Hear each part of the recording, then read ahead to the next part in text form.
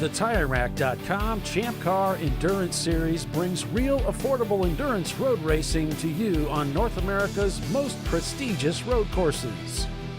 With live flag-to-flag coverage of America's best grassroots motorsports racing, AutoZone presents ChampCar.Live.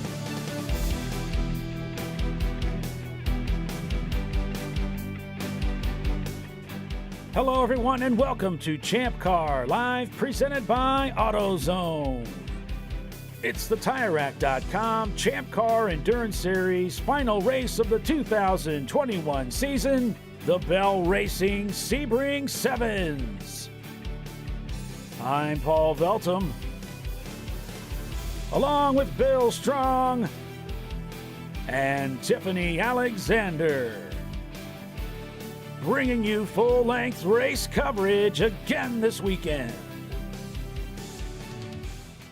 So let's take a lap around Sebring International Raceway, courtesy of Google Earth in Sebring, Florida, about 85 miles south of Orlando. As we head down the front straightaway on this clockwise road circuit, down into turn one, lots of room at corner entry.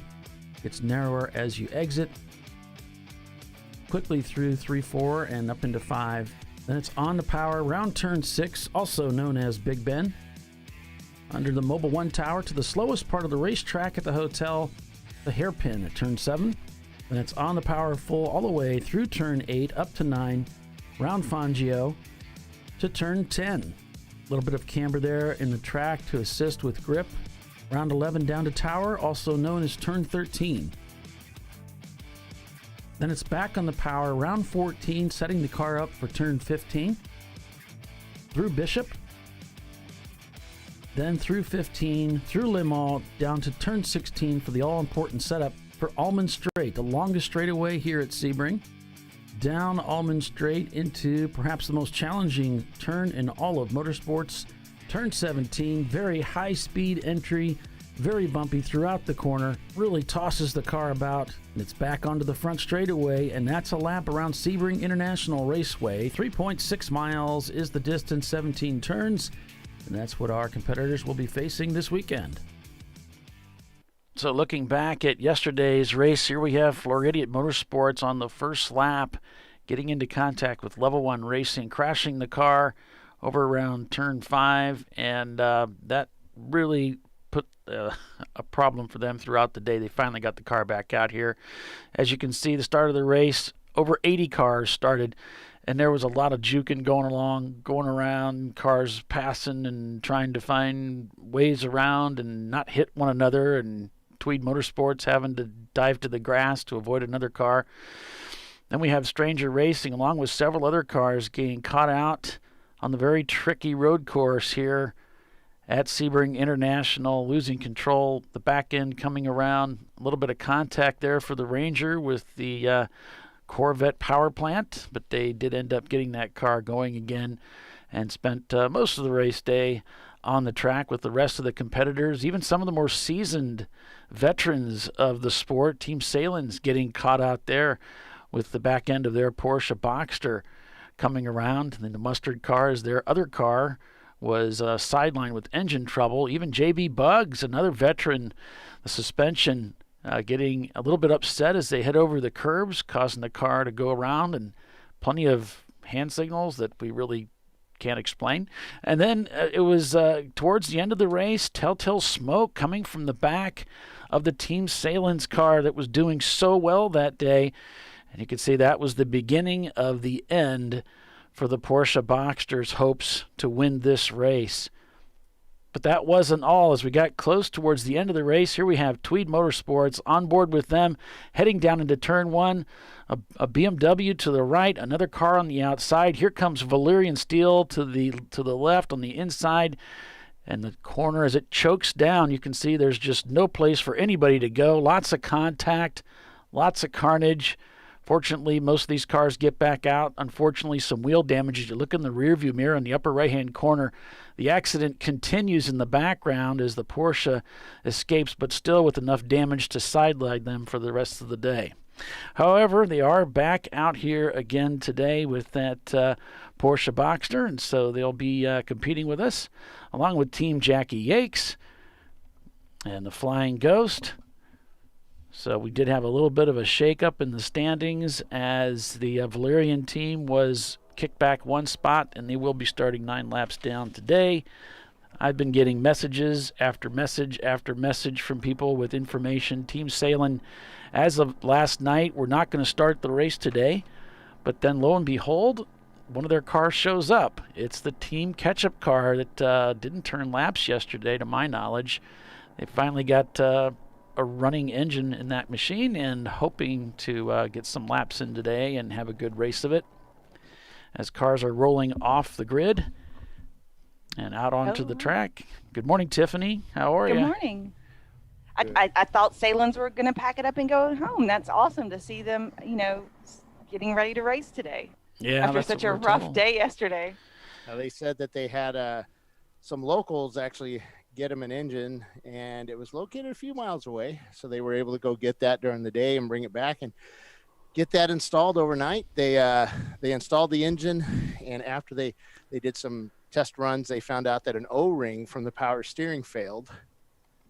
The engine they got had no accessories on it, no ancillaries, no bolts, no nothing. So they actually had to go through and retap a bunch of stuff because they were knurled up. But they got that fixed, got the power steering fixed, and they were done about 1:30 a.m. Cool. Oh, wow. Test runs, and they were up bright and early, getting the car ready. The other car's not working, so they think this will work. Yeah. I mean, they towed from New York, so this is a long way down to Ohio. Ohio, okay. Yeah, stops in Ohio. Wanamaker's is in Same Ohio. thing. Stalin's is actually in New York, but it's that runs the team. Okay, well, I was thinking of the Salem's guys. Since that's the name of the team. It's just a long way to come to have such a disappointing day yesterday and have the other car blow up on Friday. So great to see them back out. That's part of racing. You kind of have to. It is, but it's not the fun part. No. GBU took the win yesterday with Team Jackie Yakes in second. TLM was moved up to third. Valerian Steel fourth. Caveman Contenders was behind them, followed by Rotary Rocketeers and Team Infinity. Autospec Racing, Sweetwater Racing, and Blue Steel rounded out the top 10. So it was a great broadcast yesterday. If you guys didn't catch it, wow, there was so much going on, and I've just been getting a litany of information, people sending me links and information on their cars. So lots of great stuff, I think, on tap again for today. It should be an exciting race. Yesterday flew by. Every time you went to commercial, I'm like, wow, is 30 minutes already went by again? It seemed like the day just flew by. It was such an interesting race, and we had, that we had a great interview with Johan, and I don't know, I just thought it was a really good race yesterday. Sebring always delivers. He said he'd show back up today and have a little talk with us again. So if you guys have any questions, post them up to our YouTube channel. We'll write them down and ask them, as long as they're PG. Yeah, because, we get so much of that. And yes, he is married. Oh, jeez. So you asked him, you're kind of interested? No. Oh. It's just he's just asking for me, huh? Yeah, I've known him for quite a while, and we have kids kind of the same age, and Mm-hmm. Why are we here? I don't think he's that old, bud, but that's okay. No, I had kids really late in life. Yeah, I know. 2 sets. Yeah, I've got 2 sets of kids. Paulie has 2 kids. They're long gone. Yeah, they've moved out. I wouldn't say they're long gone. They're long. They've been out of the house, 10 years? 10 minutes? 10 minutes, yes. A couple of years now, yeah. Yeah. Floridian Motorsports back out on track today after a rough day yesterday. This car, they've been racing this Porsche for 11 years in Champ Car. They've rarely ever got into any incidents on track, which really shocked them yesterday, that on the first lap and their car's torn up. They weren't happy about that.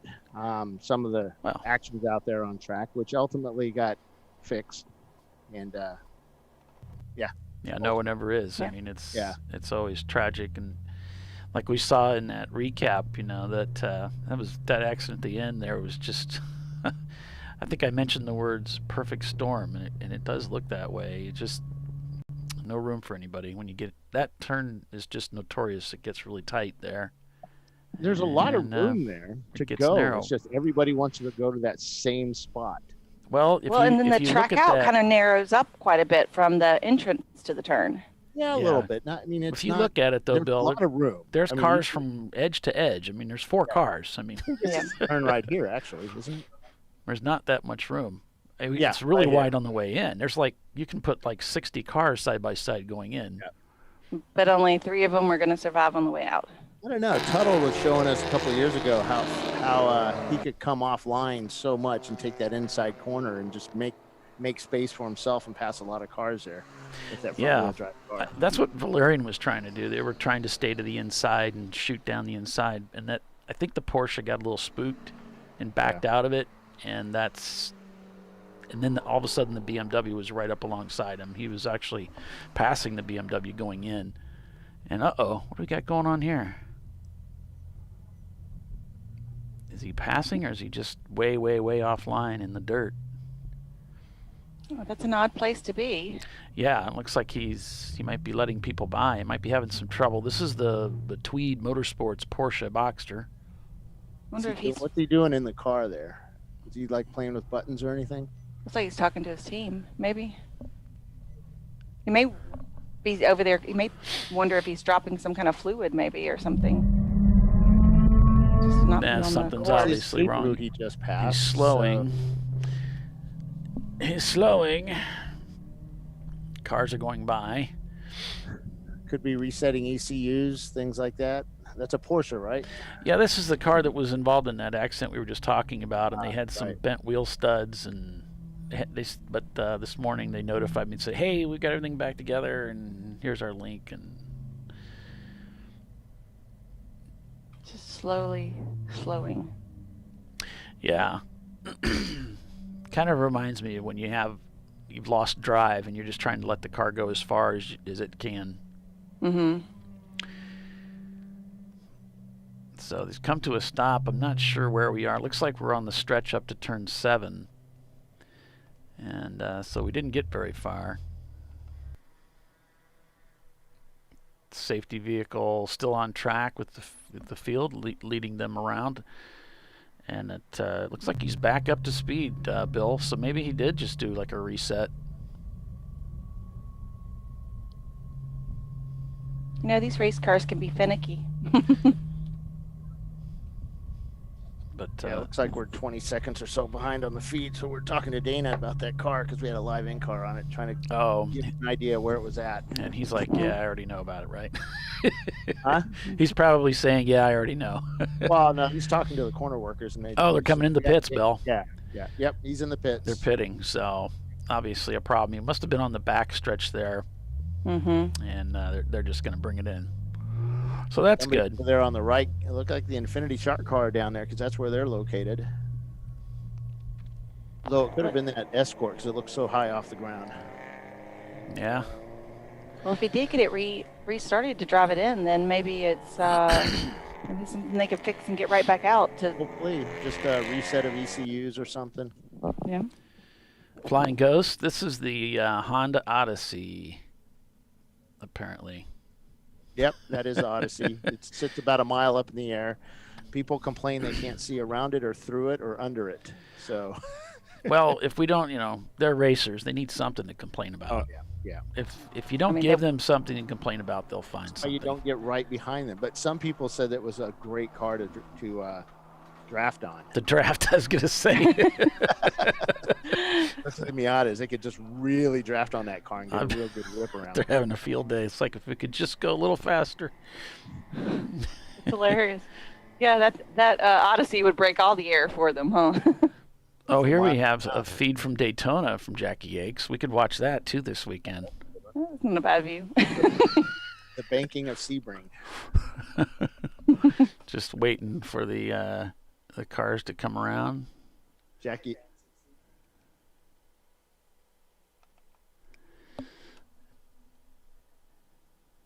This looks like a beautiful day there at Sebring. Lights out on the pace car. Okay.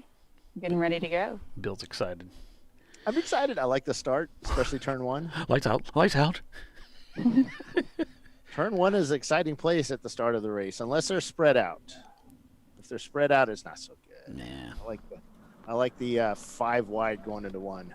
Yesterday's winner starts like 65 laps down, the Corvette. Yeah. Oh, it's 5 laps. Oh, okay.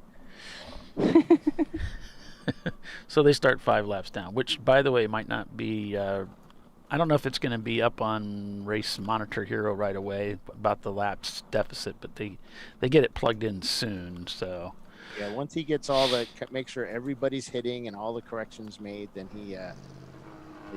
But they should have all the laps already inset into the system. They kind of do that at the start. Oh, okay. Well, I know in the past we've seen it where it was like they're up and now they're down, and that's sort of when it's a timing thing. You know. Well, I know. Flag. Got a green flag? Yep. Awesome. Can you set the robo up for me, Bill? C4 Corvette, and they're 3 and 4 wide going into one right now with the Corvette leading them like a pointed arrow. Can you set the robo up for me? Oh, Oh, that's a good view. I like that. it shut off. And there's the GBU car up front there. Yippee! Tweed Motorsports brought their Porsche behind the wall. So they're going to go back into the garage and look at the Porsche. We had some attrition yesterday, but we kind of expected that. You know, it is Sebring. It's Sebring, and we started with like 90 cars yesterday. So Yeah. it was a busy racetrack. It was definitely fun to watch, though. TLM had a good day. Yeah, where did Got they that, finish yesterday? Third. Remember? Place. Third? Yep. Second. Well, Second. no, Jackie Yakes Oh. was second. They finished third. Third. Yeah, sorry. I got it mixed up. I forgot about that. Sorry. It's okay. I wrote it down somewhere, but then that piece of paper has disappeared. So Yeah. Look at all those cars piling into turn 7. It's it's a crazy. busy racetrack. Yeah, they're just too wide, too wide. Looks like the start of a NASCAR race. Everybody's too Dana's wide. talked this morning to the drivers, and yesterday's incident had slowed them down a little bit. He said no shenanigans. Not exactly those words, but yes. Shenanigans. There's the Honda Odyssey. 6 stories tall. Right They get in the the best thick view of on the it. track right now. And they kind of turned it into kind of a pickup truck kind of look. Chop all the weight off. Yeah. Yeah, Ketchup is the car for the day. The mustard car suffered engine failure, so they managed to get an engine from, I don't know, off the shelf at the local CVS. And whoa, here we go. Whoa, we're getting low. Hello. Whoa. That was a closey. And he's off track there, wasn't he? Whoa, it might be off track there too. Gosh, look how it's just so much traffic out there. You really got to take it easy this morning until the traffic kind of spreads out a little bit with all these cars. You just don't want to try to occupy the same space. That's one of the Nanamakers. Take it easy is not in their vocabulary, True, true. as history will show. And the GBU car already up into 3rd or 4th place right now. Yeah. Sorry, physically on the track. So they're trying to gain their laps back. Yeah. So, They've got some work Dana to do. says, no, they're not. Stop saying that, Bill. Sorry. They're 3rd or 4th in track position as they go down over the start-finish line, which means they're trying to get their laps back. Yeah.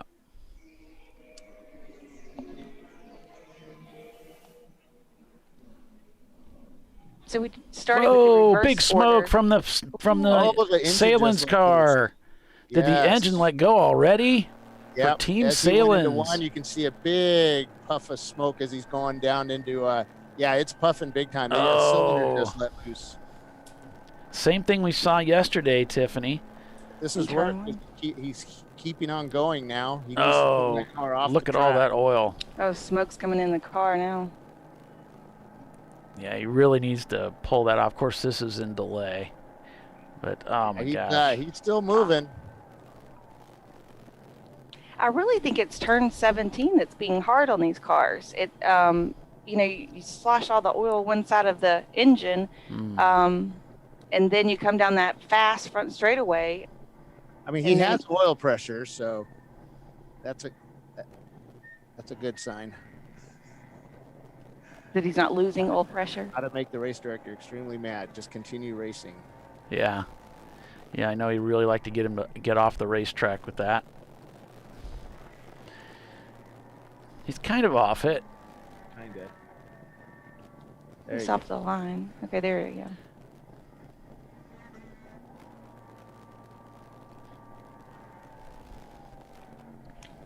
Doesn't look like anybody's slipping and sliding out there, so it's a good sign. They don't tend to blow up immediately. They usually blow that puff, and then all your lights on if there's a dash, all those lights would blink on and off. Like everything comes on and off. And then you get a few seconds to turn it off before it does, like tears the head up and everything. So he's talking to the crew. Not much he can do, really. I mean, he's got some pretty serious situations going on there.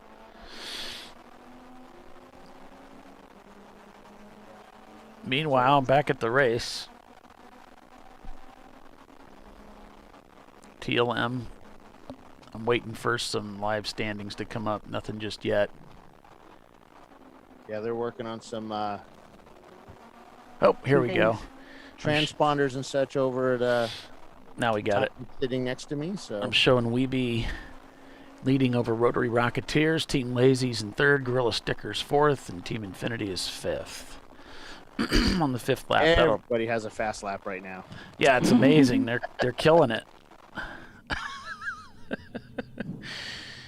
First Tweed. lap is always their fastest, right? Yeah, Tweed's in the pits right now, still in the paddock area there.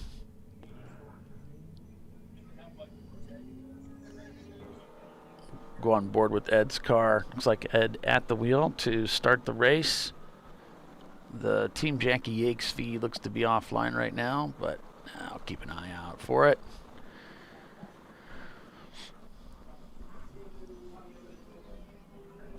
The Floridiot team did take the green.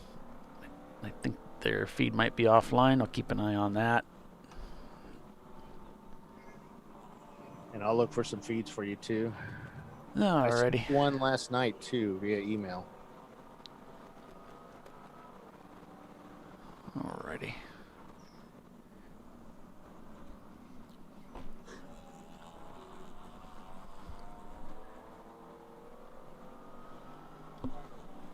Take a look and see if those standings are active here. 4 cars have started this race, first full lap. Say again, Yeah. Bill. I was talking. 74 cars have started this race. All right. So they do have the extra laps added in for GBU and Blair and Steel. So they're shown kind of in 73rd and 75th right now. Because they'll start at the back with those extra laps. So there's the standings as we have them here on this first lap. You can hear that automatic transmission downshifting. It's amazing they can make an automatic transmission last a race after race. Yeah. It seems like that would be tough on it. It's funny. I had a guy talk to me on pit lane yesterday, off camera, and he wasn't too happy about the automatic, about how everybody says the automatics are great to race with, and they're sitting there replacing an automatic in their car because it just overheated big time. But I think a lot of it has to do with how you cool it. I mean, Ed has spent 10 years perfecting, how that automatic shifts, where it, the cooling on it. It runs a really big cooler. Right. I think it's a combination of cooling and controlling how it shifts. Yeah. Those are the two things that are integral or important rather to keep the longevity of it going. So you've rebuilt automatic transmissions over the years, right? Yeah, I've raced them. And I've used them in drag racing quite a bit. Yeah, I have no clue about them other than they make funny noises when they flip. Well, they were. I was very successful racing automatic transmissions in drag race and bracket racing, because in bracket racing it's mostly about consistency. So they're fantastic because they're very consistent. Very.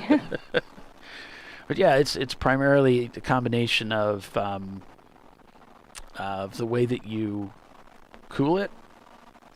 Of course, in drag racing, you don't have to worry about that really, but in road racing, definitely.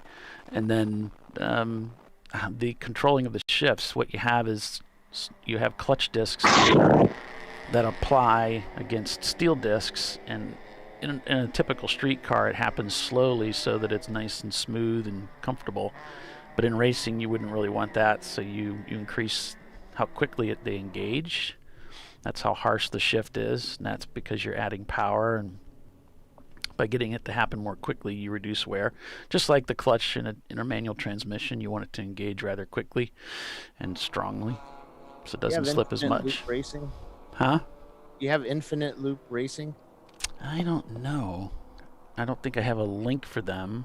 I do right here. Slack. Okay, I will take a look at that. I don't know what kind of car they are, but I think it's a Miata. It's kind of smallish looking. No problem. I'll figure that out. Yeah, I can look. It says it's a Ford Contour. Oh, that would be small then. There we go. Yeah, I've got the entry list, so I know I can bring in that info. I was just gonna look it up for you, Polly, where you didn't have to. Oh yeah, it's all right. Because I gotta title it and all that anyway. Yeah, I found some fireplace videos that we could put up during intermissions. Yeah, just kind of set the mood.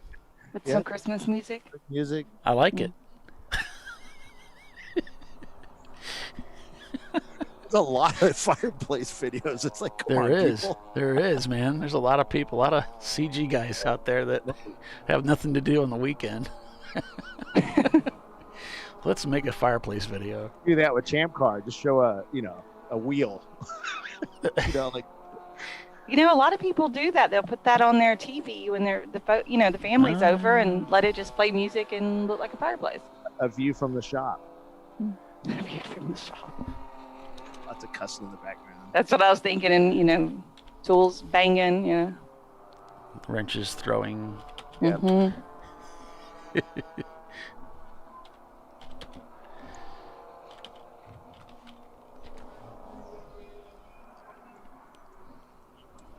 You couldn't get that. I think it'd be easier to simulate the fireplace smell versus the shop smell. Like, how do I get fresh tires mixed with old tires? Send them a little card with the scratch and sniff stuff. And you have the Tweed Boxster, right? I remember that. Yeah, but they pulled that back into the paddock earlier. Have you seen them come out or anything?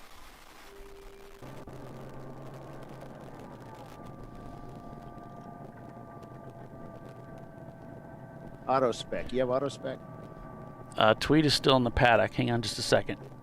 Okay. Is he driving or being towed? He's in the... Who are you referring to? What we have Ketchup. Yeah, I don't know. I think he's driving. I'm a little distracted right now. No. Okay.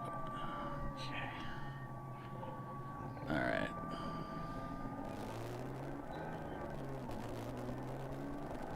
And I just sent you another one as well. Yeah, it looks like he's in the paddock area, huh? So, I don't know. That's...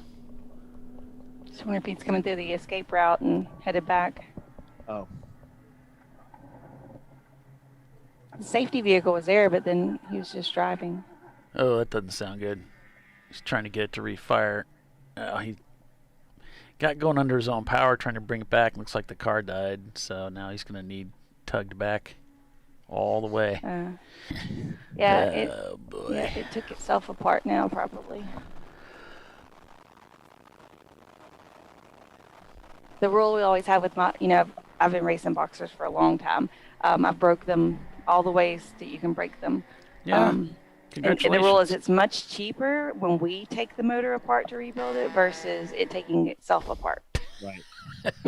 Funny how that works. Oh, yeah, Floridian. Yes, I do, but it's the feed is kind of messed up. But I'm seeing it okay here. yeah, it kind of. I had trouble with it pinwheeling, and there's a lot going on there. But yeah, I'm keeping an eye on it. Okay, because I've got a good feed here. It's not doing anything wrong. And then I sent you the auto spec Miata. All right. Timothy says the brake and rubber smells are intoxicating. I love the smell of cars, like except when things are burning badly, like rear diff fluid or bad, somebody's burning oil. That's disgusting. But all the other smells, like I love. I remember when me and my husband first met, the first time I came in his shop, I was like, oh, I love this. And he was like, looked at me like, what is wrong with you? I think he thought I was Really? joking at first. I would think he would have thought, marry me. He was like, what are you kidding? Like, Yeah. But I grew up running around like parts stores, and just around car parts. So yeah, that's cool. Yeah, I like it. I like the smell of fresh tires. So I'm showing 5 laps in, Weeby Racing, Rotary Rocketeers, Gorilla Sticker, Team Infinity, and Team Lazy leading. Then we've got Level 1 in 6th place, Glazed and Confused in 7th. Then we've got some EC cars, Caveman Contenders, Team Jackie Yakes, so all up there in that top 10. Flying Ghost letting some people by. I'm not sure if they're a little having some trouble or they're, boy, it sure looks like it. Looks like they're not up to speed here. They were having staying off the line. Well, I was talking to Johnny this morning by text, and he said we're having a lot of problems with the car falling into limp mode. We were working on the computer. We were disconnecting things, and we realized we had to do like a reset. We took it out to the skid pad, and we were messing around. It seemed to be okay. We're going to give it a try. And it looks like it's gone back into limp mode again. Because they thought they got it fixed by disconnecting the... Oh, yeah, okay, that's a camera. Disconnecting the traction control. That's always something, isn't it, Bill? Yep.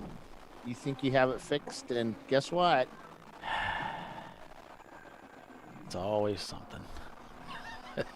Race cars are tricky like that. They were like, oh, yeah, I'm good. Stop working on me. And then waits to the race to be like, never mind, I was just kidding. Yeah, we put a camera in Bill put a camera, I should say, in the Hazmat Motorsports Mustang. That's a gorgeous car. It's a beautiful car. Looks like he's just kind of pedaling it here. He's not really flat. Oh, there's a downshift. The camera's a little glitchy. We were having trouble with this camera yesterday, too, though, so we thought we'd try another car. Some of these cars have a lot of electronic noise inside the car. Yep. And a lot of signals and transmissions and all that stuff. And, sometimes cellular doesn't like that. It's a lot of competition. Really interesting to panel box in that car. Yeah. Well, the MSD system they're running there on the right, you see the red box is pretty typical of American muscle cars. We tend to run those. That's part of their ignition system. Oh. And it's pretty I thought common about in running drag one racing. in my Opel, but you said muscle car. Yeah, sorry, Bill. It's a lack of muscle car, right?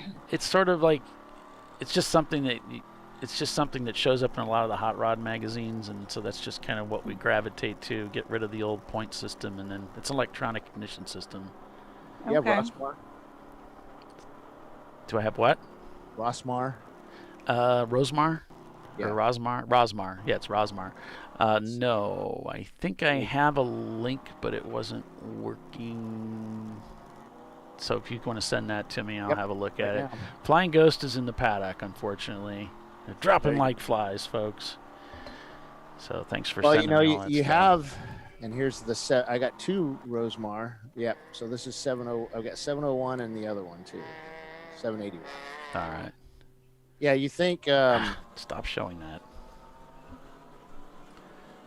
you think you have it fixed overnight. That's it. We got it. And you go out, and 2 laps later, you don't. Oh, I don't have it fixed. So frustrating. So frustrating. Yeah. It's funny we All both right, say that there's together. 2 cameras for you. All right. I need to get an assistant in here. Right? Ollie's always board doing with, this, looking like he needs like 7 hands to do all of the things. I had fun doing it with him. Oh yeah, The last Oh, week. yeah. Kind of He didn't look Barber? stressed at all. we had a good time. Just, yeah, that was actually fun. It was fun. We'll have to do that again. Yep. So, yeah, I got a message here from Johnny Robinson. This is from the Honda Odyssey. Fought a problem with the van going into limp mode, kept trying different things, changed a few sensors, or we would unplug a sensor. Nothing seemed to remedy the problem. After much research last night, we determined that we needed to unhook and clear the codes. And then we tested on the skid pad, didn't go into limp mode, so hopefully it's fixed, to be determined. The van is drawing all kinds of lookers in the paddock that love it. Kent Merkel will be driving the first stint today, fingers crossed.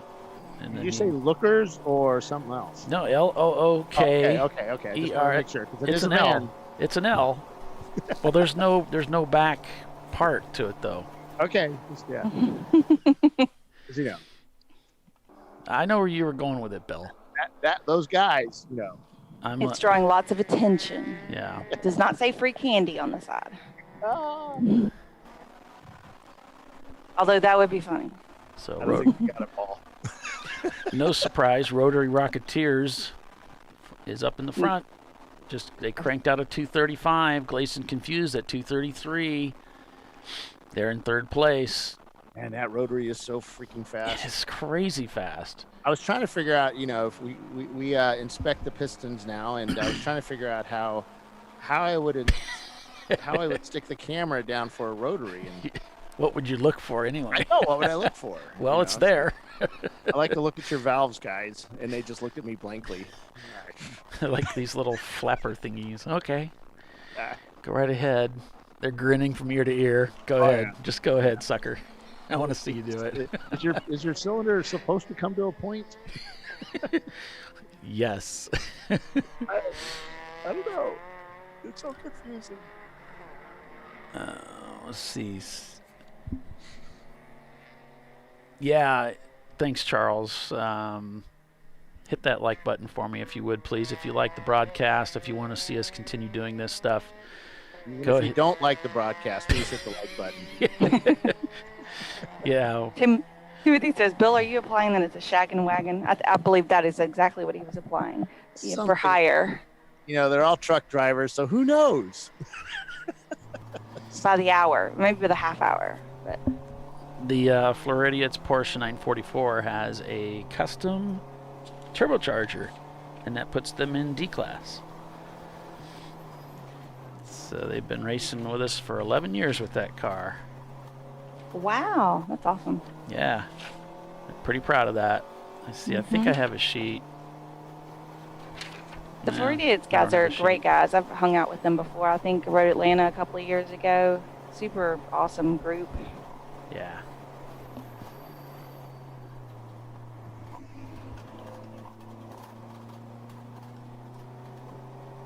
So we spent a lot of time working on the car yesterday, got it fixed up.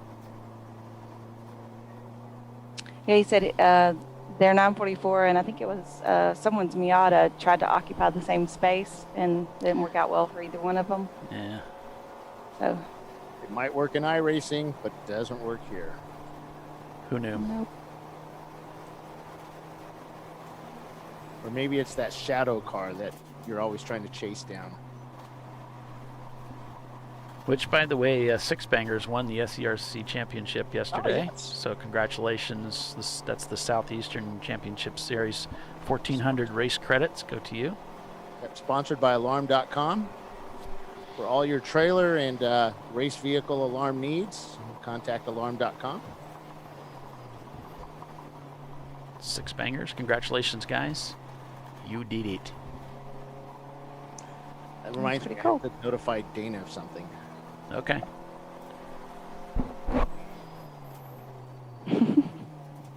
Squirrel. Yeah.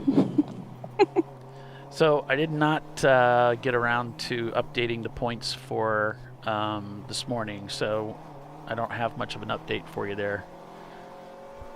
So you guys will just have to wait until after the race today, and then I'll get everything updated so we can look at the championship standings. There was only a couple that should be affected, really. It was Valerian, and they dropped back to 4th, I believe. Yeah, but it doesn't matter. They're good. So that should still clearly get them in the championship. Car number 267 is getting mechanical. They've got the exhaust dragging on the ground, and they're seeing smoke coming out of one of the front wheels. Okay, that's DKW Racing. And a Mazda Miata.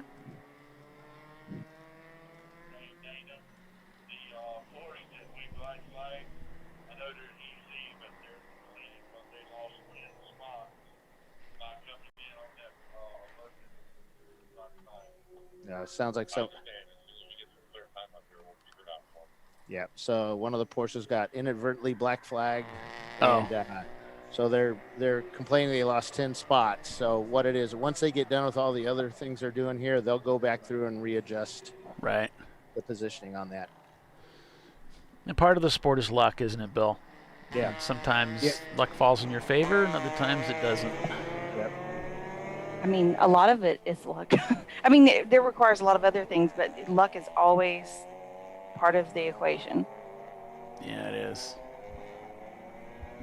I mean, we saw that at the F1 race. I mean, you know, I'm going to go. Sometimes the call goes your way.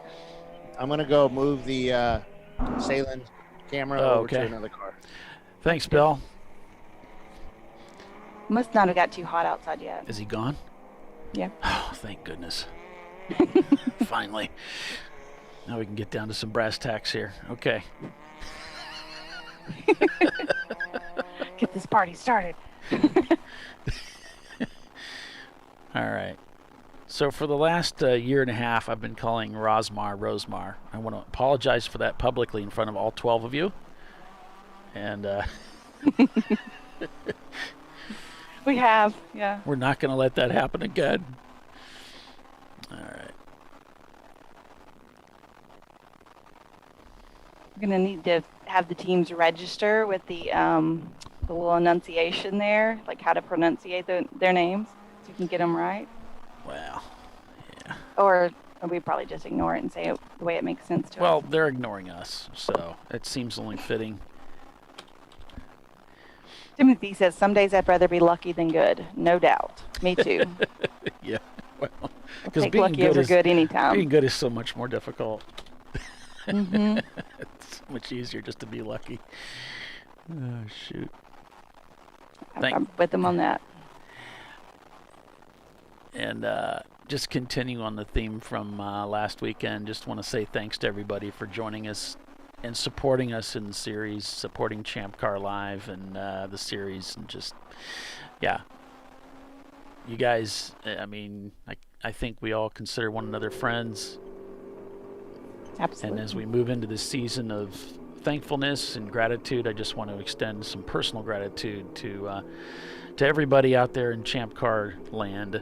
I appreciate and love you guys. I hope you have a fantastic holiday. We love you guys. That's right. Lots of love coming your way. Yeah, I'm really looking forward to the holidays. Do you have big plans? That's the standard stuff, really. So standard stuff? Nothing huge. Just being with family and enjoying the moment. Last year we just nixed Christmas with everything that was going on. So we decided this year we're going to do big Christmas. Yeah. So we've got all the family coming. Hopefully I'll have a dining room by then. And I got some games together for the kids. Yeah. So I've got these 2 big gingerbread houses that are pre-built, but they're not decorated or anything. Yeah. So we're gonna take the kids and separate them, the female kids and the male kids, and separate them into 2 teams, and let them have 1 hour to decorate their gingerbread houses and see who can do the best job and work together, kind of. And I think it's a good family activity for all the kids to do. And the cousins don't see each other that much and that sort of thing, so I think it'll be fun. That does sound like fun. Yeah, I got tons of candy. I mean, just every kind of candy you could think of for them to be able to put on their gingerbread houses and decorate it. So I think they'll have a blast with that. And they'll probably eat a lot of it too. So you guys might remember, if you were watching the show yesterday, we had Johann Schwartz on the show for, actually it was about an hour and a half, just going from one topic to the next, talking. He's really good talking, so we're much better than we are, so we're going to get him back on the show to do more talking, I guess. And then we're also going to have Ron from Discovery. Tiffany's got some questions we actually haven't asked him before, so we're going to continue to squeeze knowledge out of him around lunchtime, so I think I can grab a bite. But so we got some things on tap for you. As it looks like, temperatures today mid-80s, small chance of rain. Looks like some clouds moving in there as we go on board with Infinity Loop Racing and their Ford Contour. And you remember, I don't know if you folks were, not everybody was with us during the interview with Laura Strombeck, who's on staff here with Champ Car, and I said, gee, Laura, I was really hoping you'd just reach up and smack Bill yesterday during the interview. She said it was difficult. I almost did. I said, well, we're trying to get him punched out.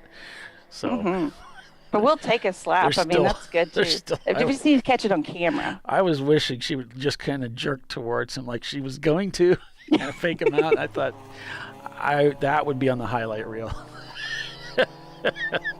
Oh, that would make my Christmas. The look she gave him, like, oh man, you're in trouble. You better be careful what you say next. Oh yeah, because he was giving her crap about selling the merch or whatever. She's like, dude, I sold almost all of it. Oh yeah, Mark. I think that's he's bringing up. Can that RX-7 go the full 2 hours? I think that's the big question. I don't think they can, but they don't have to, because we're on a 7-hour race format. So, yeah, they don't have to. Looking back at last year's race, they finished 13 laps down from the field, top of the field, but they were running very similar lap times. So that told me they must have been taking extra pit stops. So let me see, where did Rotary finish yesterday? Six Bangers still going through the field. Team Sailing. Yeah, I don't know. I thought they were up further than they. Oh, they finished 6th. So 6 laps down from the leaders. So they may have. That may be their Achilles heel, is the size of the fuel tank. And that was a question mark coming into the race today, because they were the only team really that we knew could hold a candle to Salen's. Looks like the Flying Ghost is back out there, but again running in limp mode. So still some problems with the minivan. I'm sure Kent's just having a blast with that. Right, you're like, okay, let's go. And then it's like, nope. No, we won't go. The car says no. Nothing. Not going anywhere. That's too bad. Kent's a good guy. He drove me to the hospital and sat with me for a little while when I was at Daytona that fantastic day I got sick. Yeah. Well, that was awfully nice of him. Yeah, it was, because I wasn't in good shape and it was kind of gross, but he took my sorry butt in there. We all need those kind of friends, Yeah. The kind that take your sorry butt to the hospital when you need to, and that show up when you're moving. That sort of stuff. Yeah.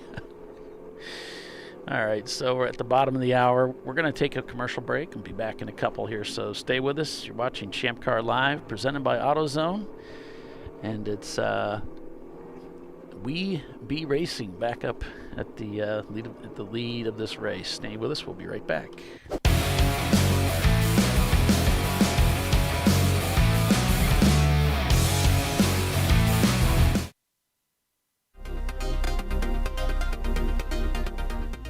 Welcome to TireRack.com, revolutionizing tire buying since 1979. With our unmatched selection of branded products, finding what fits your vehicle and is right for you and how and where you drive has never been easier. Through helpful online shopping tools that include our professional hands-on reviews done at the introduction of a tire and consumer reviews that give real-world feedback over the life of the tire, you can make the right tire choice and find exactly what you need.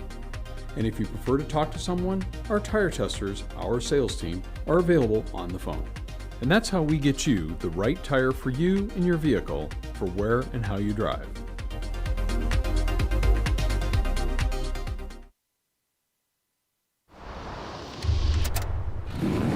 Bring on the frozen tundra, the grinding gravel, the cratered concrete, the rain-soaked streets. Come on, road. Do your worst. We'll be at our best. Reliable performance in unreliable conditions. Designed to meet or exceed original equipment performance. That's why more auto technicians choose Duralast parts. Exclusively at AutoZone.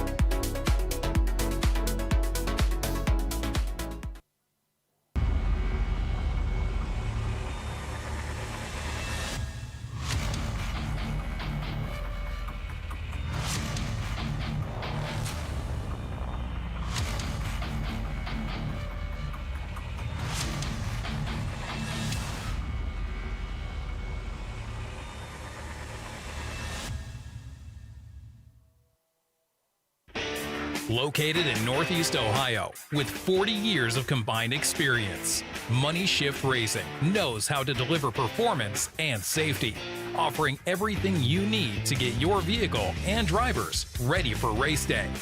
From safety equipment to full engine assembly and repair, in-house fabrication, 3D design, and rapid prototyping. Money Shift Racing.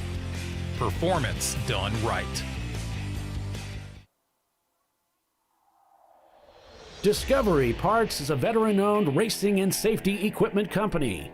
While we're located inside Atlanta Motorsports Park in Dawsonville, Georgia, Discovery Parts can also be found at the tracks, supporting a number of Champ Car Series events. We take pride in being a reseller of the best of the industry to Champ Car teams and drivers. We know racing, love racing, and look forward to tomorrow to even more racing. Visit us at discoveryparts.com.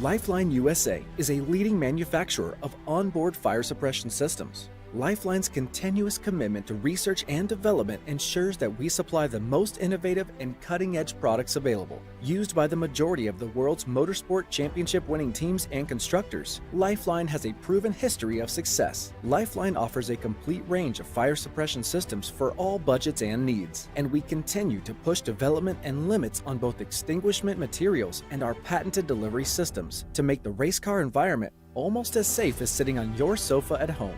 Every kit has been designed for a professional and simple installation.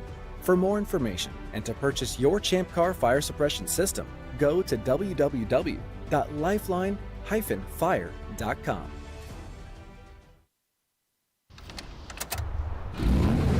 Come on, road. Do your worst. We'll be at our best.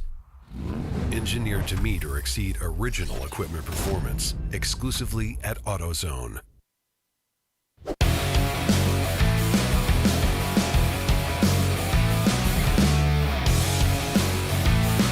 So after 14 laps, this is how things are shaping up right now. We be racing in the lead over Rotary Rocketeers by 1.3 seconds. Behind them, it's Team Lazy, back about another 14 seconds, it looks like. Gorilla Sticker right there in the mix of it. And as I gave kind of a prediction or kind of an overview Yesterday morning, Gorilla Sticker was definitely one to keep an eye on. Team Infinity doing really well up there in the mix of it, as well as Level 1 Racing, another team we expected to see up towards the front. Then we've got Stranger Racing back in the mix. Team Jackie Yakes is right up there, and they had a great day of it yesterday, finishing second. And so did Cavemen Contenders, doing really well yesterday as we go on board with Team Infinity. Welcome back, everyone, to Champ Car Live, presented by AutoZone. It is the TireRack.com Champ Car Endurance Series, Bell Racing, Sebring 7s. This is it, the last race of the 2021 season, and the last bid that teams have to make it into the national championship race at the Ozarks.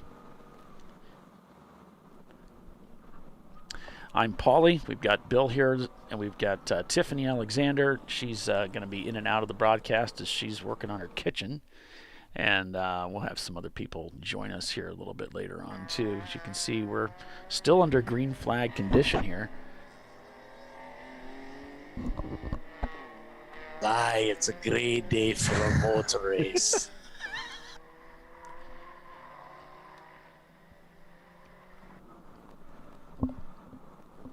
So looking at the timing and scoring right now, we've got teams turning in 240s up at the front, 237s, 238s.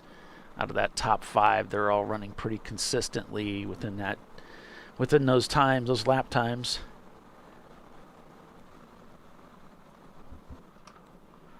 Team Jackie Yakes just turned in a 242, their fastest lap time at 239. So not seeing the lap times really get down, or except for this EC car up at the lead. But since it is an EC car, they're going to be pulled out of the standings at the end.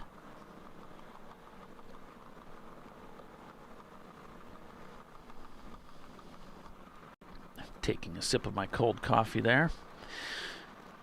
The Tweed Motorsports team with their Porsche Boxster, they're behind the wall working on that car. Flying Ghost, they've got that hood up. So the big news of the morning so far, the Salins Porsche engine failed very early on, and it looks like they're out of the race. TLM pitted their car. Looks like they've rejoined the race now, but they spent quite some time in the pits. And the Flying Ghost, as we mentioned, having some trouble dealing with the electronics, sending their minivan into limp mode.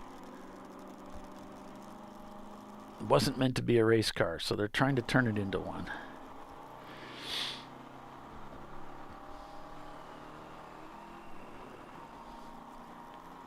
As we're on board with the Hazmat Motorsports 66 Ford Mustang.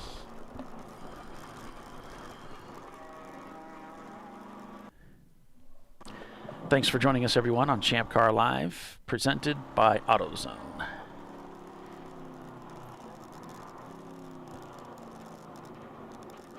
And it looks like visit your local AutoZone and support them, because they support us. They do. Looks like Bill put the camera in somebody else's car that came out of the Salins Porsche. I don't know what car it's in. What it's in just yet, but it's pretty cool looking. Oh, nice. Wait a minute. This doesn't look like a racetrack. He put it in a car that's broke.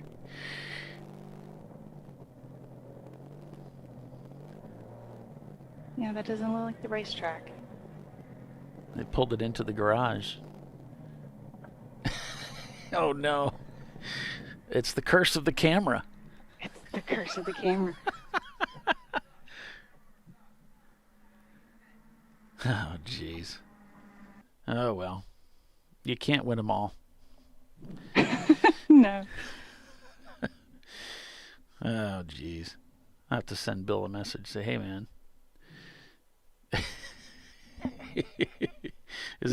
Wait a minute. He's typing me. He's typing me right now. Okay. He's probably going to say, oh, I put it in such and such a car. Mm-hmm. Yeah, that's great.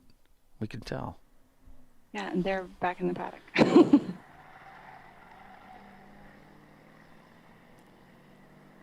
car in the garage. Bill, what did you do?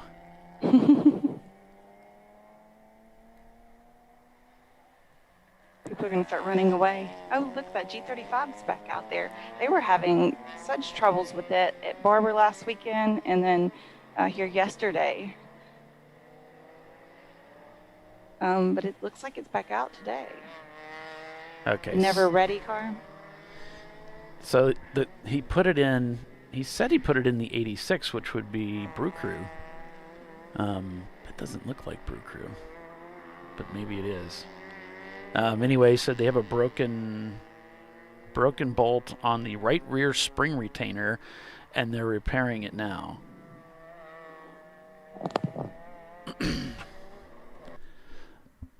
So he's saying that's Brew Crew, but they got usually it had the upper bar said Brew Crew on it.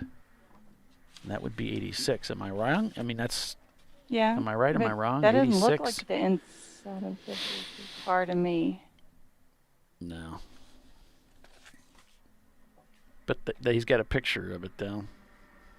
Oh, okay. Maybe you can send it to So, us. shock bolt. So, whatever. Whatever. We've had a pretty amazing year. When you look back over the course of everything that's happened, the world stayed sick all year long. We certainly had a lot of challenges and a lot of loss this year, but we also had a lot of good things happen. We had a lot of races. Yeah, we've done a lot of races. We got to do a lot of really cool stuff this year. I finally got to race with Doc's team back at NCM, which is one of our favorite tracks. And I did talk to Matt Busby briefly over messaging about the facility. Of course, we talked about the terrible storm damage that they had there in Kentucky. Several lives were lost. It's really a tragic story. And Matt said, yep, the facility got tore up. So as I was coming back from Barber up here to Fort Wayne, where I live, I stopped by the track and just drove around. I shot some footage, sent some footage to you, Tiffany, and to Bill, just so you could see what I was seeing. There was like one area across the street at a hotel, a whole semi was turned over. Typical smaller tornado activity where it just hops from spot to spot. Their Holly building was damaged quite a bit, which was a new building that they had constructed just a few years ago. Yeah. There at the track. Beautiful building. The good news was, though, the two incredible museums they have there. I don't know if you guys can hear me. Yeah, we can hear you. Yeah, so the UC what is it? Doc Walter car. They got a broken rear suspension on that. The shock came out, which caused the spring to pop out, and also kind of screwed up their CV boot as well. So they're probably going to have to remove the axle, replace that, find a bolt, which they're having a hard time doing right now. To get that car back. Oh, looks like he found a bolt. Oh, good. See if it works.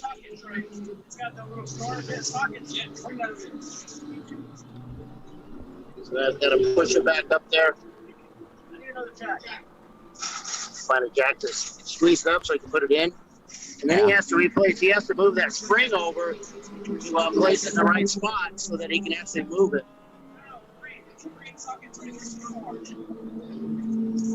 All this while the race is going on. And, you got a car that's competitive. This kind of sucks, but it's not. It's easy. It's a little easier at the beginning of the race to make up those laps. Yeah. That's too bad. I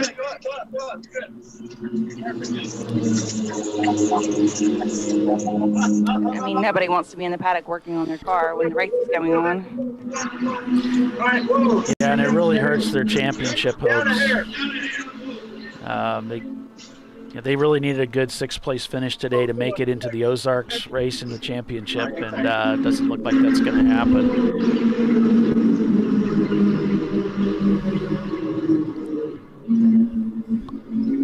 I wish I had camera views from you guys, but let me see if it's up here real quick. No, it's not up You guys there. have a small half-inch ratchet? And a big deal, too, is it's about 100 degrees. It feels like 100 degrees down here. It's so humid. The heat. You got the hot race car. Yeah.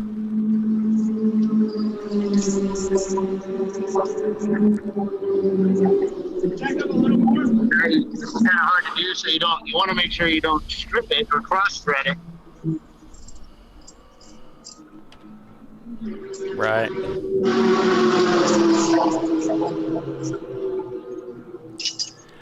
I don't have your camera, Bill. I'm trying to see if I can find it someplace, but yeah, I don't see your camera anywhere on my screen. So, I don't know. Sometimes our bridge software doesn't work right. Now he's going to break out the impact.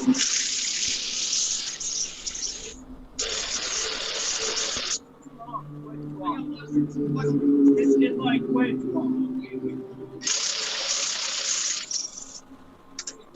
So the bolt's way too long. Oh, sorry. Yeah, they found a perfect bolt. You can hear that GBU Corvette going around the racetrack, trying to make up those 5 laps. Trying to get caught up.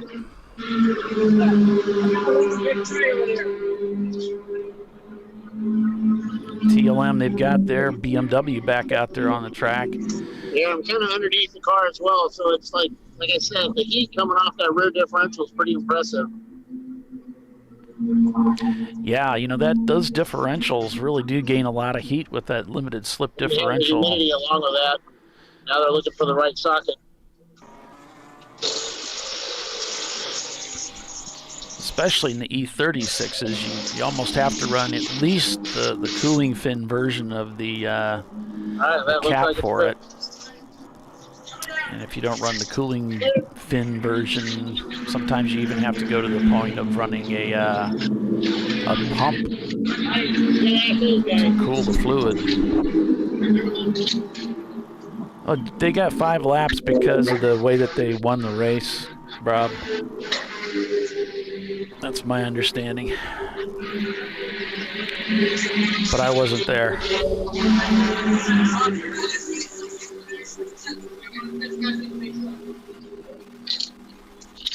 They're putting on the tire.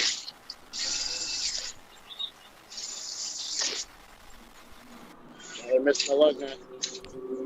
Yeah, Team Infinity, I mean, he drives this car on the street. Look under the jack.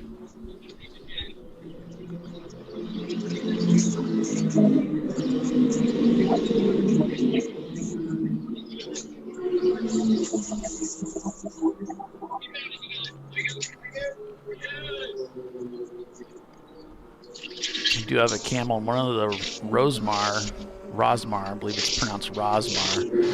Rosmar Racing 1999 Mazda Miata, number 781. Going into the race yesterday, I knew we needed to keep an eye on level 1 and what was the other one we needed to look at? Flat Out Nemesis. And of course, level 1 had some damage early on from that accident at the beginning of the race, but Flat Out was indeed they were a factor. Now today, level 1 finds themselves in 7th place. So trying to make that Miata a factor in the race today. Weeby still leading, but Rotary Rocketeers right on their tail. It's 0.15 seconds is the gap that last time by.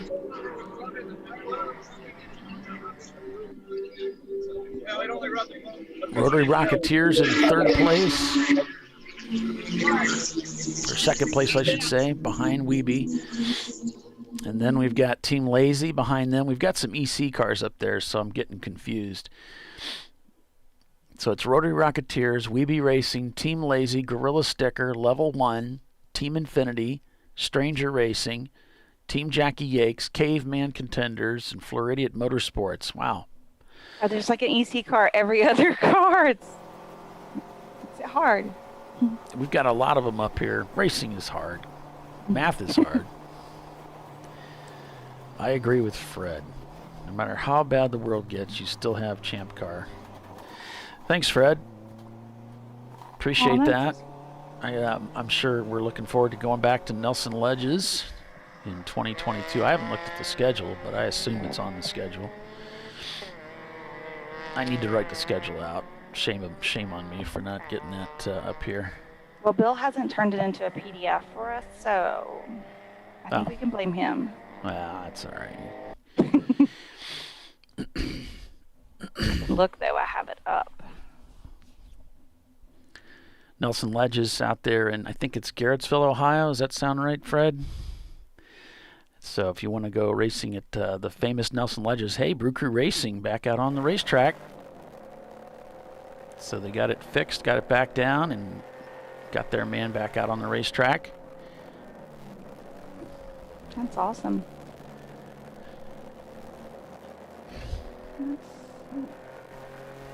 Timing and scoring is hard, too.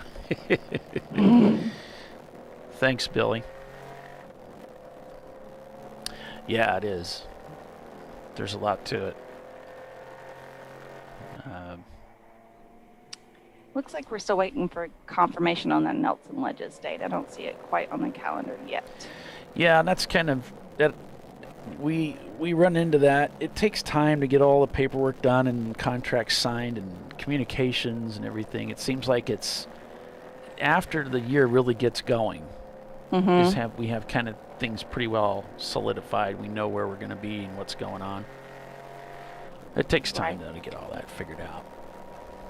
I think there's still several races to be added to our 2022 calendar. Okay. Still yet to come. Gotcha. I think, it looks like Thunder Hill's already been added. That's July 1st and July 2nd. Yeah, Thunder Hill was announced yesterday. Bill was able to announce that, and he had to get the nod from the big man. Said, got it on the calendar, too, so, on the website. Look at him. Yeah. But I think everybody's excited about the Ozarks International Raceway, April 29th and May 1st, which is also our national championship. We were watching some video about that track last night. There's not a whole lot out there since it's such a brand new place, but wow, there's a lot going on there.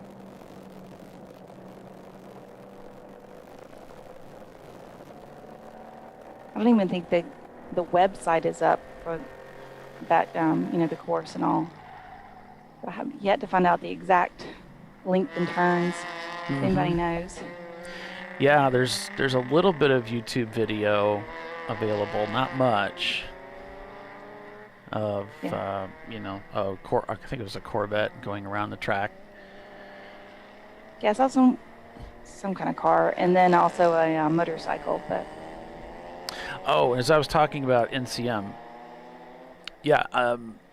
there appeared to be zero damage to the two museums there at NCM, so that was really good.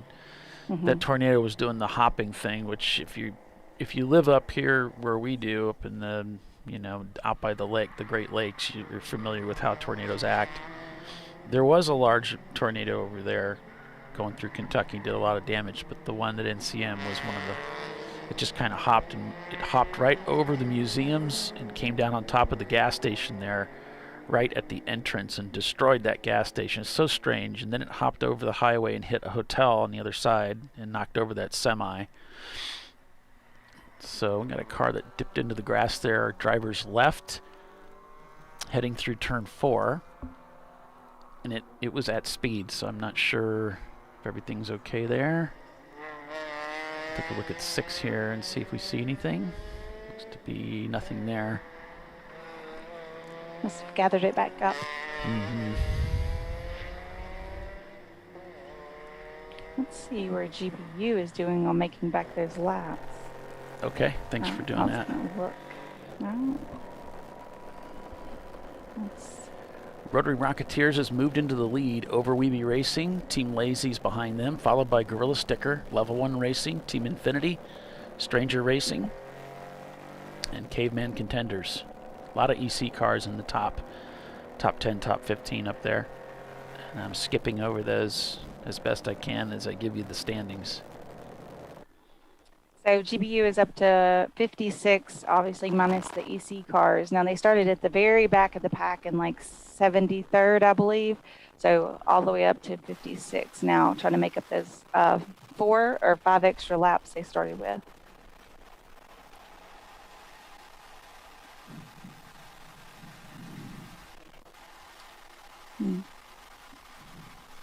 I think Valerian is still trying to make up some of theirs.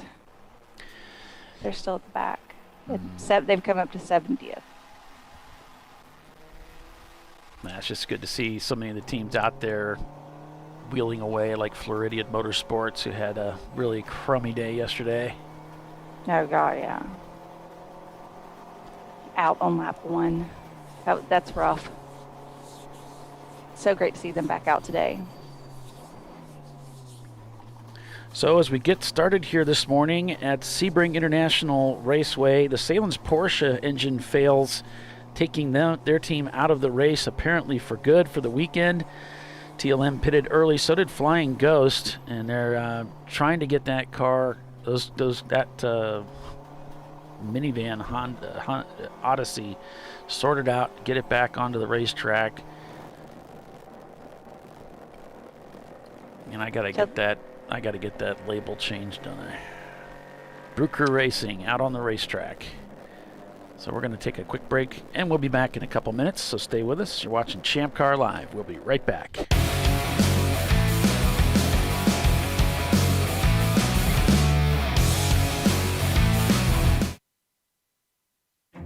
An important decision is afoot. This man is about to buy tires on TireRack.com. Tire Rack is the leading online retailer of tires in North America and a repository of advice and expert reviews. And it's done! All that's left is to arrange for safe, easy installation at one of our independent recommended installers. Well, I guess he did that too. TireRack.com, the way tire buying should be. Come on, Road. Do your worst. We'll be at our best.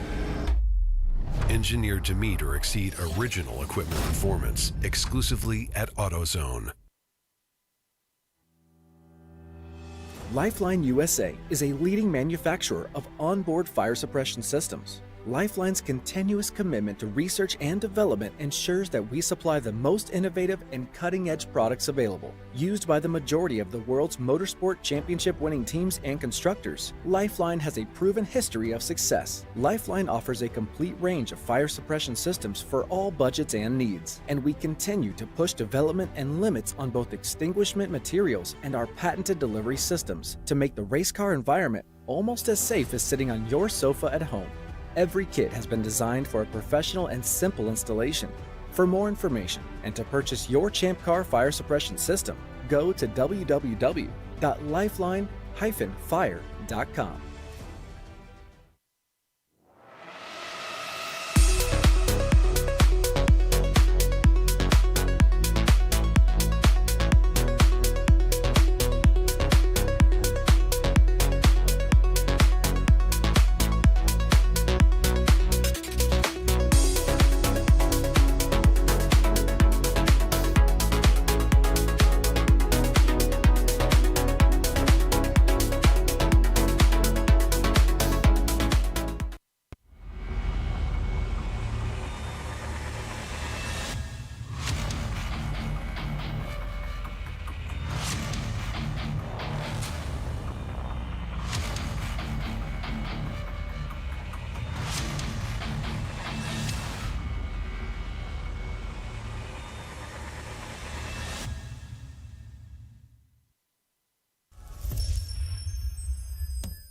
Frozen rotors from Diversified Cryogenics deliver increased performance and a higher level of safety, while significantly reducing braking system costs. So to tell you a little bit about the durability of this product.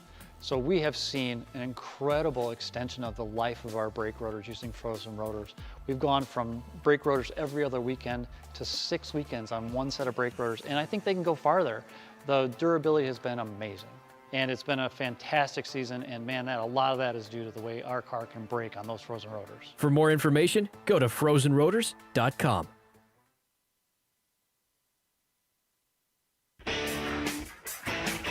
Located in Northeast Ohio with 40 years of combined experience, Money Shift Racing knows how to deliver performance and safety, offering everything you need to get your vehicle and drivers ready for race day. From safety equipment to full engine assembly and repair, in-house fabrication, 3D design, and rapid prototyping. Money Shift Racing. Performance done right. Come on, Road. Do your worst. We'll be at our best. Triple tested to meet or exceed original equipment performance exclusively at AutoZone.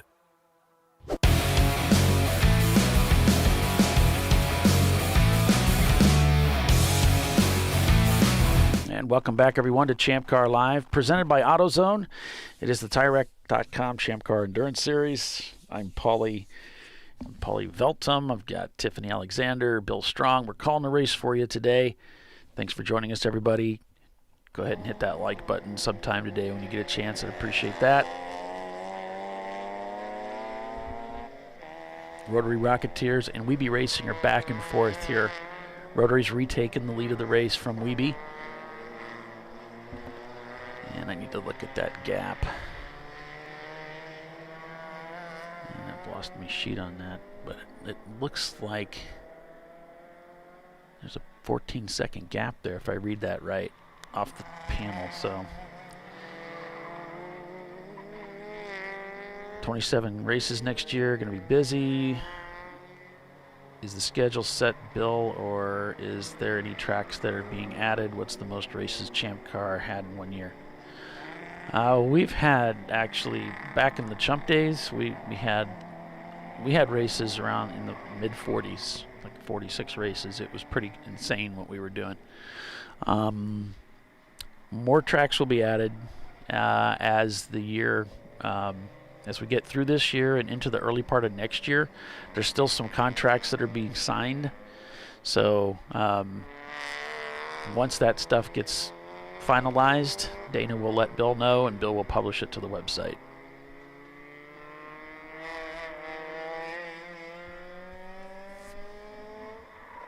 So you'll know once it's inked and official. There's Brew Crew Racing going by.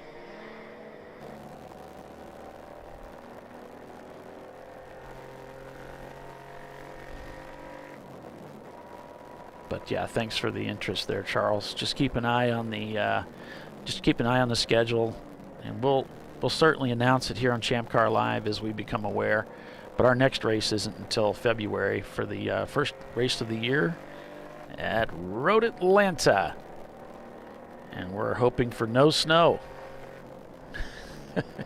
because we've had snow 2 years in a row out there. There's the Shark car going by. So go on board with Ed here, opening things up, the opening stint, that is, for Team Infinity.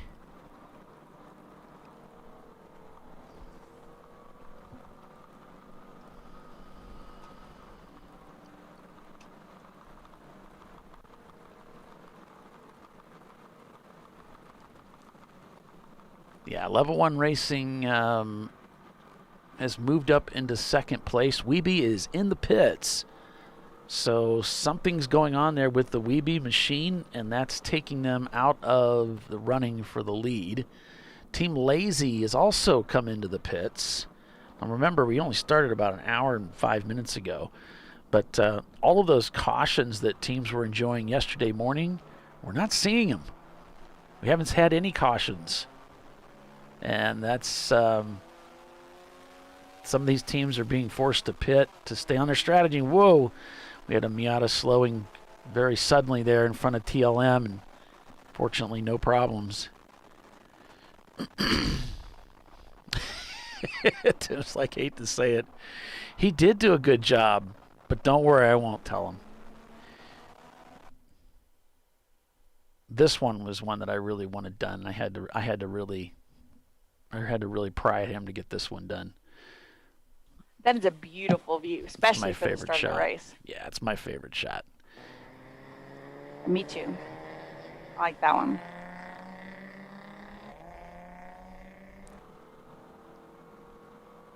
Team Infinity giving a wave. They're in a good position here. Timothy's got the program down, doesn't he? Oh, yeah. Like, great job. Let's not tell him.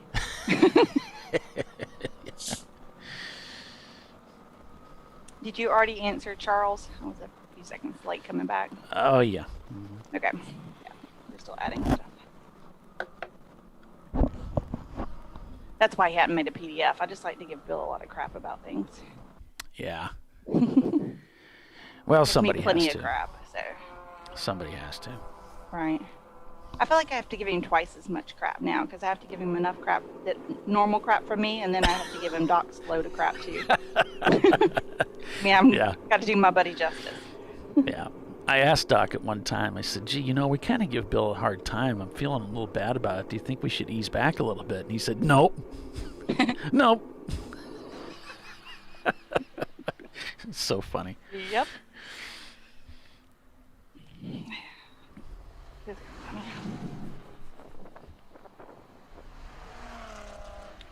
So we saw the Rotary Rocketeers jump up into that top 5 standing yesterday, and then they had some issues, but then they were able to make it back up there. So, what are we thinking today? We're sitting in. They're going to be really good here because it's such a fast race car. This opening stint, they're going to crush it, and then we'll see when they have to pit. This will be a good test, though, Tiffany, because they've been in an hour and 10 minutes, no yellows, so they've been full beans from the green flag, and they're leading the race. Their lap times are good, 2:35, 2:38. Level 1 Racing has moved into second place. Team Infinity is in third place, and Team Infinity is 9 seconds back, turning almost identical lap times to Level 1. And Bill just sent me a message. Okay. Yep. We had a car you probably remember in JB Bugs yesterday, but we were having trouble getting that camera to start this morning. So we just pulled the rig out, and finally Bill got that working, so he's going to stick it in something later on. Yeah, I found it easier to take it to the hammer instead of taking the hammer to it. Yeah, right. Right. So, I hear you. I have to go put it in the bug. That's right. Thank you, Paulie. I will see you guys a bit later. Were you able to get that bit about Brew Crew? Yeah. Okay, I didn't know. We had all that. Yep. Me crawling under the car, taking one for the team. I got a little greasy on my elbow, and I'm not happy about that. Oh, no. I took this job because I would stay clean. Yeah, but think of all the fun you've had. Crawling under hot race cars in the high humidity because it's really humid outside. Can I emphasize really humid outside? Sure, why not? It's like some dark clouds moving in. Yeah. It's actually I was just looking at that. I don't think they're rain clouds or just high, low, because of they're much lower here in Florida because there's nothing to stop them like mountains, like where we're from. But well, you're closer to sea level, like that matters. Yeah, I think we're 170 feet above sea level, or 120 feet above sea level. It's something like that. It's not very high. So WeBe Racing and Team Lazy are both in the pits, and they've fallen several spots, taking that stop this early under green. Has the bug pitted yet? Well, they're kind of. I haven't been watching them. Let me see here. We've only had an hour and 10 minutes of racing. I don't know if they can go 2 hours. There they are. They're in 50 seconds. Yeah, look at those clouds. But I think a lot of it has to do with the sunlight, the way it shines through those clouds, just makes them look a lot darker than they really are. And looks like they pitted on lap 14. Yeah, Bill. Looks like they've already pitted, but it was lap 14, which we're working lap 28. Okay. So they were in recently. Jackie X is in the pits as well. Yeah, the Tweed Motorsports Porsche Boxster still in the pits. They're working on that car. I would suspect still servicing damage from yesterday's kerfuffle. So I see Charles Coleman asked about 27 races next year. I know we just added one yesterday. We have a few more we're going to add. We're still waiting to hear back from the tracks, and also my boss tell me, hey, we've done this. I made a mistake on one of the tracks. Sonoma I had for the wrong date. My list showed one date, but he ended up changing that and miscommunication there. I did change that this morning. Laura, if you're listening to this, please update your schedule, because we went through the schedule last night at dinner, and I was wrong. So Sonoma's changed. Yeah. We have, like I said, a couple more races. What's the most races Champ Car's had in 1 year? I was looking recently, and I want to say it was almost close to 50 races at one point were scheduled. I don't think all of those were actually run. Right. Back in the days when they would just cancel a race a week before people were supposed to leave. Since then, we've made a corporate decision to never, ever do that again. Yeah. If we only have 5 cars at the track, we will race with 5 cars on the track. So that was a long time ago. That was back in the old Chump very days. long time ago. Yeah, that was back in the early days of Chump Cars. So I want to say it was in the 50s, because we were going everywhere. Yeah. Mexico. I counted 46 on one of the races we did, so you're pretty close. Yeah, because I have a shirt that it showed the schedule, and I think it was a 2010 schedule or maybe the 2019 schedule or 2009, but I think it was the 2010, and it just had a huge amount of races on it, and I just thinking, wow, that would have been a killer year just for our airline miles. Yeah, it's like, but yeah, and I'm pretty certain like a lot of those races weren't run in the end, but right. We try to keep it around between 25 and 30, mainly because of our staff. We don't have a lot of staff, and right now there's only 3 full-time staff with Champ Car. Most of them are either weekend staff or volunteer staff, and we're looking for some right now. So if you guys are interested in helping us out, we start everybody up on pit lane and kind of work out from there. And just be warned though. Just be warned that when Bill started working with me, he had dark hair. Yes. And now, you wonder why Doc had all those birthdays, because working with me adds years to your life. That is 100% true. So Paulie is very stressful, but it's wonderful years though. It's what a way to go. I have my advent calendar for my next retirement. Just marking off the days. Level 1 in second place, Rotary Rocketeers in first, and Team Infinity in third. Gorilla Sticker followed by Stranger Racing, top 5. Yeah, that's wonderful race here. The wind has really picked up a lot. It's running from left to right along the front straightaway, so it's helping push these cars down the front straightaway, and it is making that American flag stand up pretty good. Yippee! Along the front straightaway.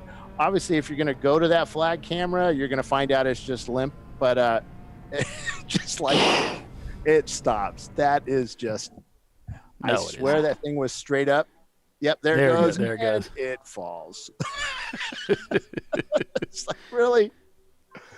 Oh, and by the way, guys, I think it probably bears mentioning. I've got Level 1 Racing here on a feed coming off their Twitch feed, which we've talked about occasionally on the show.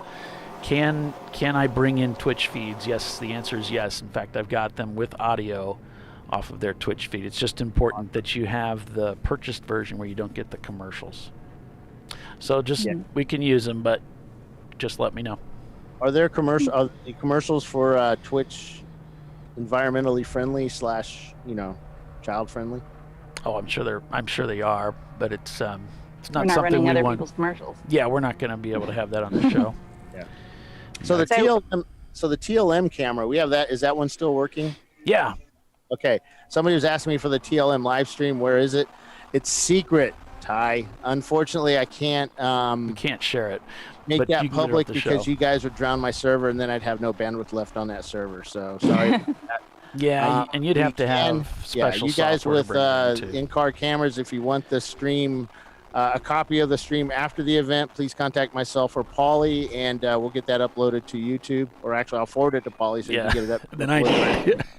Yeah, because I don't, he downloads all the streams and then I delete them. That's kind of my job. But I have one for you from Barbara Paulie I need to email you about. So we need to talk about that after the event. Of course, not now.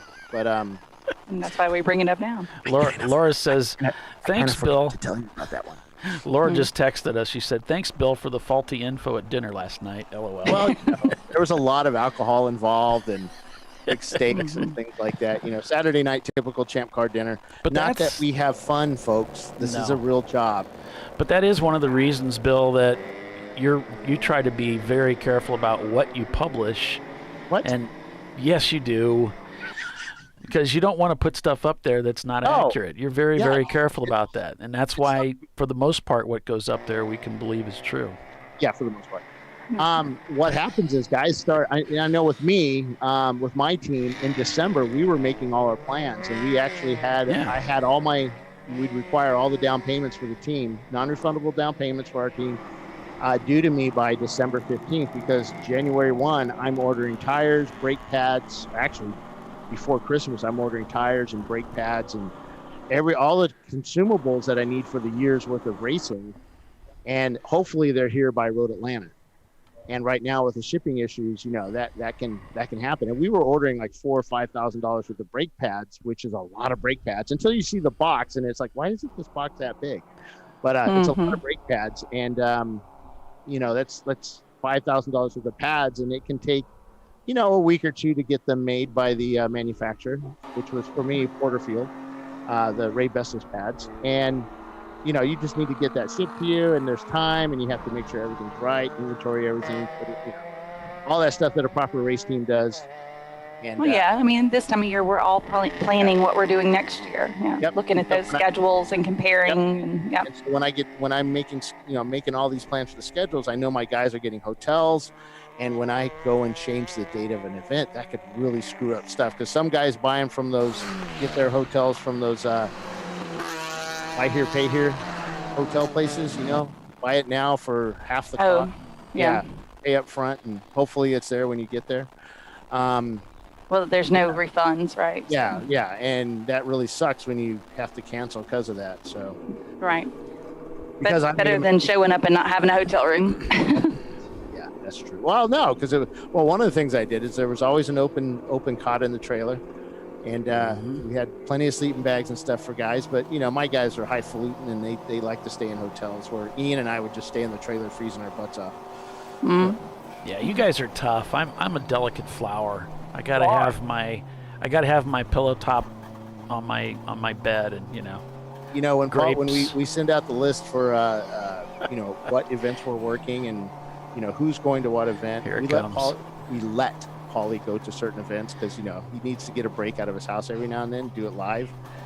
And so we picked the ones with the nicest hotels that Paulie can go to, because he has quite a list of green M&Ms or red M&Ms. I forget which color. It has to be M&Ms ready. There have to be turn down service, the candy. Probably the proper bottled water. I think he only likes one flavor. Yes, one flavor of bottled water. Smart water, of course. Yep. So room service, the whole bit. Yeah, and here, Bob and David, they just give me a room, man. I was nervous at the hotel. I was like, I'm asking the lady at the front desk, is it okay if I have the coffee in the room? I was talking to my wife. I said, there's coffee in here, but I'm afraid to use it, that they're going to charge the room back like $50 for a cup of coffee. Oh, yeah. And she said, no, it's complimentary. Yeah, complimentary, yeah, but sometimes the water is. But you got to be careful. I mean, you don't know. Indy. The last thing I need is a phone call from Dana saying, look. Yeah. What in the hell? Okay, so Brew Crew. No, the worst one, we stay at this hotel at Palm Beach, and for the Palm Beach race. And this year, I went to go get coffee because they didn't have any in the rooms. It was downstairs. Oh, no, it was in the rooms, but it was downstairs as well. So I gave the lady my coffee cup. We're chit-chatting, and gives me the coffee, and I go to drink it. And she says, okay, that'll be $5. And I'm like, wait. I stay at Hilton's, free coffee. This was a Marriott. And I'm like, wait, I get charged for this? And she goes, yes. It's well, you didn't tell me I was getting charged for this at first. And she ended up giving it to me for on comp because she didn't tell me it was. She says, yes, that's true. I didn't tell you there would be this coffee. Mm-hmm. Yeah. So it's like, yeah. I don't want to get in trouble, work with me here. Yeah, it looks like Brew Crew's pulled into the pits. Brew Crew's behind the wall. So back behind the wall again? Yeah, they're pulling their car back into the garage again. I'm willing to bet it's a CV issue. That CV boot had been basically tore up. I wondered because it seemed like they got out there really quick. I'm like, whoa, they got that axle changed that quick? Well, they didn't change the axle. Right, because it takes more time than that. All that grease was on the spring, but I can't interfere with that. I did find their lug nut for them. They don't, believe me, they don't want you to, Bill. No, don't interfere with the teams working on their cars. Don't interfere with the teams. If they can't find a part, they can't find a part. That's part of the thing. But I was standing right next to it. I said, is this it?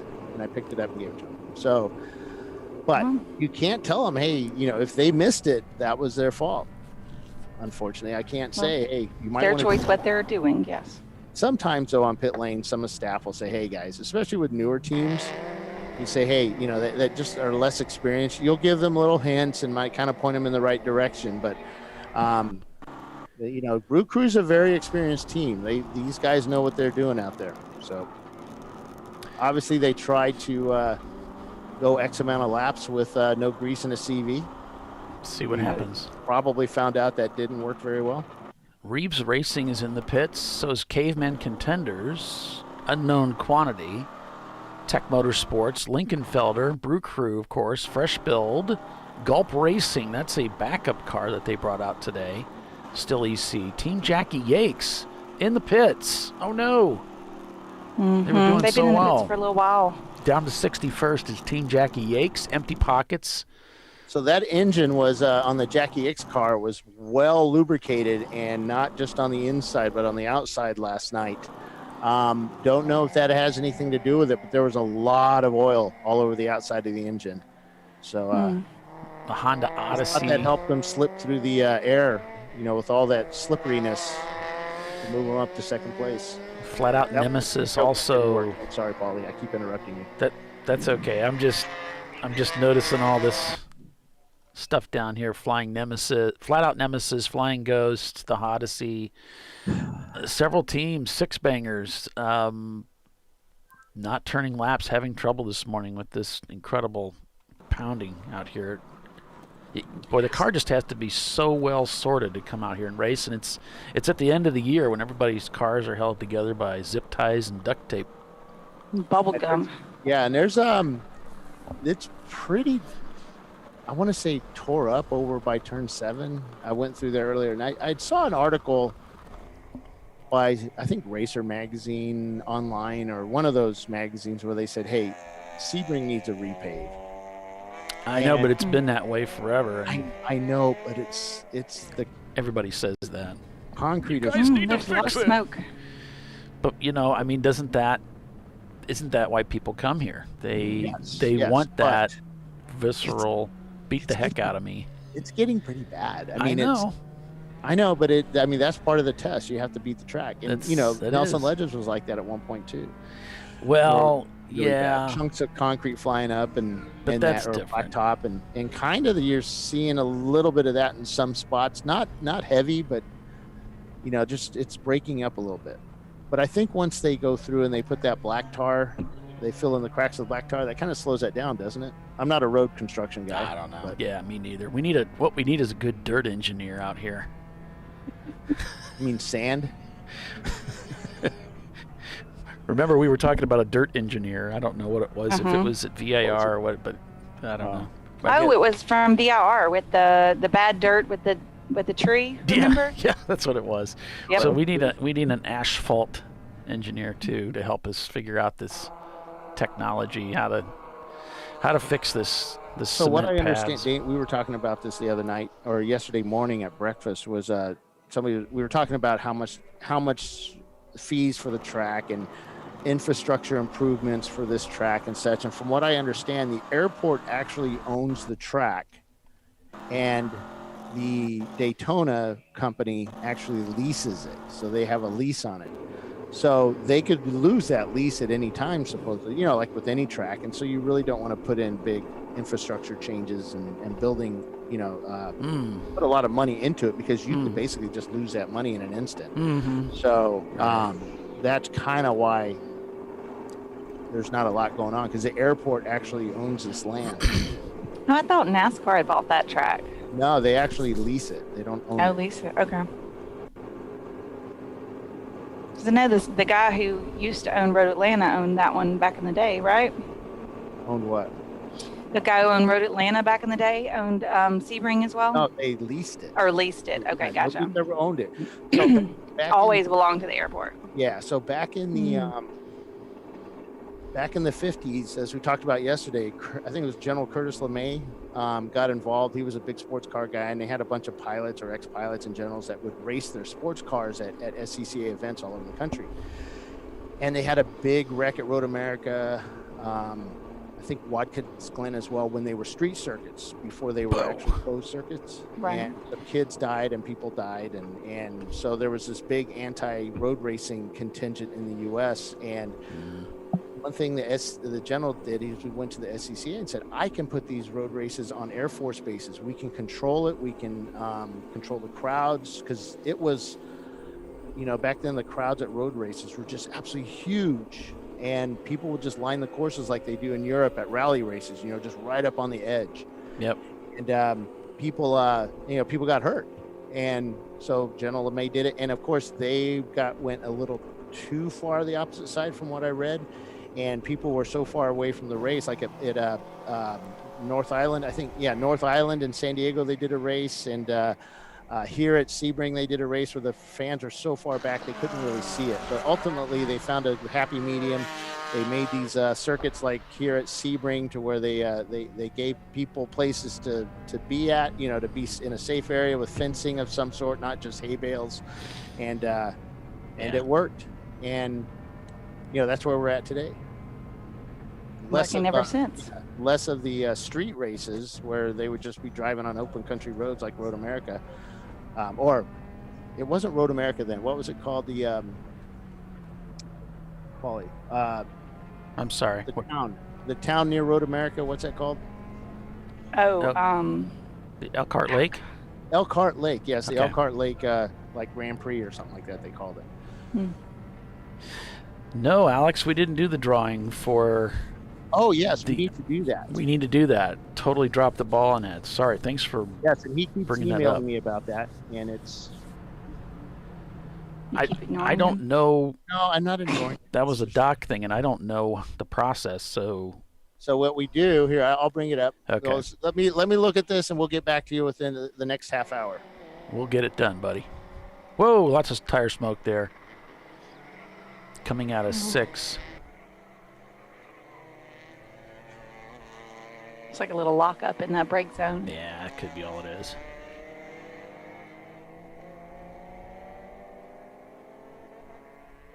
But thanks for bringing that up, Alex. I appreciate that. Got to keep. It's actually on my list here, but. Hey, you know what? We're going to need to take a station break here. So we're going to go ahead and do that. And we'll be back in just a few. So Level 1 Racing leads over Team Infinity, and Gorilla Sticker is in third. Brew Crew is in the pits under repair. So is Tweed Motorsports in their Porsche Boxster. But we're just getting underway here, folks. So stay with us. You're watching Champ Car Live, presented by AutoZone. We'll be right back.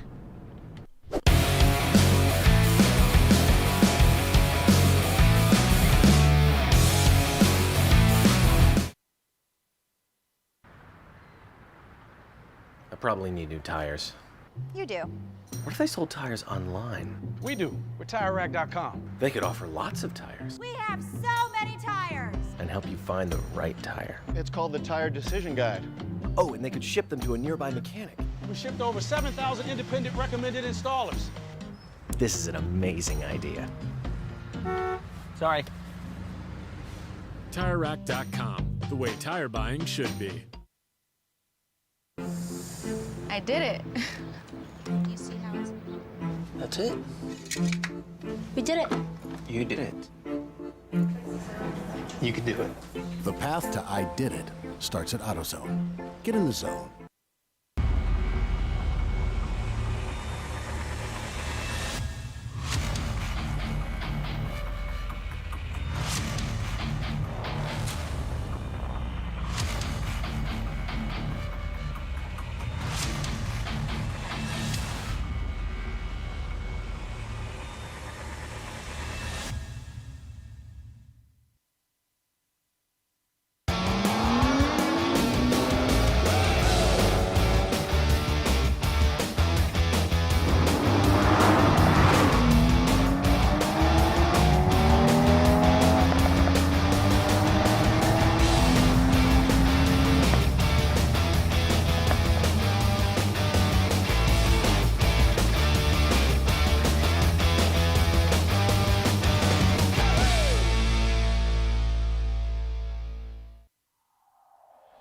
Discovery Parts is a veteran-owned racing and safety equipment company.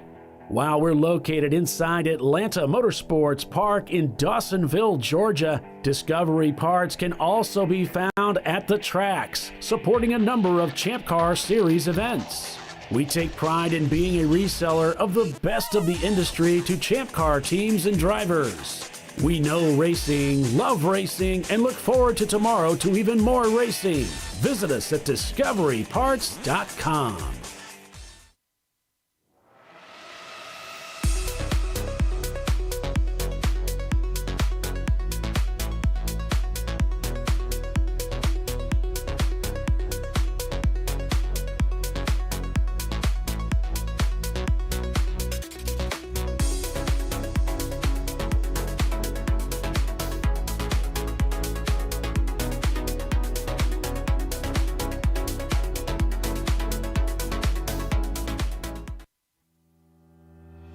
Lifeline USA is a leading manufacturer of onboard fire suppression systems. Lifeline's continuous commitment to research and development ensures that we supply the most innovative and cutting-edge products available. Used by the majority of the world's motorsport championship-winning teams and constructors, Lifeline has a proven history of success. Lifeline offers a complete range of fire suppression systems for all budgets and needs, and we continue to push development and limits on both extinguishment materials and our patented delivery systems to make the race car environment almost as safe as sitting on your sofa at home.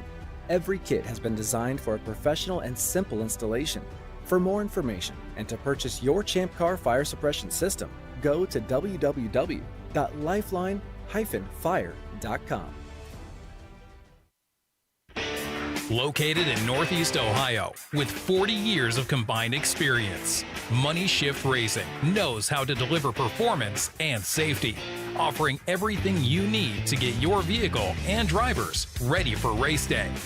From safety equipment to full engine assembly and repair, in-house fabrication, 3D design, and rapid prototyping.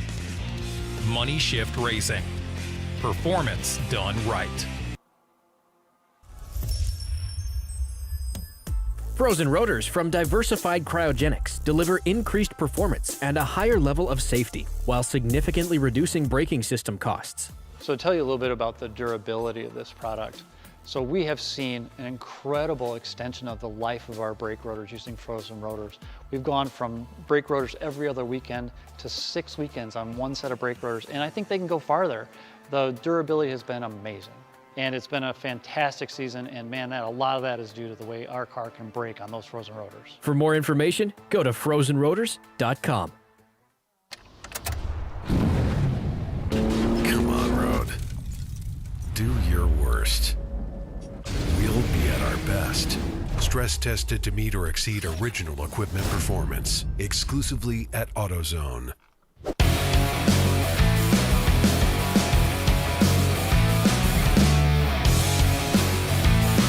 All right, welcome back, everyone, to Champ Car Live, presented by AutoZone. It's the TireRack.com Champ Car Endurance Series race, the Bell Racing Sebring 7s. The final race of the 2021 season is upon us. Welcome back, everyone. I'm Paulie. We've got Bill and Tiffany here. We're calling the race for you this weekend. Bill just sent me results for the iRacing Championship. The iRacing Championship. Let's see. and you had a random generator. Is that how you did it, Yeah, Bill? basically I put all their names into. So the names are Charles Kowalczyk, Jared Cubitt, Nicholas Love, David Warden, Tim Ware, Andrew Cossack, Justin Hall, Alex Albert, Troy Isidore, Ian Giebler, Neil Hancock, Mark Kruger, Simon Follweather, Keith Carlson, Scott Grinnell, and David Palermo. So of those 16 names, we're going to pick a name. These people were qualified for inclusion to the random draw to win a prize of Champ Car credit of $1,500. That's Champ bucks for $1,500. It'll be applied to their account, and they could use that to buy a seat in a future race or even enter their own car in a future race. So after I did put this into commentpicker.com, which all the names were put in there, and I clicked go, and it twirled all 16 names around, and it picked a winner. You want to announce that winner, Tiffany or Paul? Sure. Go ahead. Go ahead, Tiff. Okay. And our winner is Keith Carlson. Yay! Keith Carlson, Congratulations, we will Keith. add $1,500 to your Champ Car account, your race account. And please make sure that you do have an account. Give me an email at bill.strong@champcar.org, and we'll get that put in there for you by Dana Morrison, our our CEO and event director. Yeah, He does a lot of congratulations, jobs. Keith. Congratulations, He's a busy man. guys, for everybody racing this year with the iRacing. I believe Roger's kind of taken over for Doc with the iRacing this year, right? Is that Cool. what I hear? I think Roger was doing that. He may have been volunteered. We'll have to check in with him on that. We might not know yet. You might not. I'm like, okay. So for 2022, the iRacing Championship, we'd hope you guys partake in this. Yeah. Paula, you've done some iRacing. Tiffany, you do it as well, correct? Yep. Yep. Yeah. Well, I can't do it. I just can't do that the electronic game stuff, and it's just I need to feel what's going on with the car. And I know there's a lot of folks out there that don't need that kind of input, and they do quite well in iRacing and real life racing. So it transfers over to them. To me, it doesn't. So, well, iRacing is awesome because you get all kinds of seat time, and if you mess up, all you're doing is bending up pixels. So it's just wonderful if you can get your head wrapped around it. And Alex and the guys that put that program together for Champ Car just do a phenomenal job. It really is amazing. David Hines does a fantastic job of calling the race, and the other guys, they're involved in the calling as well. So it's really fantastic. It's the Champ Car iRacing Series League. You can check it out. There's information and links and constant updates, I think, in the forum, the Champ Car forum. So you can go right to the Champ Car forum off the ChampCar.org website and get that information and become a part of that. They race nearly every week, and it's usually related to the tracks that we're headed to. So you can get some seat time and collaborate with other drivers on those tracks as we're heading to those events the following weekend. So really well done, really well organized, and policed, quite frankly. So if you want to be a part of that, I don't think you'll be disappointed. It's a great thing that these guys are doing for Champ Car. now I would excel at a iRacing crash up derby, but I don't think they have one of those yet. Yeah. Yeah, if you're looking to get some seat time in virtually, that's a great way to get started. Yes, Not it is. quite ready to get on the track yet? Yeah, and it's proven over and over again that these guys that do iRacing consistently, then they come out to the real race, actually do pretty well. The Hugh Jazz team, they're fantastic, and they're great in the series, and then they're also great there on the real racetrack. It does make a difference. Yeah, and iRacing is used by some of the world's top professionals to hone their skills and to get used to a track, and it works well. I just can't do it. I don't have I don't play video games. That might be it. I can't. Well, it's still two-dimensional, and it's. I know my dad had trouble with it. One of the guys I used to race for, Justin Lee, he had trouble with it. It's not for everybody. Stranger Racing, pitting. We got a lot of teams pitting right now. Level 1 is in the pits. Gorilla Sticker has pitted. Auto Spec Racing. I'll be back. Okay, man. So a lot of Is he gone? Yep. Oh, thank goodness. All right. A little bit of peace and quiet finally. But anyways, we got a lot of teams coming into the pits right now. Bill's going to pop a camera in one of them for us so we have an extra car camera. We're about 15 minutes to that 2-hour mark, so I'm sure a lot of teams are probably needing to pit if they haven't pitted by now. It's getting close for them. I just got an update on Never Ready. They were at Barber last weekend and struggled with ECU issues and the car going into limp mode. Here yesterday, they had a vibration that they were trying to figure out. They ended up changing the whole rear end. Then they had a brake line leaking, and they fixed that. Then they had an overheating issue. They fixed that and got the car out this morning, and now the alternator went out. And so they said they're done. They're headed back to Georgia. Oh, wow. We'll see us next year. So gotcha. I look forward to seeing those guys again next year. I love that little car, that little G35. Good to see Brew Crew back out there on the racetrack. Tweed Motorsports still in the garage. Team Infinity back out on the racetrack. They're turning laps. So we'll see. We're going to see the standings get shook up quite a bit here as cars come into the pits to make their pit stops. They're all coming into that window. And because we have a 7-hour race today, Tiffany, instead of an 8, we're going to see teams, trying to push as far as they can, as far as they dare, because they're hoping for a caution. But we're going to see teams pitting in these conditions and still probably get through the day with just the 3 pit stops that they have to have. Oh, Keith Carlson is listening and is on our feed. He says, I can't believe I got the iRacing draw. That's awesome. Thanks to everybody that puts that on and had a lot of fun racing this season. So congratulations, Keith. Yeah. Awesome. Yeah, the standings are going to shake up a lot in the next 15 or 20 minutes until they settle back out. Yeah, and thanks again, Alex, for cueing us on that, for calling us out to get that done. Because that's iRacing, the Champ Car iRacing series is important. It's important to us. Very important, yeah. Doc was the one who kept up with that a lot and always gave us updates and stuff. So we're still, still missing him. The loss, yeah. Yeah, you can't replace that's the work that he did. And Doc sold himself short on a lot of things. But as I've taken on some of the duties that he had, going through the spreadsheets, the data that he was putting together for the club, as for a time there, he was the secretary.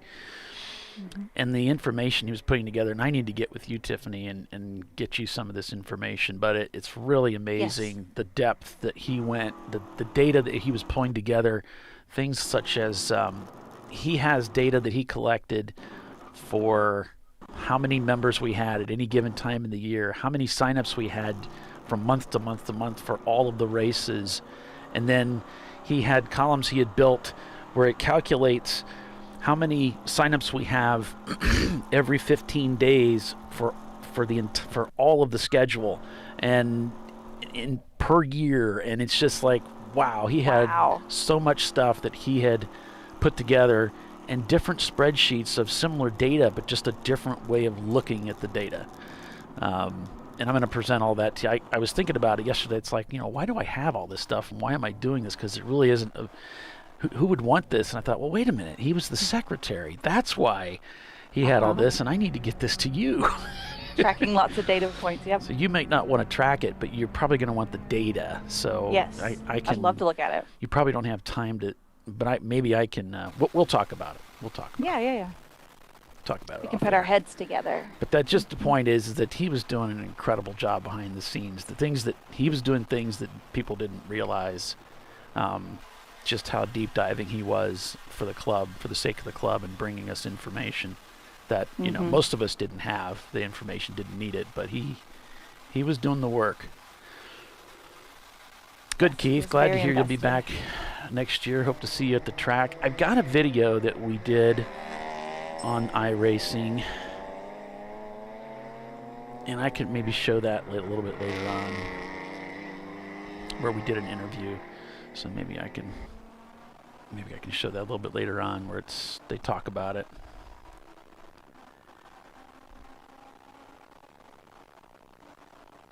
Is there a camera in number 6 Reeves Racing Camaro? Robert Clark, one of the drivers' birthday today. No kidding.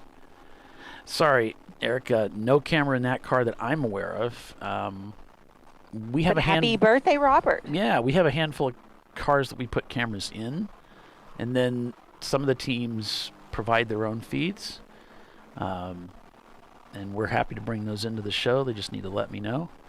Or sometimes we stumble across them on YouTube, just doing a random search. But I don't know of anything in the Reeves car. And then the Reeves story is just one of many. As I was scanning through the standings, you know, if they can get a decent finish, they have enough.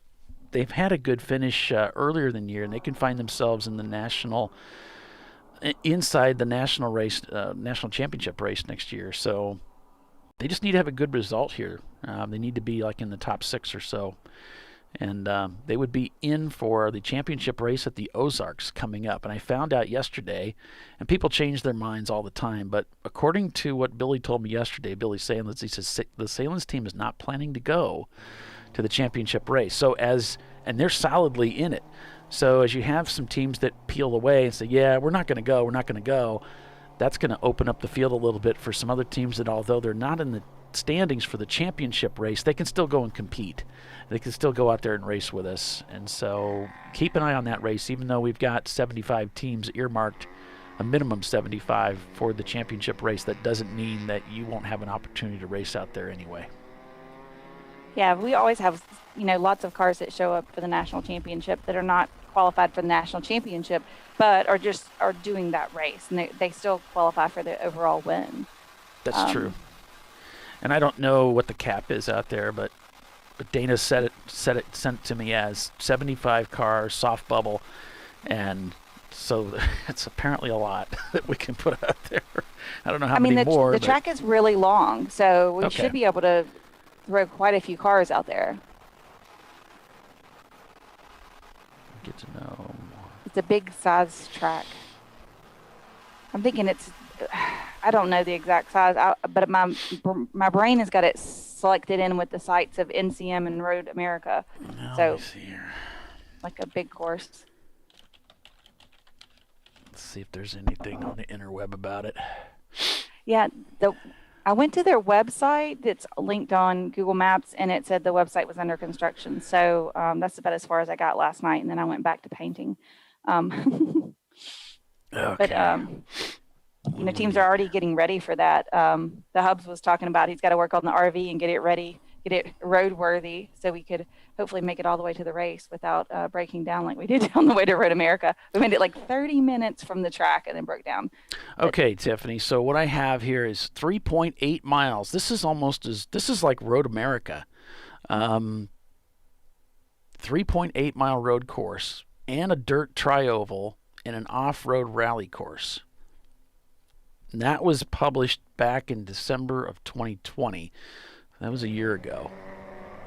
So yeah, that's almost as long as Road America. Yeah, you could definitely put a lot of race cars on that track. Mm-hmm. I would say there's really no cap. You can, as many people want to come out, they can. It's like Road America. We've never had so many cars. We felt like, oh gee, there's just too many. Right, it's such a big course. They get all spread out, yeah. Just usually the limit of the race on some of those big courses is only limited by the paddock space and how many teams we can get into the paddock and set up on a hot pits. Usually that's the only limiting factor with those really big courses. Oh, and here's Nick Love also commenting on our YouTube feed of Love Racing. Racing for the last couple of years in iRacing Series has been huge for our team improvement and preparing for new tracks. Gives us a huge head start, especially tracks that don't have a practice. You would be surprised if you haven't done iRacing before. You'd be surprised how much you learn about a racetrack. because what they do is they digitally scan the racetrack. They pick up the bumps and the zilches and the dips. And we got a car off at turn 6. I saw it on one of the other cameras. There's the car. Wait a minute, this is the same car that got in that accident yesterday at the end of the race. Yes, it was the car on the far outside that we were thinking came out of the pits right as that accident occurred. Looks like he's kind of dug in there, Tiffany, but he like here we go. Got it into gear. I don't know where he's going, but he's going to take some, try and turn around. Scenic routes and maybe, who knows? Where's that? Maybe he's going for a Ford? pizza. Is that him on the other side over there? Going to rejoin from that side? I don't know. Huh. But it looked like he just lost it all by himself. I saw it out of the corner of my eye. Where's that Ford Contour that I had?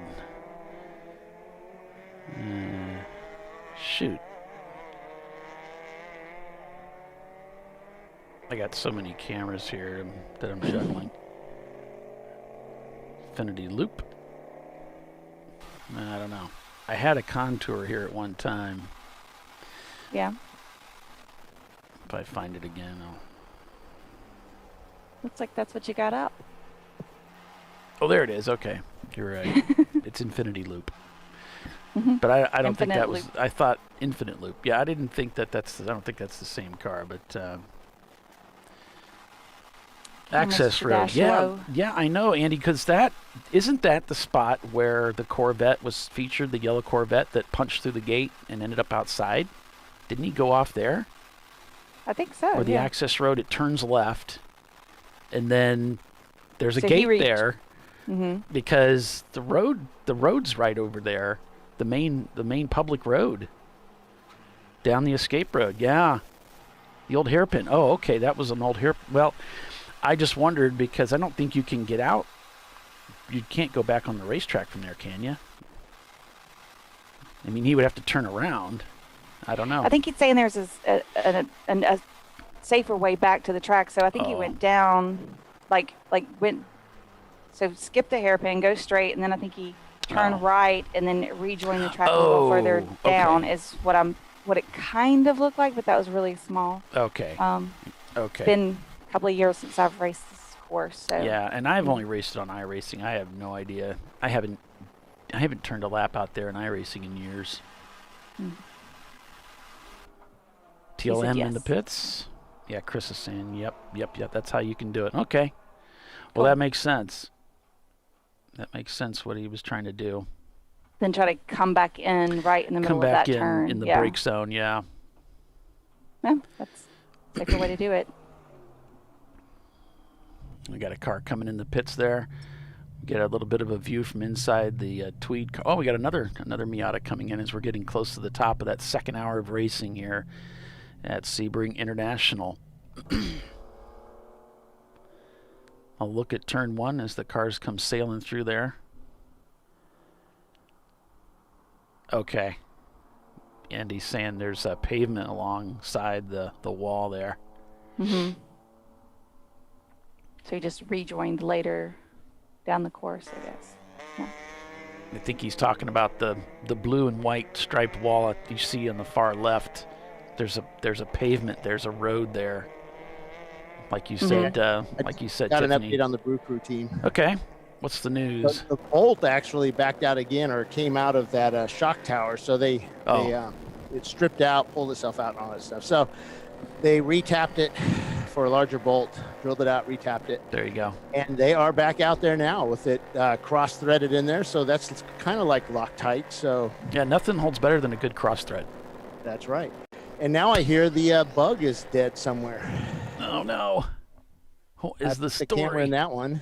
Yeah, he's back in the paddock area. It looks like some on the access road. This looks like the same spot where the Salins guys got stuck. I know they were having a fuel pump issue on that. They had the whole front end off, and I guess the fuel pump is down on the lower right of that bug, the nose, somewhere down there. So I think they're kind of working on that right now, but they will be back out if it's just a simple fuel pump issue.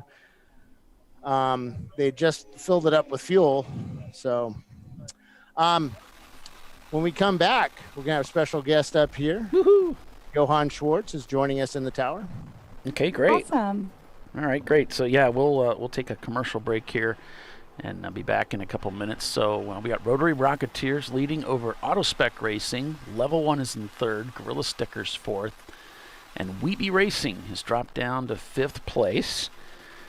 As the JB Bugs Racing VW Super Beetle stranded back in the paddock area. Brew Crew issues with the one of the shock tower shocks. They've got that tapped and cross-threaded for a larger bolt, so that that'll be held in place. Hopefully that'll be the end of their woes, and they can keep the car out there on the racetrack. So stay with us, everyone. You're watching Champ Car Live, presented by AutoZone. We'll be right back.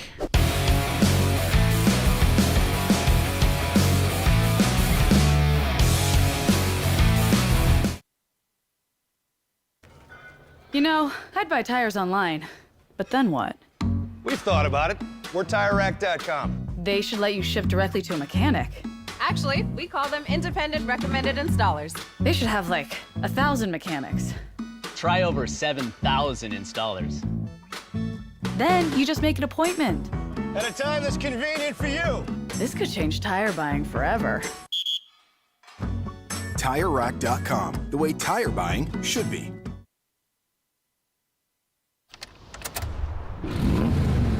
Come on, Road. Do your worst. We'll be at our best. Engineered to meet or exceed original equipment performance exclusively at AutoZone. Lifeline USA is a leading manufacturer of onboard fire suppression systems. Lifeline's continuous commitment to research and development ensures that we supply the most innovative and cutting-edge products available. Used by the majority of the world's motorsport championship-winning teams and constructors, Lifeline has a proven history of success. Lifeline offers a complete range of fire suppression systems for all budgets and needs, and we continue to push development and limits on both extinguishant materials and our patented delivery systems to make the race car environment almost as safe as sitting on your sofa at home. Every kit has been designed for a professional and simple installation. For more information and to purchase your Champ Car fire suppression system, go to www.lifeline-fire.com.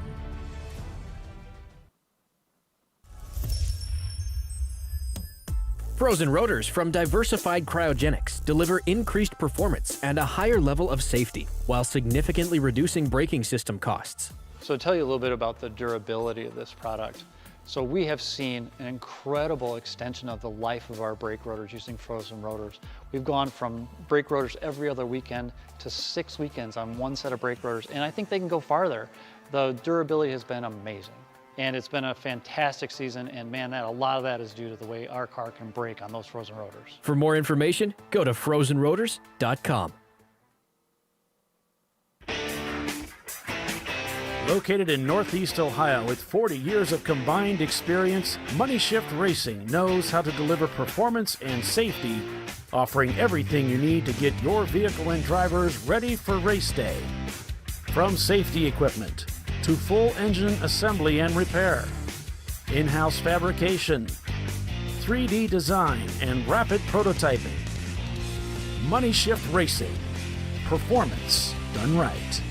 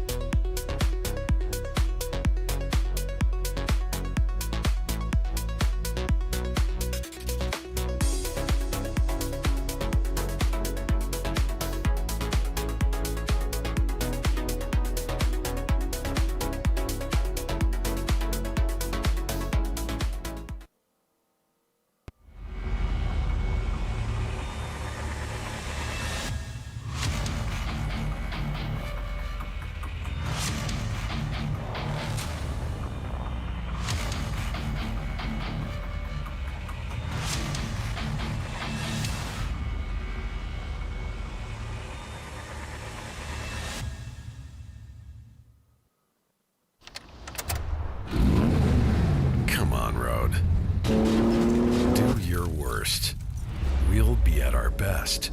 Engineered to meet or exceed original equipment performance. Exclusively at AutoZone.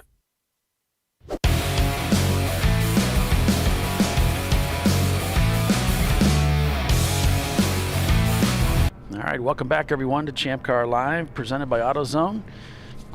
It's the Bell Racing Sebring Sevens this weekend, day 2, the final race of the 2021 Champ Car Endurance Series season. Pretty exciting stuff on board with Level 1 Racing. And Level 1 holding down second place here. And looking at the standings here.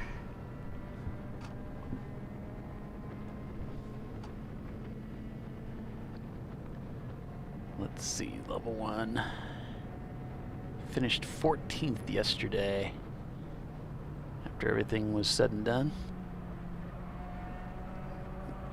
I'm waiting for them to come across the start-finish line to give us a figure. They're showing at 37 seconds. I've got it at 39 seconds now. Yep, is the gap. They just turned a 242. Rotary Rocketeers killing it out there. They pitted Rotary Rocketeers on lap 34, came out on 35. Wow. That was 1, 2, 3, 4, 5, 6, 7, 8, 9, 10 laps ago. So that would be 20, that'd be about a half an hour ago they pitted. If my math is any good, which it's not. So I'm trying to actually give intelligent information here. I'm wondering if they're going to need an extra pit stop, but they're holding the lead right now. I just don't think they have the fuel economy that they need to maintain the lead. Maybe not. Maybe they do. They've got the pace. Running these 240s, I'm a little surprised they're not a little bit quicker, but they've had a driver change there. Okay, we're getting a report of car 178 causing an incident, being the aggressor in that incident. So they're going to be getting him in. They want Black Flag to actually look the car over. Have a talk. Have a little chin wag. The other car was unknown. Yeah, that's the Fresh Build Racing team. I'm not familiar with that team, so they might be new. Yep. Hey, guess who we're joined by up here in the tower? Johann Schwartz, world record holder in drifting. Yeah. All kinds of good stuff. You're racing this weekend with, who are you racing with? Triple R. Triple R. Triple R Ranch. Yep. These guys are phenomenal. Yep. They're fun to be around. They have the right attitude. They're, they just, and they put great cars together. There's only like 2 of them, right? Yeah. Yeah, there's 2 of them, and they have like multiple trailers, a couple of cars, 2 or 3 cars. This weekend. they started off with a small trailer. Now they got the big motorhome and all that, So they take it to that next level, right? With a little AC in there. But, and I kind of forgot to maybe to mention that a little bit yesterday. You don't need to build your own car. If you kind of want to see if it's something you want to get involved with, there are several teams that actually rents out seats, and these guys are one of them. And so you can go and rent a seat and be part of that team. Right. And you can either keep renting, or you can then say, I want to do my own deal. Yep. And a lot of times you regret that and said, I should have stayed renting. It is, because I've done that. I had my own team, and then I started recently kind of doing arrive and drive, and I'll tell you what, it's nice showing up. It's nice. You sit down, you say hi to everybody. Hi to everybody. And when the race is over, you kind of hang out a little bit. And then you can say, okay, I'm going to dinner and get a good rest. And you see the other guys get their car ready and all that.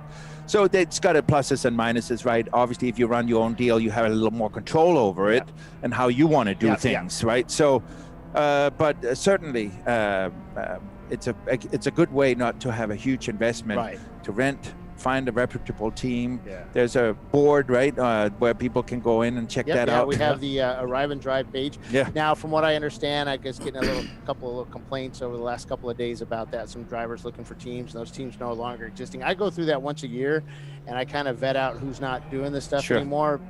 It's a big job because sometimes it's hard getting these teams to get back to you. But I'll be going through that during the off season here, which starts tomorrow. Okay, and, we'll be updating that, and I think Triple R's on there. They're a good team to go with. Now, I did an Arrive and Drive where I showed up with a Visceral Racing team, and there were some things. Man, I would have done this a little differently. But then I can't argue with a guy because he has a ton more trophies than I have. Yeah, well, so it's hard to argue against trophies. Yeah, you can't. I mean, he does really well. You just do exactly what he tells you to do. And I know that Paulie has raced with R-Bank and as an Arrive and Drive as well, and the same thing. Robin will tell you what he wants from you, and he'll go out and do that. Now, if you were racing for me, we've talked about you racing my Opal and also Randy racing the Don't Opal do as it. well with us.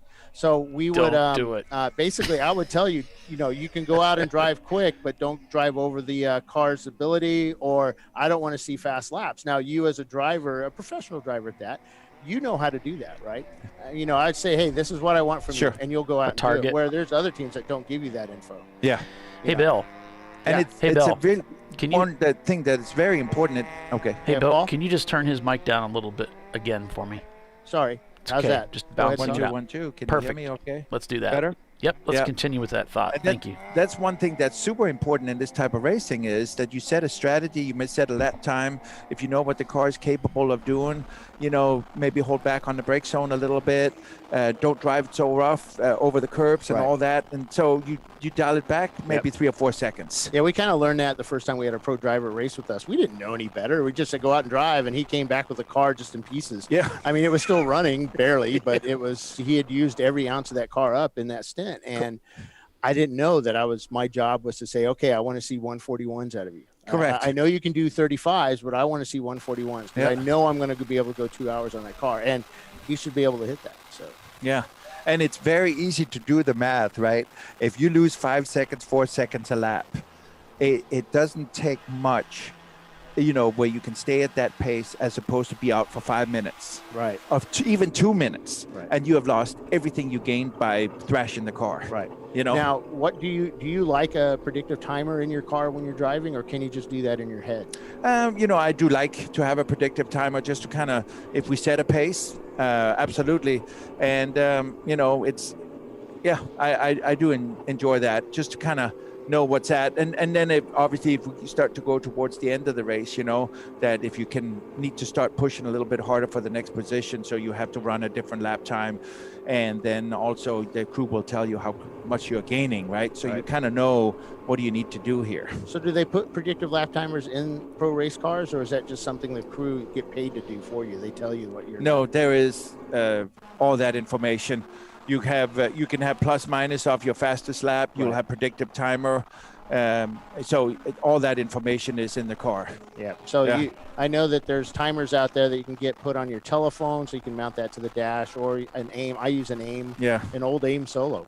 It does everything I want it to do. You can download the data.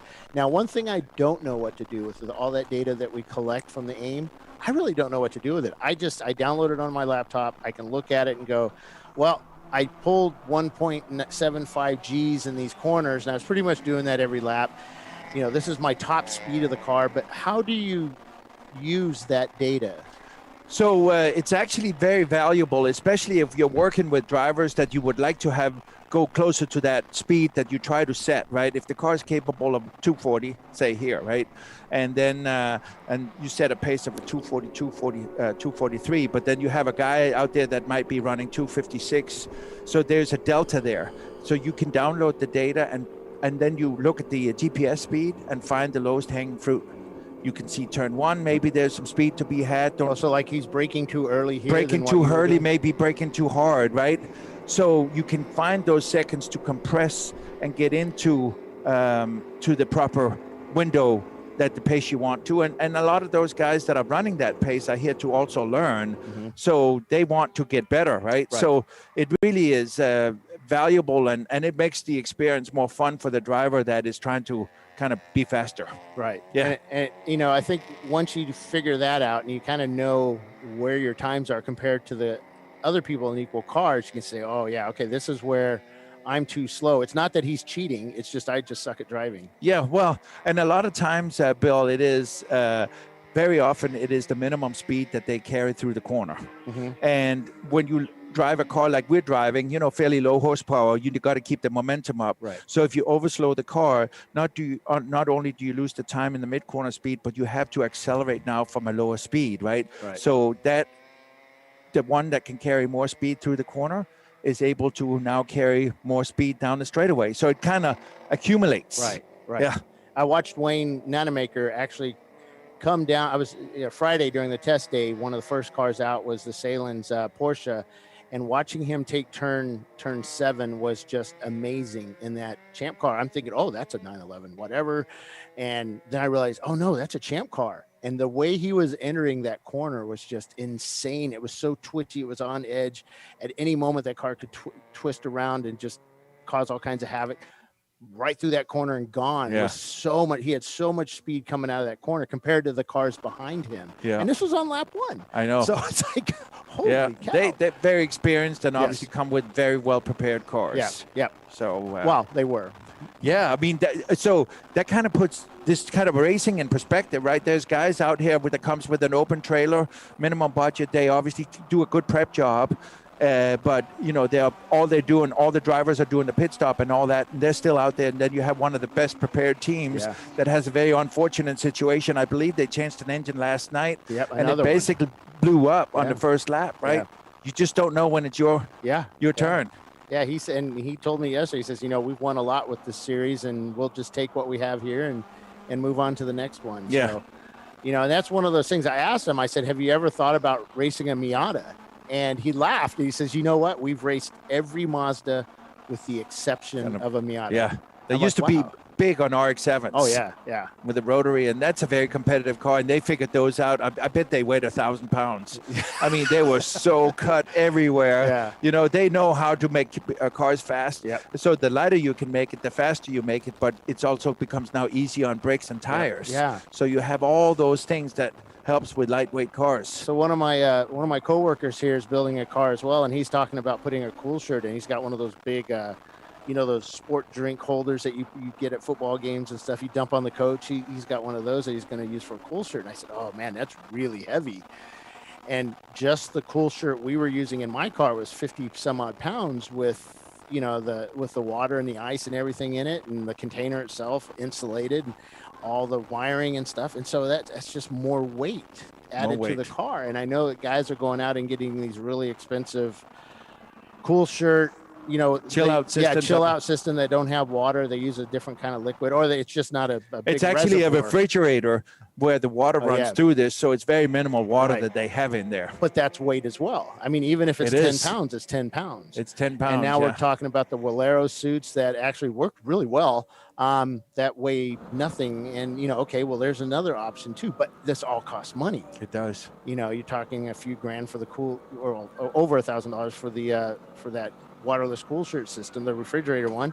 And then, you know, if you build your own cool shirt, you know, not the trademarked one, I mean, you're looking at still $50, $60, and then you have to buy ice all the time. And there's just a lot to it. Yeah. And the Walero stuff's pretty pricey too. So, well, and the thing to say about that though, if it does have better driver comfort, I think it makes the overall experience, if you can just keep that core of your body down a little bit. Yeah, that was something we discovered in the early days of racing with Lemons. Is we didn't have a cool shirt the first time we ran at CMP in the summer, and that hurt. You know, we didn't know any better. And then the next race, my buddy got a cool shirt, and we put it in there, and it was like, oh, this is awesome. It's like, why didn't we think of this? And then we realized the actual cool shirt wasn't big enough for the 2-hour stint, so we made a bigger cooler. Correct. And just started doing this stuff on our own, and it's so much better. Yeah, in endurance racing especially, you know, you can start pushing the stint time to, you know, an hour and a half, 2 hours, which is the max here, right? It's worthwhile having that comfort. Yep. I mean, sweating in your eyes is not you know. and that happens often if you are really working it in there. Yeah. Sometimes you are operating these cars at 120 degrees. Well, we saw temperatures of almost 130 degrees in our race car, and we've heard of temperatures approaching 140, 150 in some of these cars. So, and that's with a full suit on and a helmet. Yes. There is nothing, Yeah. Yep. And a lot of these guys put their hood vents or the engine heat, the radiator heat is all going on there, and a lot of times the airflow into the car is straight through the windows. We don't allow passenger or driver side windows in place, so that just leaves a wide open area for all that hot air to go into. Sure. So, and with our MR2, that's what happens, Yeah. and there's no escape for that air. We try, but it's just the way the back is designed. It doesn't suck the air out like some of these cars get. So. Yeah, it gets really, really hot in some of these cars, and that does affect your performance. It does, without a doubt. I mean, it's proven over and over again. If your body, especially also your head, starts overheating, you start not making good decisions and all that. So there's a safety component too. Yeah. Now, prepping for a 24-hour race or even a race, just a 12-hour where you're going into the night, do you do anything special, like maybe visor, things to block out extraneous lights or the sunset or sunrise? Actually, so especially in the rear window, the quick way to do it is to put duct tape and stripes in the back so you can see the headlights, you can see cars coming up, but it's not blinding, especially if you come up with somebody that has this high voltage, or you can actually tint the rear window as well. And then you can do the same thing with the mirrors. I try to, if I'm going in for a nightstand, actually to wear dark glasses, even before I get in, right? To really kind of get the cars acclimated to the night. So, I've actually been seen, walking around. I was doing a 24-hour over in France, and I was walking around with my sunglasses at 10 o'clock at night, it was not to look cool, but it was just to get my eyes ready. Of course, the press reported it. Here's cool. Yeah, it's like, who's this guy? What are these Americans up to today? Yeah. So so prepping like that. Now we've seen people, on the Rolex as the sun comes up or as the sun sets, we see them put tape across their visor and they can adjust their visor. We've been doing that for years, and I see people post on like YouTube channel or wherever, on social media talking about that, and something that we've done for a while. So trying ways to block the light. So. And the sun getting up, I mean, it's probably one of my favorite times when the sun comes. You have driving and dark and then start coming up. But man, that sun sometimes, and it doesn't matter how many times you've driven this track, if you get blinded for a second, you lose that reference that you have. And you can tell by your, consistency sometimes that it actually, you're not on your marks. Right. Yeah. Now, car preparation, what to you as a driver, a pro driver, what is the most important thing that you want to see in the car as a driver? Okay, a steering wheel, you kind of need that. You need brake pedals and whatever. But other things, do you want 50 million gauges? Do you want lights? What do you like? Well, I like to have gauges that tells me what how the engine is doing. Certainly easy temperatures to read. Sometimes you'll see, actually, if you were to look inside a car, you'll see the gauges actually being twisted, because they're twisted to the point where that every time, if the needle is straight up and down, it's running in a good. So you don't have to necessarily read it. You just have to look at the needle is straight up and down. So I like to have those vitals, but obviously safety is the biggest component. A good cage, right? Every time I kind of get in a new car, the first thing I do is actually get the halo and shake it. And if that seat is not mounted in there properly, then something has to change. I've seen impacts, and if the seat is not, and it breaks off, it hurts. And it's dangerous. So safety being absolutely number one. I like to see how the brakes are, again, because you want to drive and have comfort in the brakes as well. And I think very often by just looking at the car and how it looks when it sits in the paddock area, when the team shows up, tells you how the build is too. Cool. Yeah. Now, if you're gonna drive with somebody and you look at the car, and we have a couple of cars here, they're old Lemons cars, and they're a little beat up, but they passed our tech, and they look, would that be a concern to you at all? Or if the safety was good, safety is the number one, right? If the brake pedal starts touching the floorboard and all that, then that's an issue. That is an issue. So I think that is probably the brakes is. I don't know if you've ever lost brakes, but it is super uncomfortable. Yeah.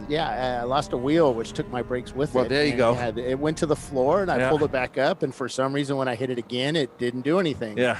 And it just sliding on that big old splitter we had, and it accelerated, and that was the oddest. I'm still on the road, going up at pit. We're going up the pit lane, and I'm accelerating. I know.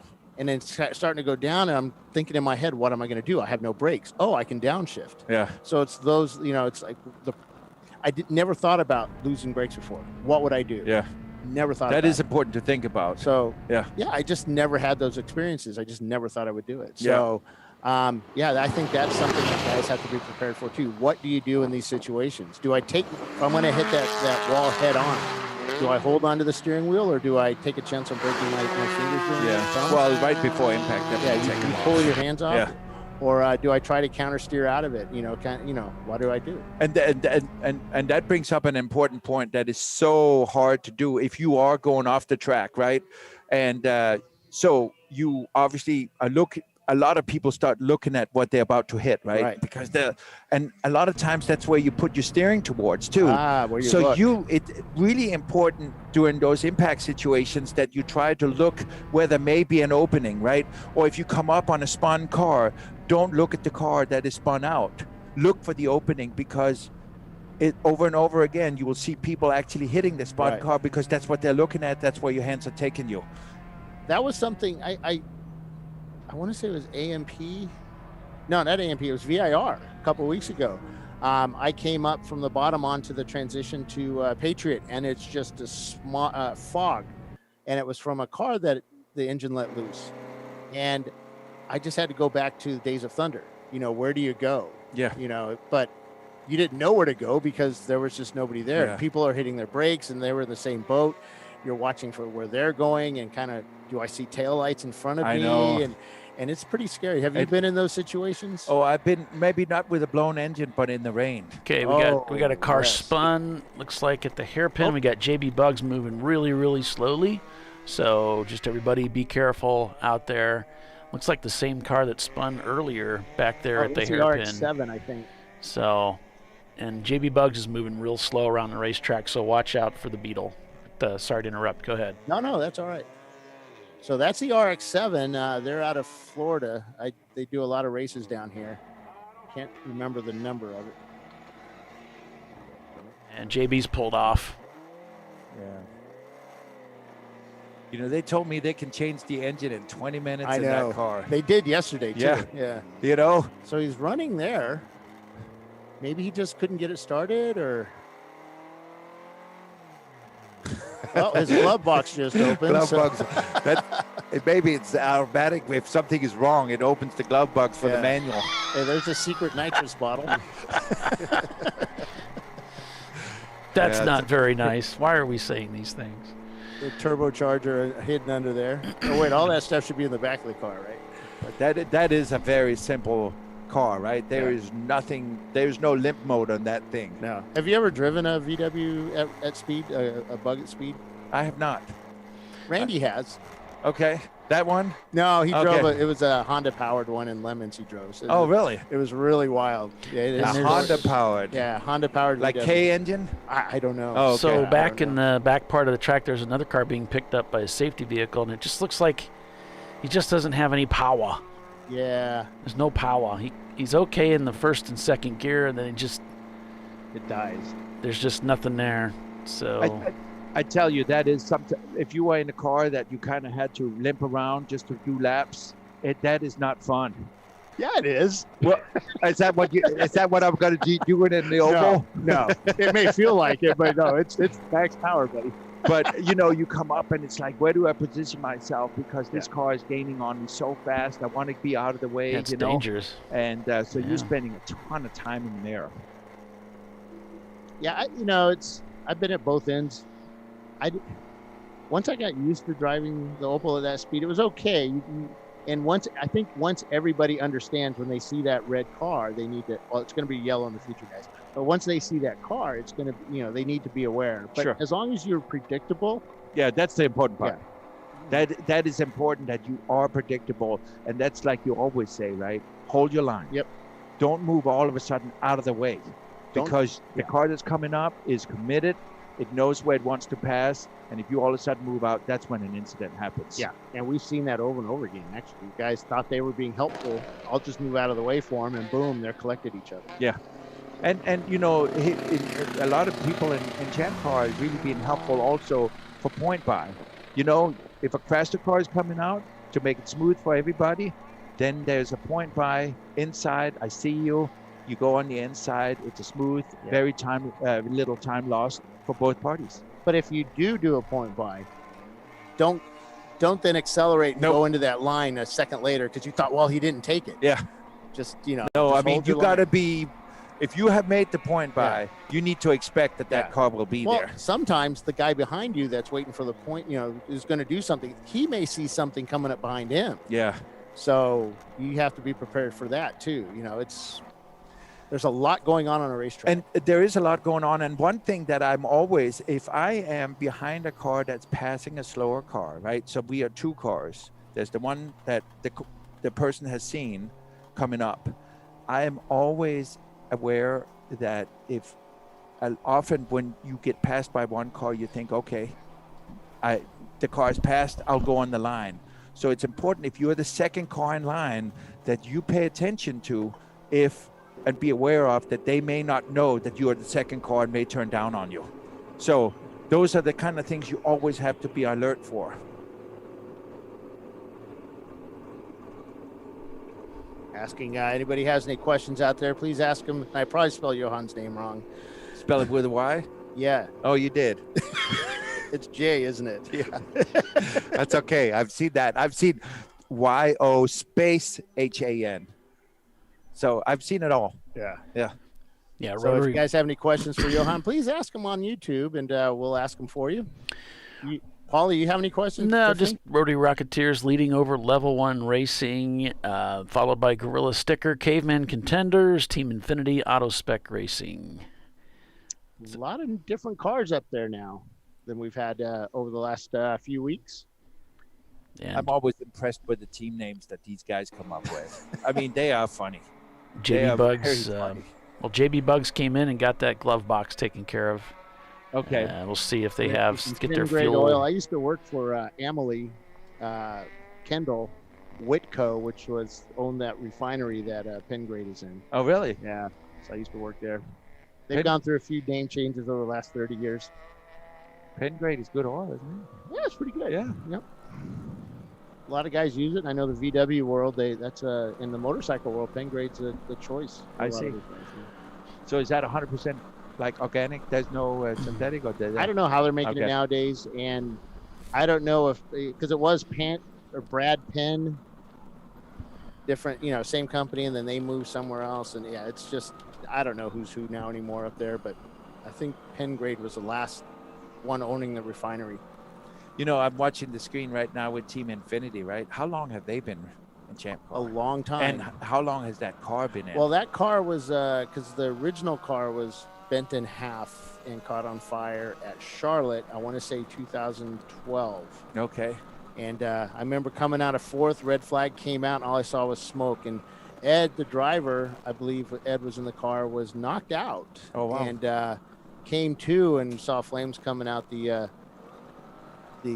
hood and got out. Or it was his brother. I can't remember. One of those two. But yeah, they've been racing with us for a very long time. Great guy. I mean, a great team. They're just fun to be around. And you know what? I've seen them hammer on that car, and it takes it. Oh, yeah. I mean, it's pretty impressive that how and I don't know, are they still running an automatic? Yep. Yeah. Yep. And they won Daytona this year, right, Paul? Yep. Yeah. So, I mean, that's a big one to win. I mean, you just don't, how many teams? We get 100 teams. We've been doing that 10 years. We've had 2,000 teams attempting that race. I don't know how many. I'm just making up numbers. But we've got that same. I'm sorry to keep interrupting you. We got that same car spun now for the third time down there in the hairpin corner. We'll bring the guy in and talk to him, but it's up to the corner worker to announce that to the race control, and they'll take care of that. So with that, folks, we need to take a quick break. And then we'll be back here in just a few minutes. So Johann Schwartz joining us in the tower. Stay with us, everyone. You're watching Champ Car Live, presented by AutoZone. And it's Rotary Rocketeers, your leader. Be right back.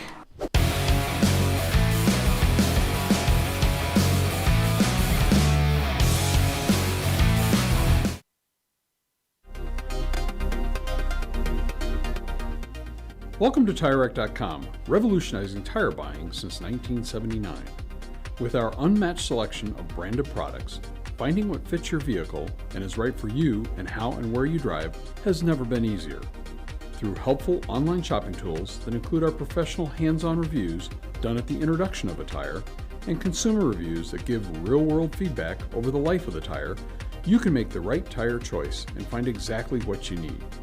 And if you prefer to talk to someone, our tire testers, our sales team, are available on the phone. And that's how we get you the right tire for you and your vehicle for where and how you drive.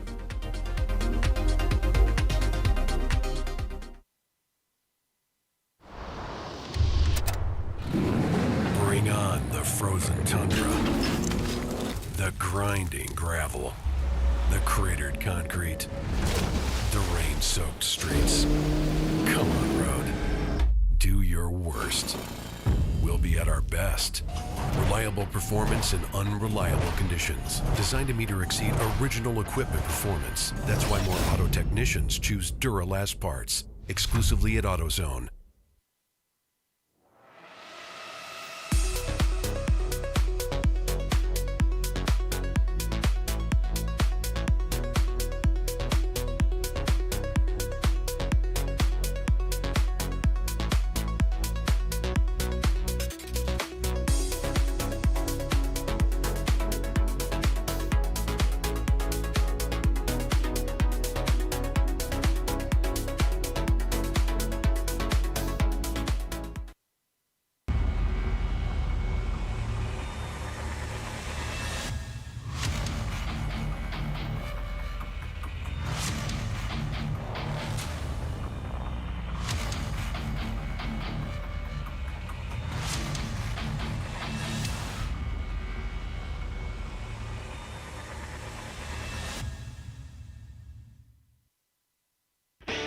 Located in Northeast Ohio with 40 years of combined experience, Money Shift Racing knows how to deliver performance and safety, offering everything you need to get your vehicle and drivers ready for race day.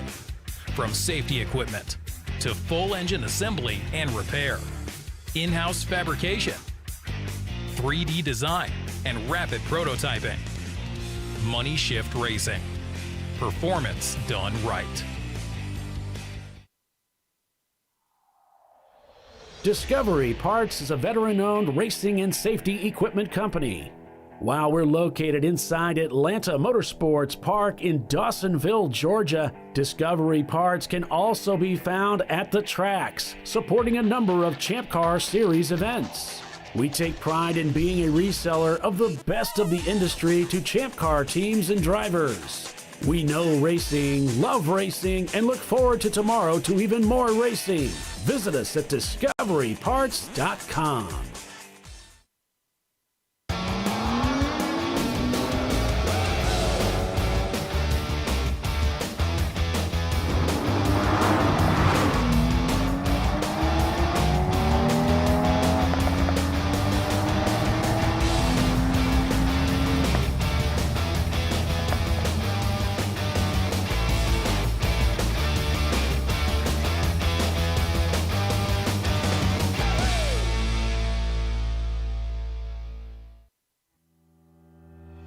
Lifeline USA is a leading manufacturer of onboard fire suppression systems. Lifeline's continuous commitment to research and development ensures that we supply the most innovative and cutting-edge products available. Used by the majority of the world's motorsport championship-winning teams and constructors, Lifeline has a proven history of success. Lifeline offers a complete range of fire suppression systems for all budgets and needs, and we continue to push development and limits on both extinguishment materials and our patented delivery systems to make the race car environment almost as safe as sitting on your sofa at home.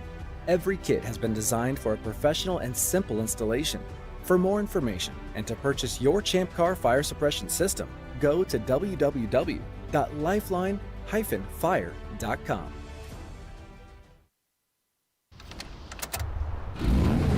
Come on, road. Do your worst. We'll be at our best. Engineered to meet or exceed original equipment performance, exclusively at AutoZone.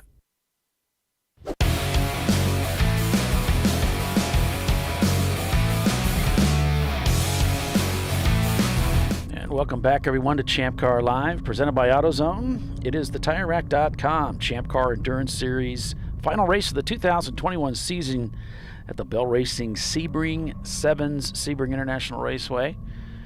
This is Paul Veltum, along with Bill Strong. Tiffany Alexander's getting some work done in her kitchen, so she's helping out with that. And we've got Johann Schwartz in the studio here with us this weekend. Yeah, we were just talking off air about gauges again, about what would be nice to have in the car, and we talked about alarms, and you said something about overheating. Yeah, so again, the oil pressure, the water temperature, but also some teams that I've driven with have put in a water pressure light or water pressure gauge, which if you lose coolant very quickly, the temperature gauge may not be able to pick it up because all the water is out, so there's no water to trigger the water temperature. So you may not register it, right. But if you see you complete loss of water pressure, you can turn it off and possibly save the engine. Right. So that's really vital things like that.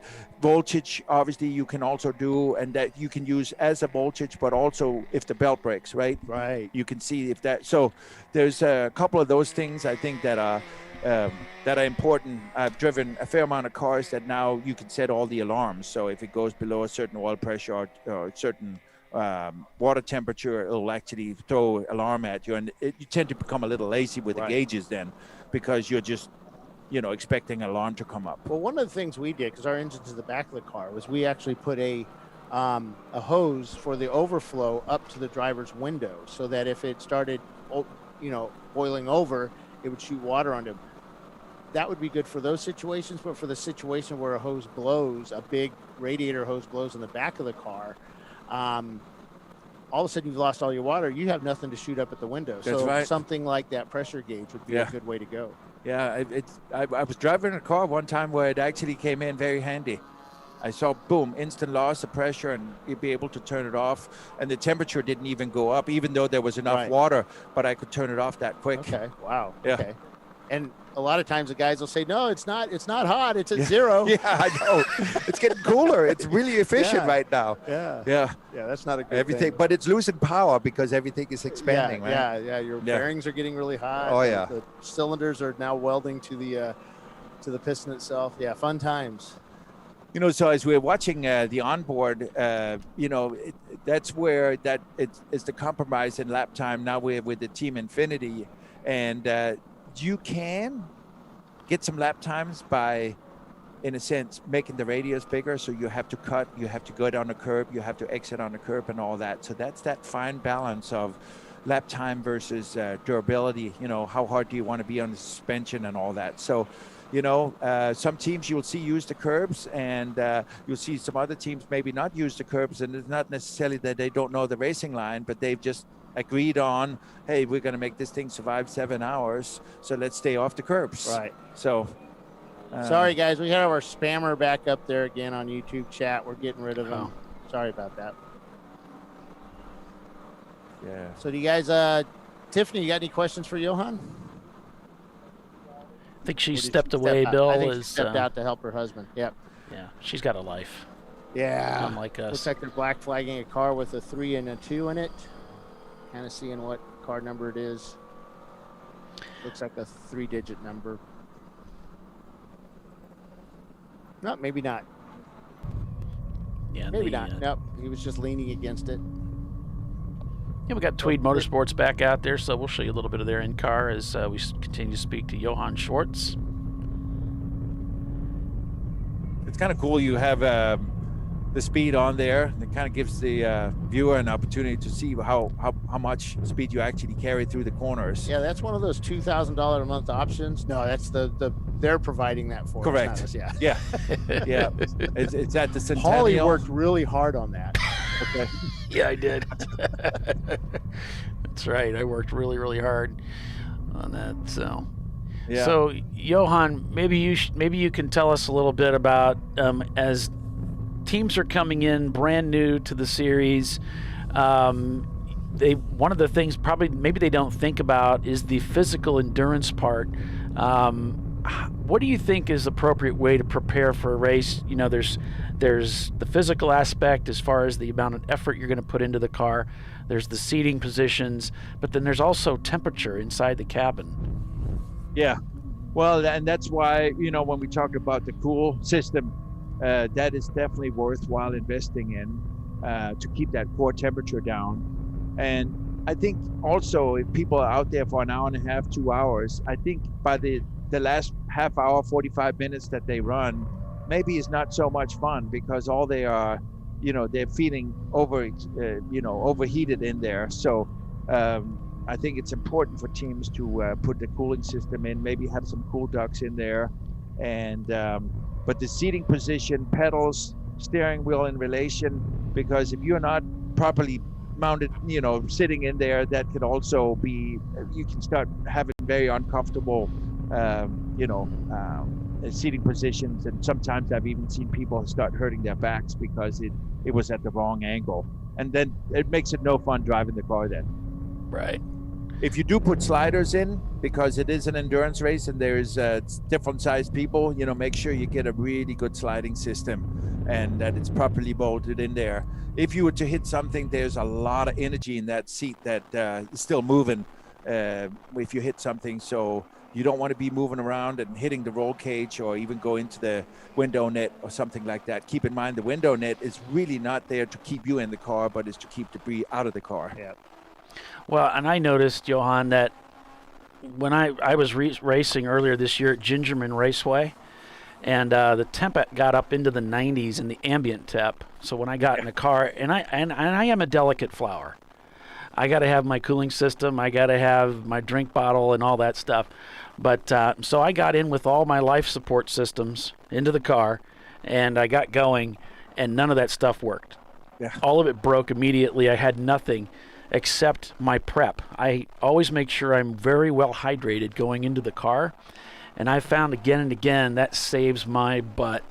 And so part of that process of getting ready is also making sure physically that you're very well hydrated in those hot. If you know you're going into a hot car, just because the equipment is there, you can't count on that to be the lifesaver. You better make sure that you're physically as well prepared as you can. And fortunately, somehow I was able to complete those stints in those temperatures.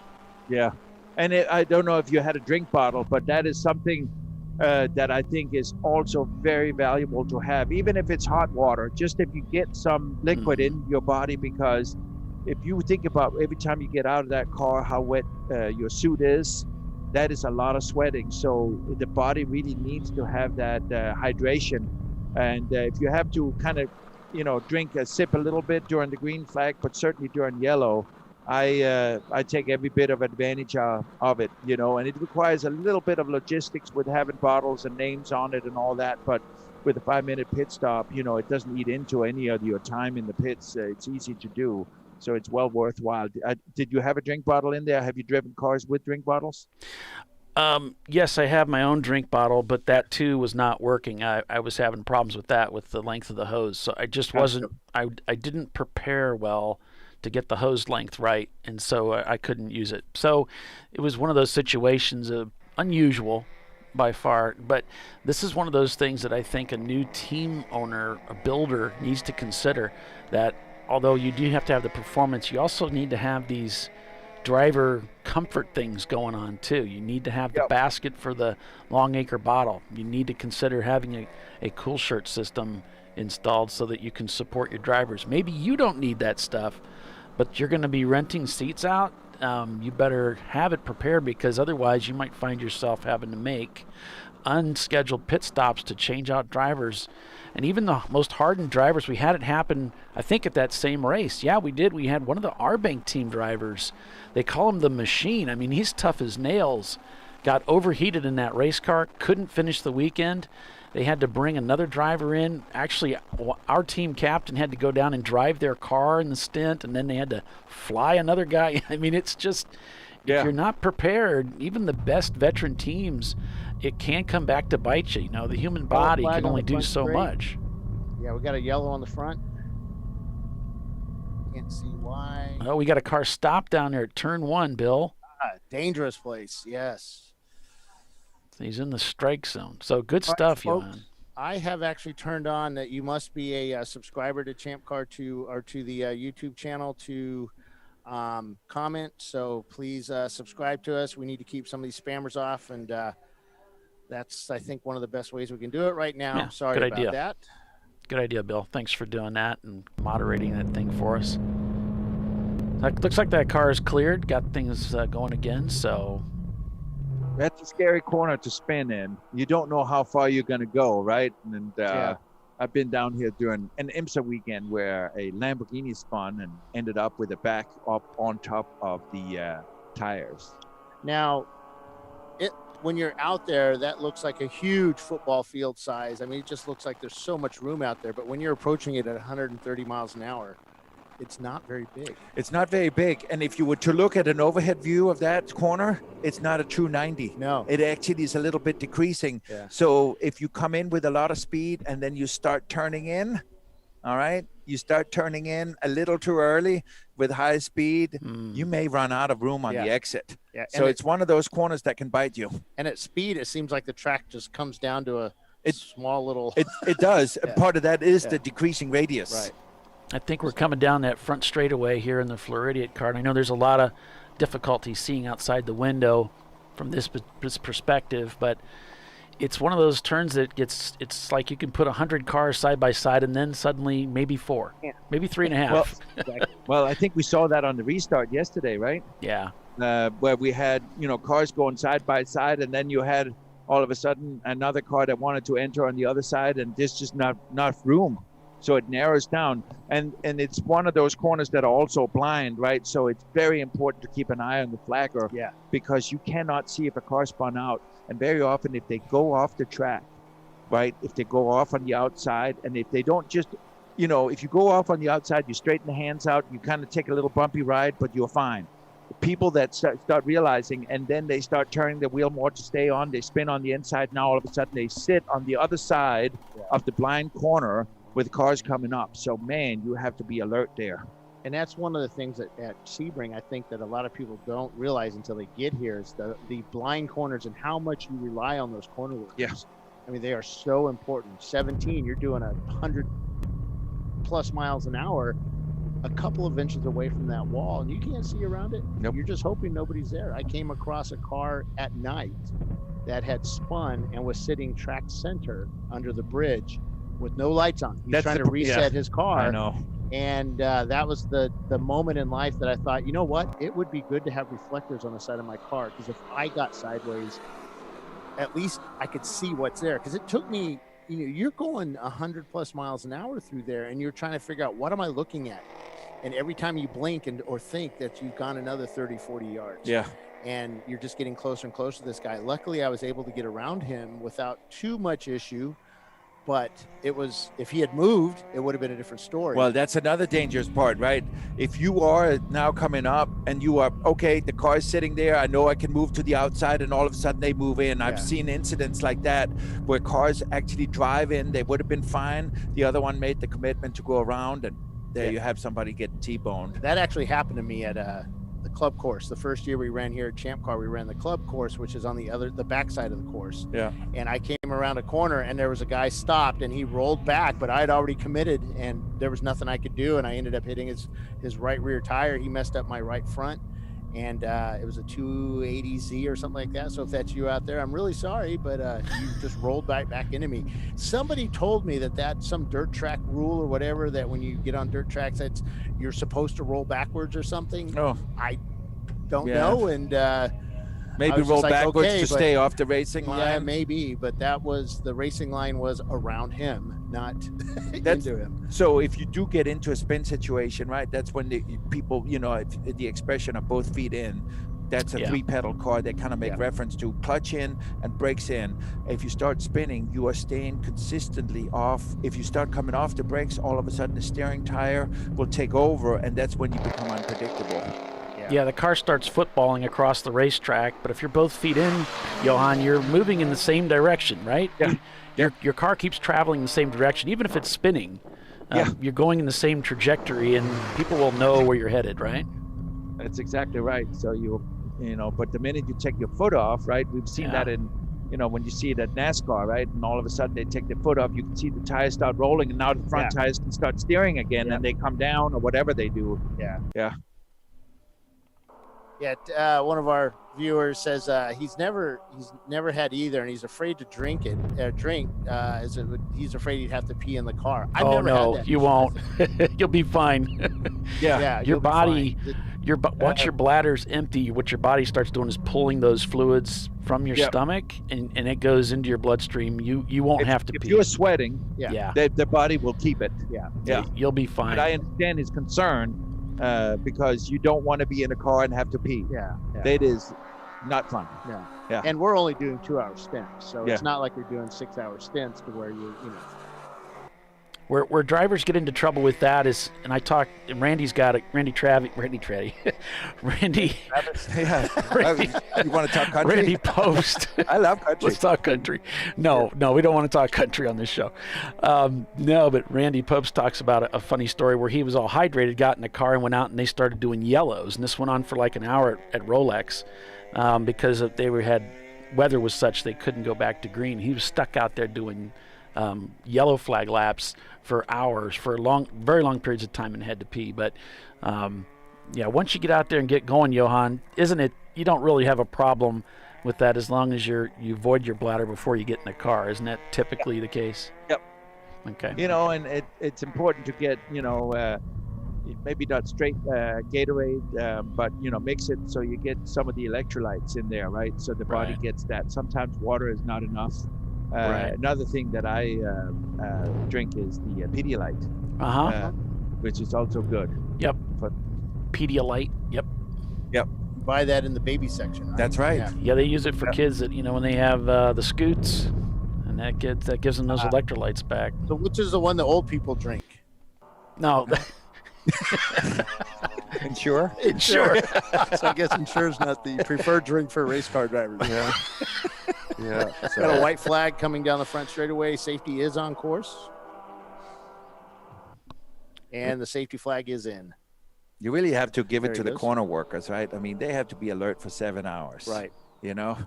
It's out in the sun, and I mean, the radio communication that has to be on all the time, and keeping an eye what's going on and who's passing, who's not, and all that. So. And at Sebring, they use 2 people per corner, which is nice because that helps them. One guy keep an eye out, and the other guy, radio, and one guy operates the flagging systems and the flags themselves. So that's always a good thing.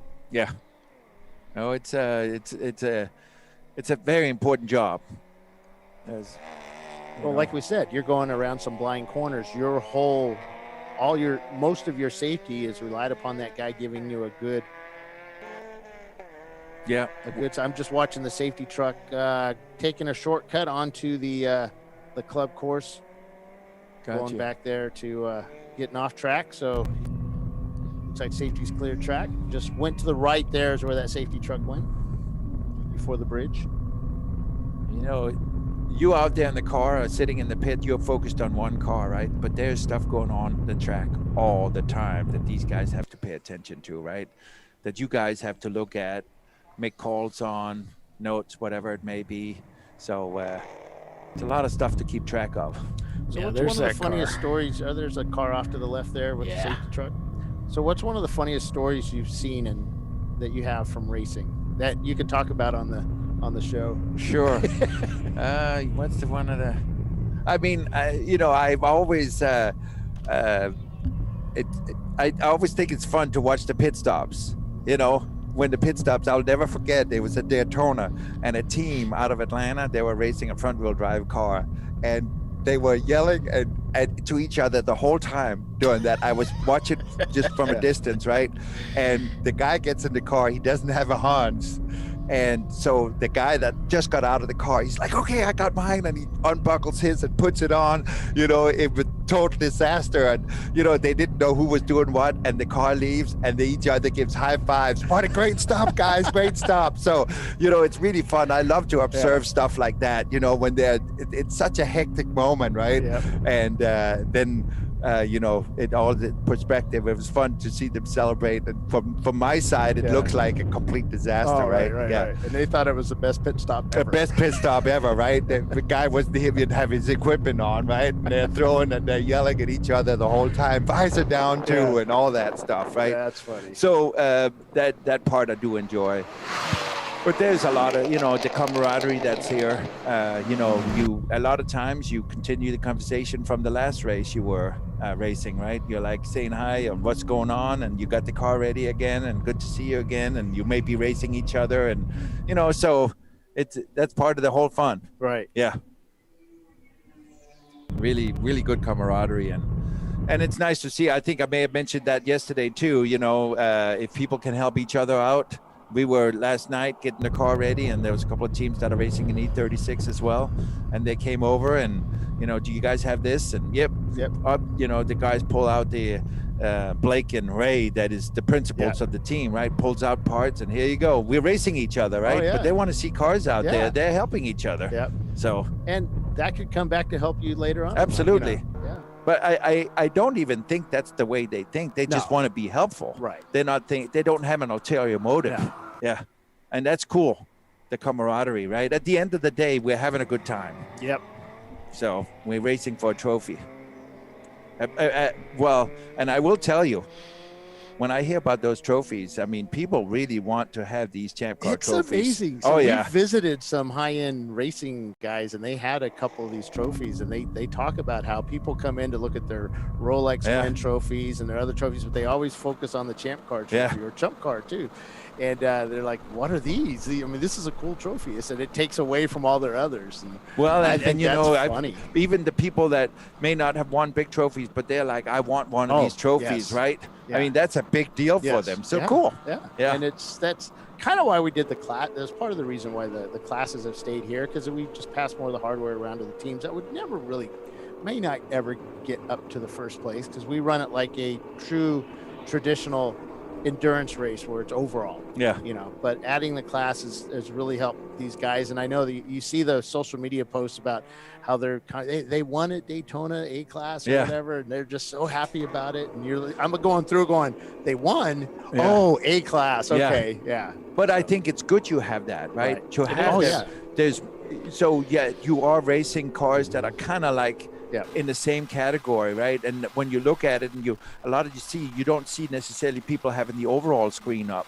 They have this class that they're racing in screen, keeping track of where they're running in class. Right. So, and that's a tough, I mean, the way you guys have done it with points and all that to keep everything equal, right? The balance of performance, whatever you want to call it. We try. Yeah. We're very trying. You know, it's but everybody's looking for the loophole, so right? we think we have it, and then a guy like Johann Schwartz hops in the car and does 10 seconds faster a lap than anybody else has ever done in the car. Wow. I'm just also saying the guys that finds the car that is 300 points, right? But it's really good, right? So I have 200 points to play with to get it to, and all of a sudden, boom, there it is, right? Yep. Where did they come from? Yep, exactly. Yeah. All right, Paul. So we're on top of the hour. Yeah, so we're going to take a quick break for commercial. We'll be back here in a couple seconds, so stay with us. Champ Car Live, presented by AutoZone. And it's, looks like, I lost it. Got to check on our leader here before we dive away. Looks like Rotary Rocketeer is still leading the race. Stay with us. We'll be right back.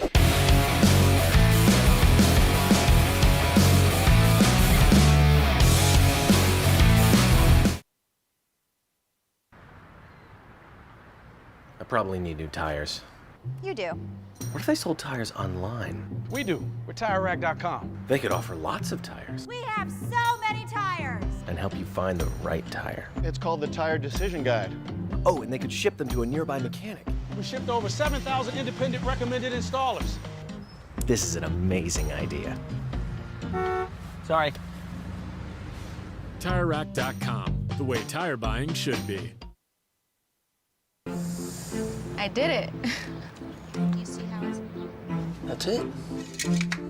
We did it. You did it. You can do it. The path to I did it starts at AutoZone. Get in the zone.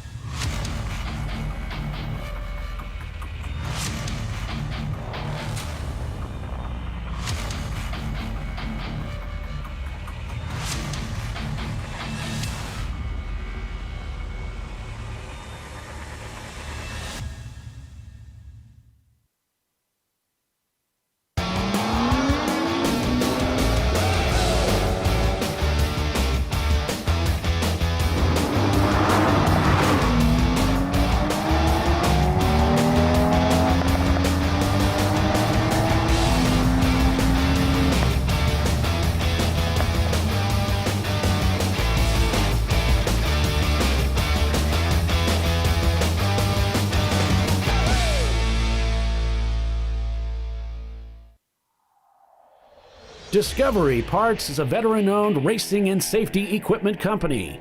While we're located inside Atlanta Motorsports Park in Dawsonville, Georgia, Discovery Parts can also be found at the tracks, supporting a number of Champ Car Series events. We take pride in being a reseller of the best of the industry to Champ Car teams and drivers. We know racing, love racing, and look forward to tomorrow to even more racing. Visit us at discoveryparts.com.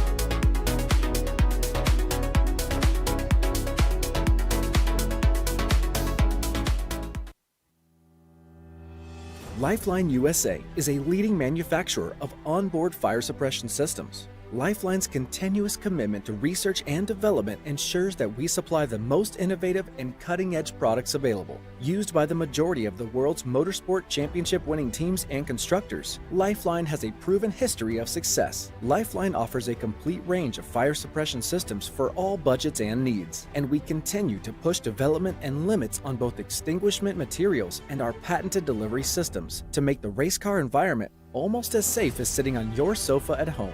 Every kit has been designed for a professional and simple installation. For more information and to purchase your Champ Car fire suppression system, go to www.lifeline-fire.com. Located in Northeast Ohio, with 40 years of combined experience, Money Shift Racing knows how to deliver performance and safety, offering everything you need to get your vehicle and drivers ready for race day. From safety equipment to full engine assembly and repair, in-house fabrication, 3D design, and rapid prototyping. Money Shift Racing. Performance done right. Frozen rotors from Diversified Cryogenics deliver increased performance and a higher level of safety, while significantly reducing braking system costs. So to tell you a little bit about the durability of this product. So we have seen an incredible extension of the life of our brake rotors using frozen rotors. We've gone from brake rotors every other weekend to 6 weekends on one set of brake rotors, and I think they can go farther. The durability has been amazing.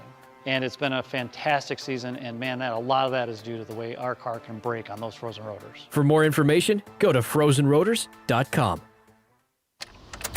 Come on, Road. Do your worst. We'll be at our best. Stress tested to meet or exceed original equipment performance. Exclusively at AutoZone.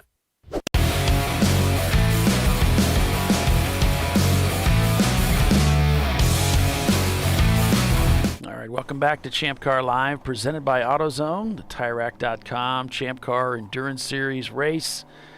It is the Bell Racing Sebring 7s. Yeah, I'm Paulie. We've got Bill here, Johann Schwartz, covering the race for you this weekend. Tiffany Alexander from her home doing some work in the kitchen, listening in. Well, we don't know about the kitchen. It's a dining room. Oh, I thought it was like it's like some kind of a bar or something she's putting together. Yeah. I don't see she's doing work in the kitchen. Whatever, Bill. So anyway. Ants up here. You gotta be careful. Mm-hmm. So we're here with Johann Schwartz. You can do one more session with us before you have to actually get out there and work. Yeah. So working in the race car. You've raced here a lot at Sebring. What's your favorite track to race at? Watkins Glen, Road America, Road Atlanta, VIR probably, but this is up there as well. I mean, I love Sebring. I really think it's a fun track. I would probably say it's my favorite Florida track, Daytona being a very close second. Yeah, I think Daytona, Charlotte, Watkins Glen. I absolutely love that track. Yeah. Sebring is my number one track, and Road Atlanta. I really like. Yeah. I like the elevation change. I did Road America one time. I wasn't happy with that track for my car, mainly because I just didn't have enough power. Yeah. That track. It is a power track. Yeah. And I didn't. It just seemed really. I had a lot of problems. We brought some used parts, and it probably should have used new parts. And it's those little things that caused me not to have a good experience at a track. And I've had a couple of those over the years. Laguna Seca was one of them. I just wasn't prepared. Laguna Seca is a fun track too. Yeah. So, but again, because maybe your experience, you don't And I think a lot of guys, and I like Charlotte because we've almost won. Oh, we have won there, in a class sprint race and some other things that we've done, finished second. And so that was actually a good, I love that track. And actually, we were racing each other. Yeah. I was in an Acura Integra. Yes. That was a fast Integra. It was a very fast Integra. Yeah. So that was had a lot of fun. Yeah, that was the one we had 9 laps up, and we ended up losing it because my engine went from a 6-cylinder to a 4-cylinder, and I thought it was a driver issue, not knowing it was an engine issue. I had a new driver. He really didn't know what the car felt like with full power. I see. So he got in the car, and that's, I think, one thing that we learned was, let these guys do some practice. If they've never driven the car, feel the car, because that way you know what it's supposed to feel like when you get in it for the first time. Yeah. That's kind of like really jumping in deep water, right? If you get in the car for the first time and green flag racing. Yeah. And, we've been doing it for years, and I hear these guys talk about, we need to practice a test day. We need to know the track, and it's like, dude, you were just here 3 months ago. Yeah, I know. But it's about track time. These guys weren't going to be on the track. It's a fine balance between wear and tear on the car, right? And as a team owner, I'm like, dude, I just spent the last 2 weeks going over every nut and bolt. You get in the car, I now have to spend all night going over every nut and bolt. Yeah. So, and they just look at you blankly like, so? Yeah, I know. I want to drive. Yes. I just saw Rosemar racing up on the screen, with their Miata. Yep. That's a Connecticut team, so it's people come from they come from far away. Unfortunately, there was a team yesterday that came over and talked to us. They had an E36 as well, and they were from Texas. They had to load up and go home, unfortunately. So big commitments by those guys. Yeah, we're not going back to Charlotte this year. We just couldn't get a date in the that we wanted, and there's just all the other issues. The numbers have been down there. Some people complaining about how dangerous, the turn, whatever it was, and the walls come up quick. And going out on the straightaway, or I don't know. I never found it like that. Yeah, it's dangerous. I like the danger. Yeah, I mean, it kind of puts you on a, you got to be alert. Yeah, that's why I kind of like the sport, because it's you're putting yourself. I don't know. I'm a risk taker, so. And that's where prep is obviously super important, right? Yeah. Where you don't all of a sudden have a wheel break off, and I won't talk about that. Not unfolding the car, and really have guys that you can trust. Yeah. Maybe time out some stuff that is the weak spot of it. We've had some pretty bad crashes there, some big ones, because when you do crash, it's going to hurt. It is a lot of wall there. Yeah, and it's close. Yeah. Yeah, but I found that fun and for me to push as hard as I can. But there's other people out there that don't want that risk, and I completely understand. Sure. Now we double yellow. We have a full course yellow. Double yellow, yeah. Hold on, let's find out what's going on. Looks like they're. Peter? Looks like the pace car is going out, Bill. Yep. It looks like she's gone out there to collect. They're looking for the leader. This is our first caution of the day, full course caution. So there's Jackie lining up to try and catch. Well, she will catch the leader. There's no trying about it. 17, and so she's looking for him there. There she is off to the left. You can see the nose. So the leader just went into the pit, so now they're looking for the second place. If they don't find the second place, they will just pick up the field, because the priority is bringing these people under control, not collecting the guy in charge. So I heard 441 was called out. That's Four Paws Racing.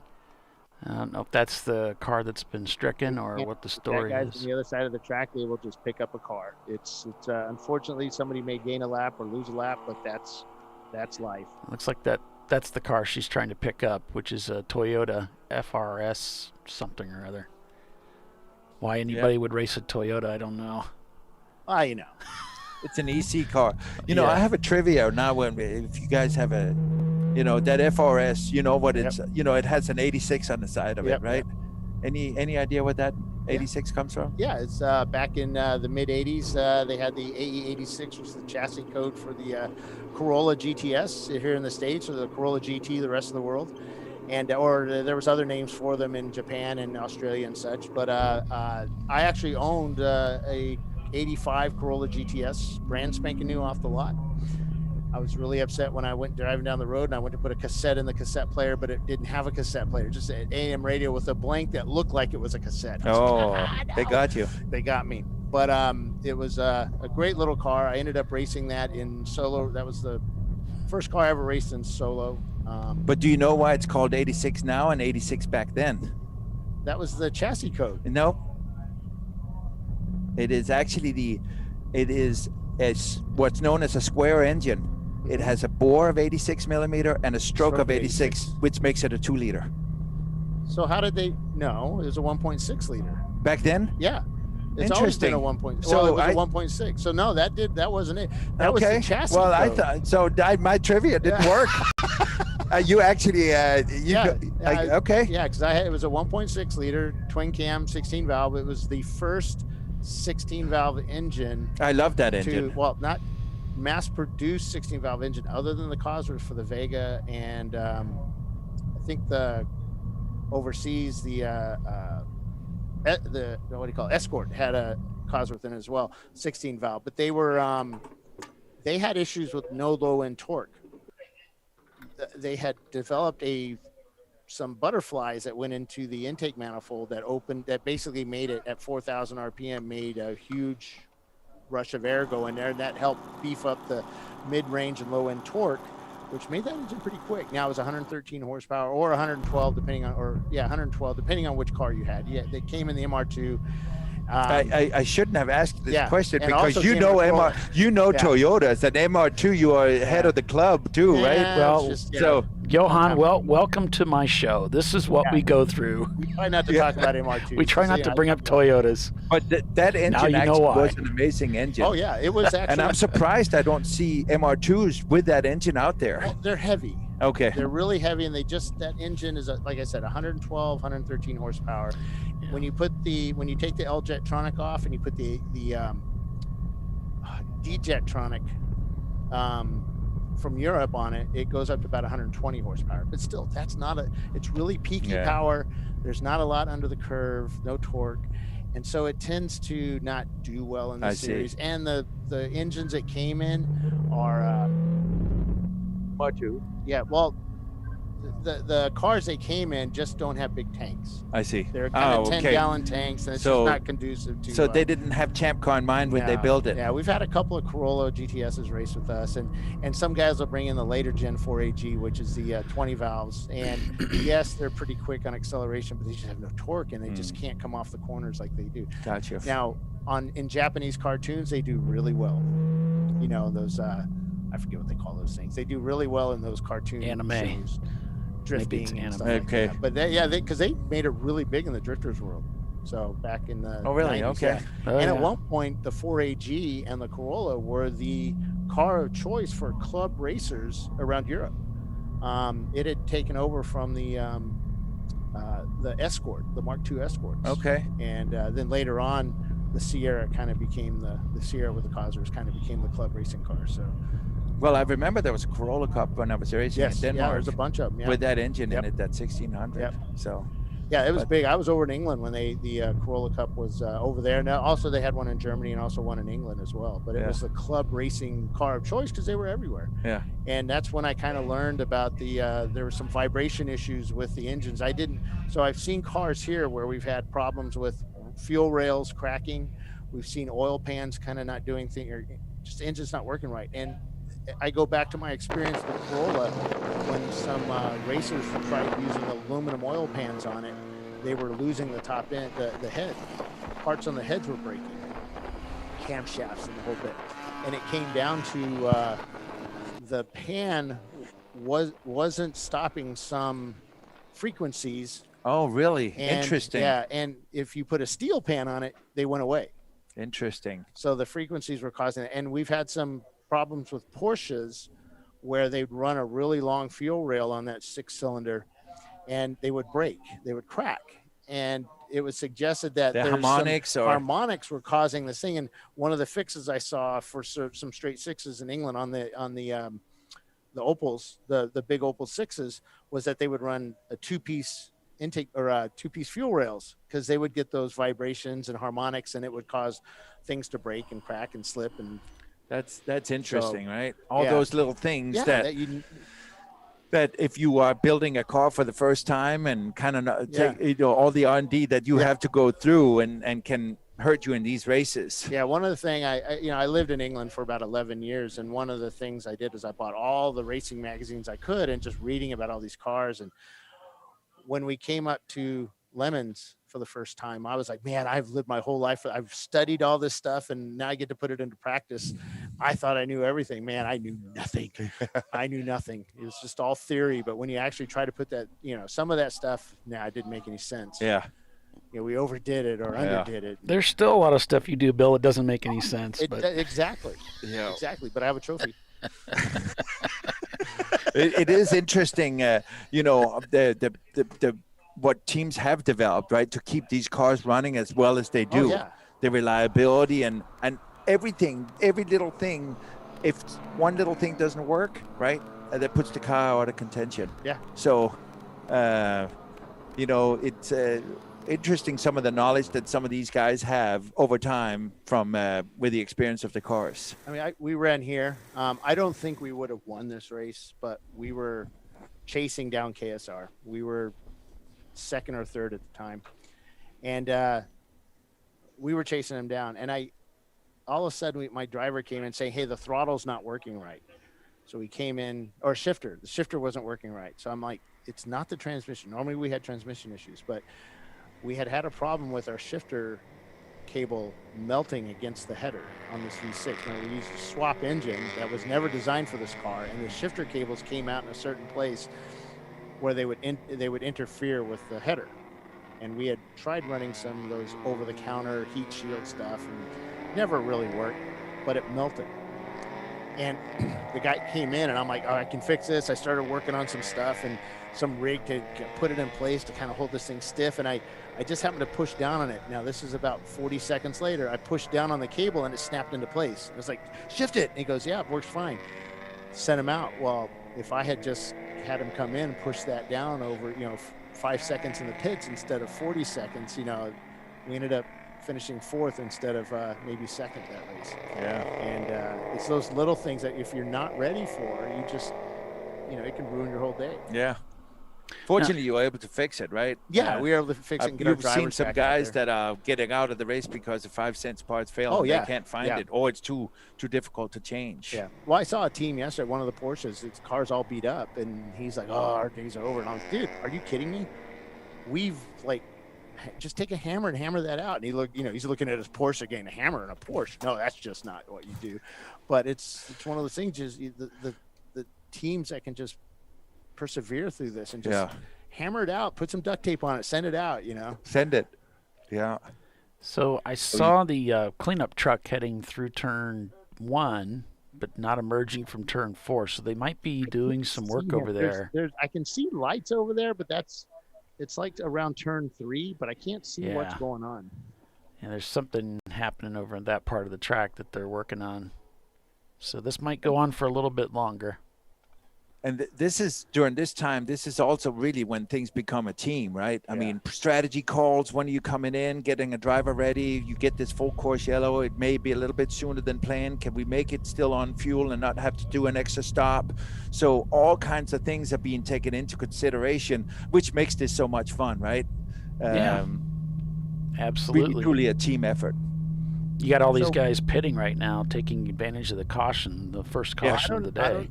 We're still showing full course yellow. The flaggers getting ready to change flag situation, but the center flagger here. But Flagtronics is still showing yellow.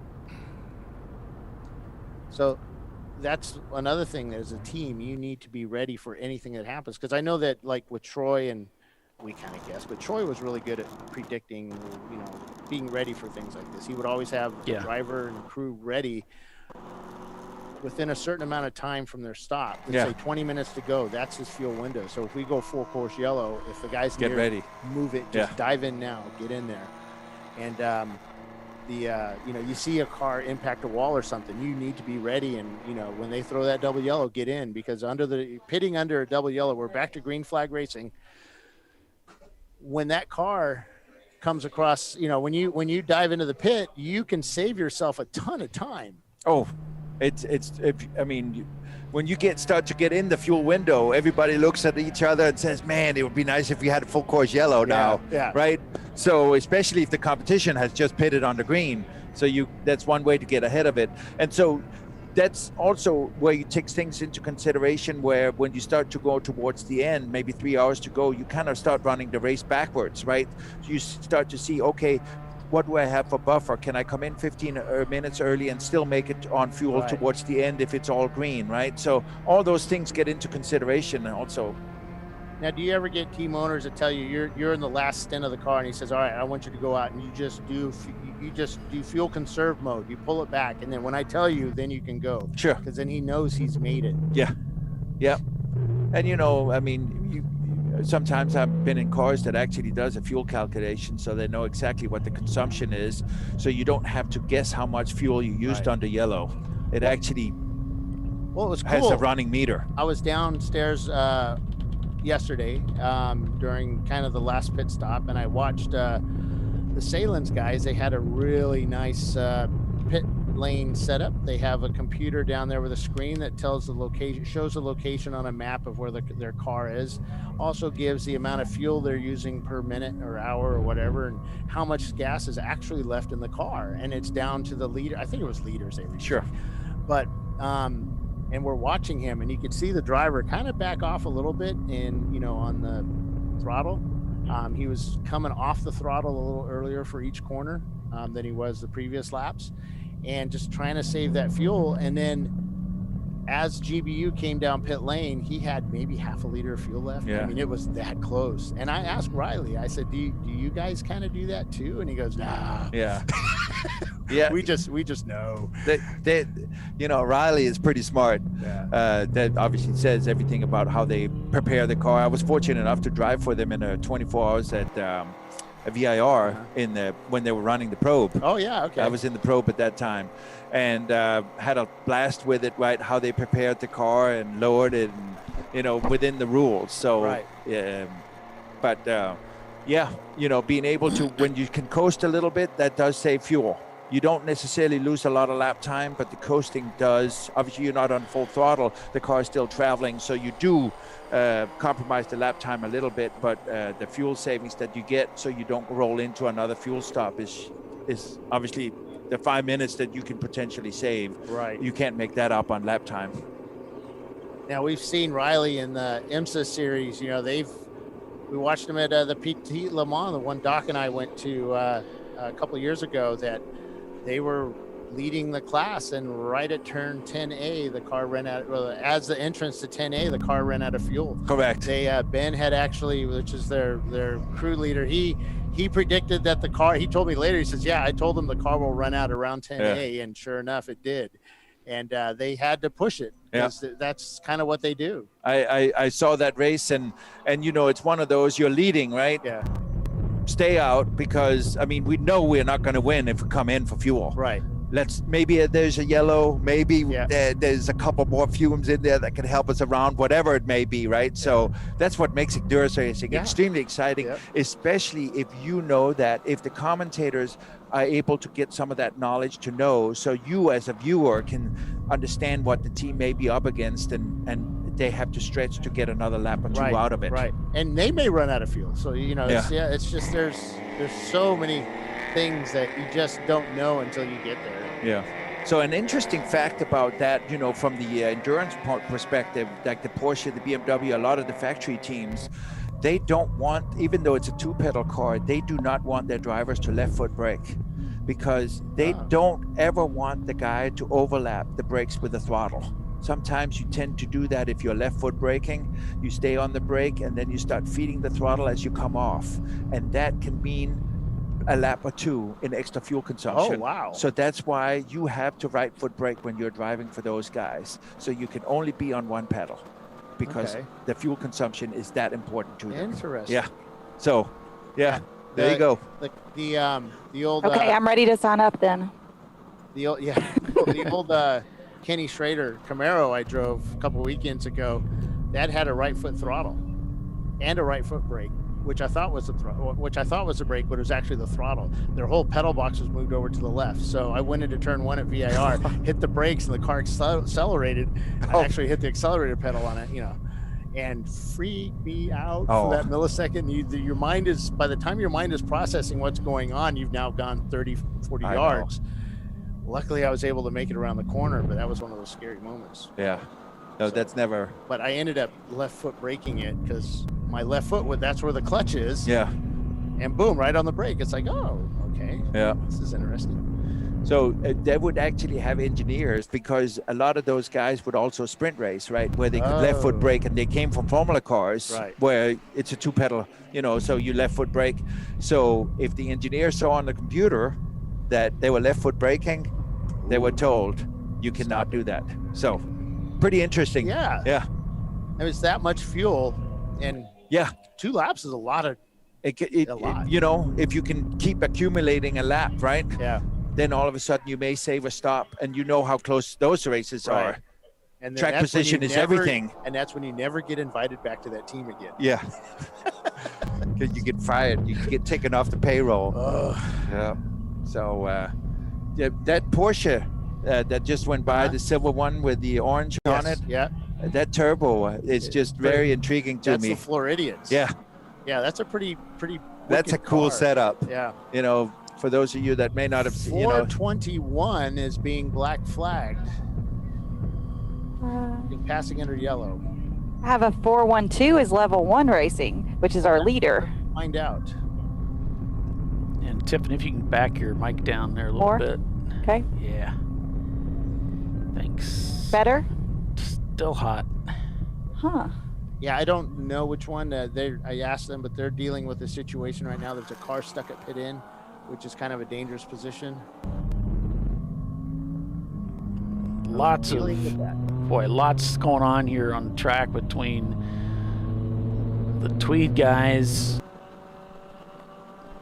and Team Infinity, which Tweed really doesn't have a dog in the hunt. They're down quite a few laps, but it's been exciting watching these two guys go back and forth, and the Shark car beginning to get away a little bit. You can't take the racer out, right? So they may be down a few laps, but they also want to beat that guy and have a good battle and have a satisfaction out of that, right? You just hope that they don't put themselves in a position or somebody else to take him out, right? But it's here to have fun, right? So if you can have a good battle out there, why not? I mean, it's fun for both. Absolutely. Most of the time. Absolutely. Except the one that things like, oh, you know, why is he doing this, and put pressure on me and all that. But ultimately, it's all part of the fun. Otherwise, if you didn't enjoy it, you could do HPDE. Right? That's right. It's a race, right? It's a race. Yep. That's exactly right. It's a motor car race. It's a motor car race. Yeah. You signed it. That was what? From the F1 race. Yeah, It's like- exactly. Yeah. Boy, Toto, it's a motor car race. Yeah, it's a motor race. So a lot of controversy. I hear people still talking about that race. What is in the ST Ranger? What is the engine in that? It has a Corvette swap in it. It has a Corvette swap. Yeah. An LS, huh? Because it is fast. Yeah, it would be an Down LS. straightaway. Yeah. So. There's a couple of fast cars out there. Yeah, their camera was working a little better yesterday, so we're not spending too much time in it. Yeah, it's fun seeing them out there. Yeah, I mean, that's also what's so cool about this, right? You take a car and you start reading the points and what can we do, and you know, do the engine swap and manufacture whatever it is they need to do as a one-off kind of thing and making it work, and then come out here to test it and have good success with it. I mean, where do you see that but in this type of racing, right? It's so cool. Exactly. So it's 3, 2, 1 that is being black flagged for passing under yellow. 3, 2, 1 is what's the rush before the Okay. Escort. I don't know. You should ask them and pit out. What's the rush? Black flag. You can ask them. All right, guys, I think it's time for us to take another break. So just a quick update on where things are. Working lap 75. Level 1 Racing leads the race here with Rotary Rocketeers in second place and Gorilla Sticker behind them, followed by GBU on their way up, shown 2 laps down from the leader, and Team Infinity behind them. So stay with us. You're watching Champ Car Live, presented by AutoZone. It is the TireRack.com Champ Car Endurance Series, and we will be right back. Stay with us. Yeah.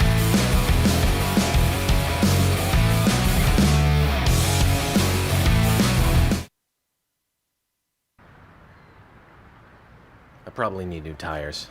You do. What if they sold tires online? We do. We're TireRack.com. They could offer lots of tires We have so many tires. and help you find the right tire. It's called the Tire Decision Guide. Oh, and they could ship them to a nearby mechanic. We shipped over 7,000 independent recommended installers. This is an amazing idea. Sorry. TireRack.com, the way tire buying should be. I did it. You see how it's... That's it. We did it. You did it.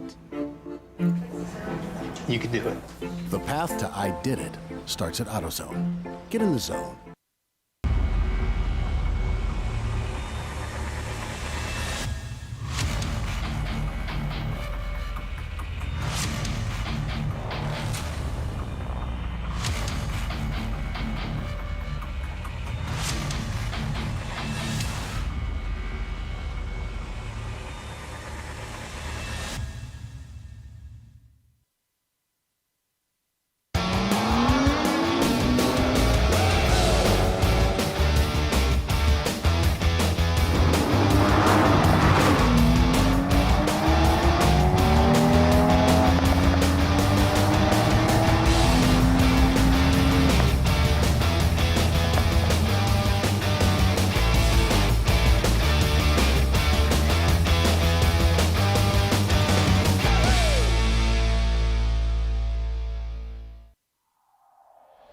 Discovery Parts is a veteran-owned racing and safety equipment company. While we're located inside Atlanta Motorsports Park in Dawsonville, Georgia, Discovery Parts can also be found at the tracks, supporting a number of Champ Car Series events. We take pride in being a reseller of the best of the industry to Champ Car teams and drivers. We know racing, love racing, and look forward to tomorrow to even more racing. Visit us at discoveryparts.com.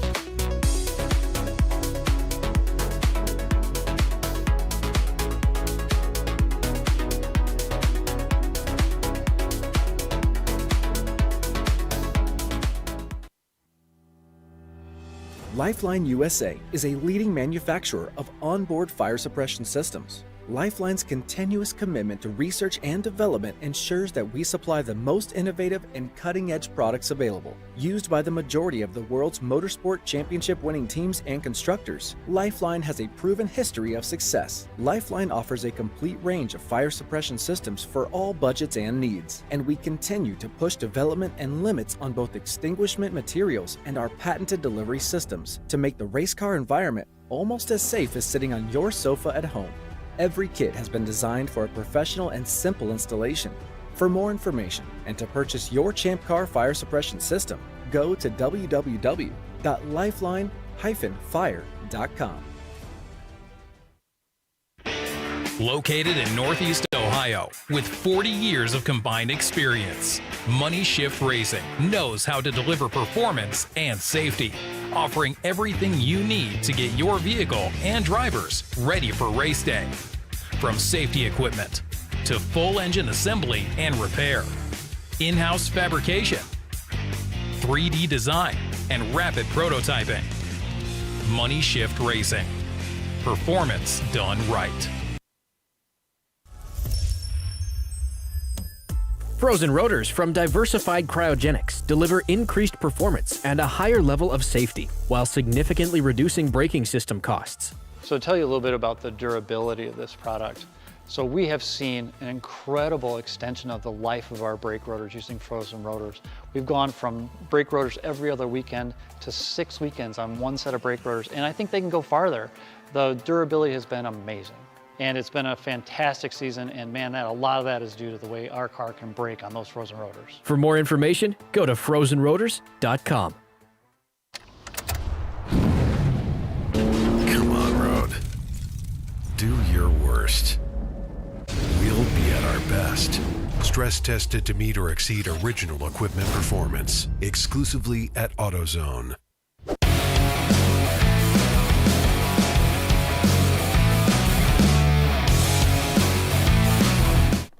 It's a great day for a motor race. Welcome everybody back to Champ Car Live, presented by AutoZone here at Sebring International. Several teams started out the race today that we had big hopes for, kind of expected to see them up at the front, have fallen by the wayside. We had, of course, Team Salins with engine failure again, putting an end to their race weekend.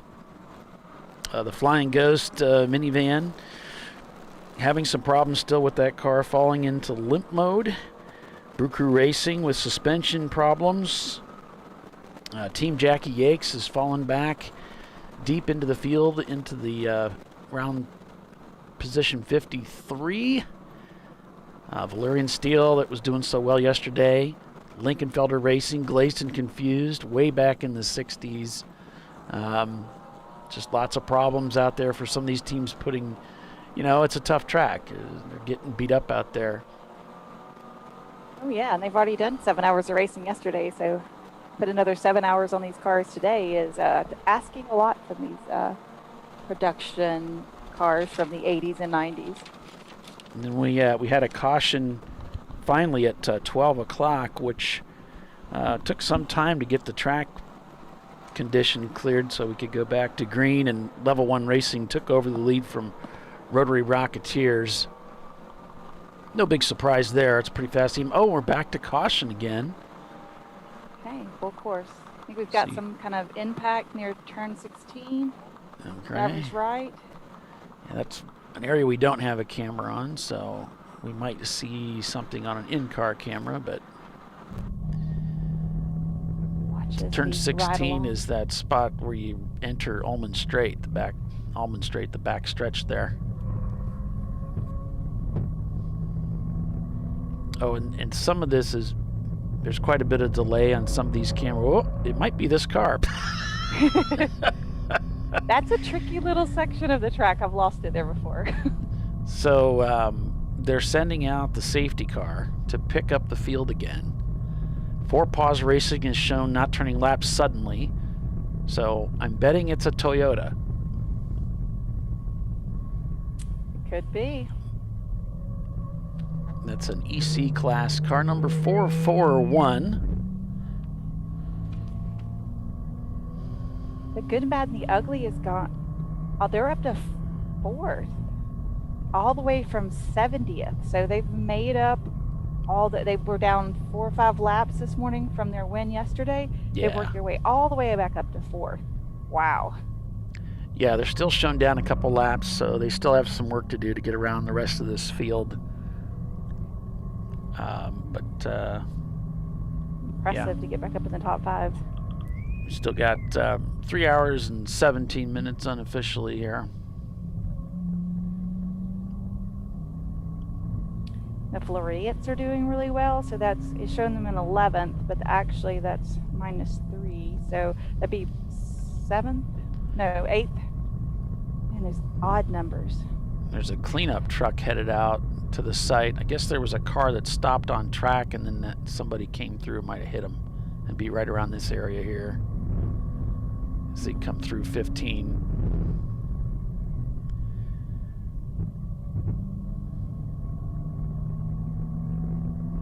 I think we're in so much delay that I don't even see the incident yet.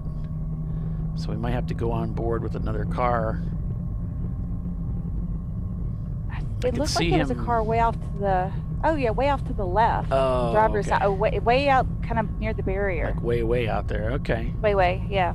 Must have gotten out there. I could see the driver waving, the car behind him, hey, we're, don't pass me, we're under caution. And I'm just looking through my in-car cameras to see if anybody is looking at the sky or anything. I don't see anything. Everything looks normal here. Situation normal. Tweed's going to go ahead and come into the pits, take this opportunity to jump in. Another safety vehicle goes out, so we got a lot of safety vehicles heading out to deal with the situation. There we have, looks like a safety vehicle or a car off to the far right. What is it? Oh no, those are 2 trucks that are rolling out. Mm-hmm. So that would tend to make me believe there's some problem with the barrier over there now too.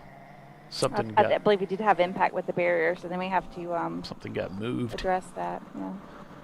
EC Pause shown in the pits now, so they've come into the pits. Autospec Racing shown in the pits, so maybe it was EC Pause, but they've returned. So no identification yet on who's involved in this.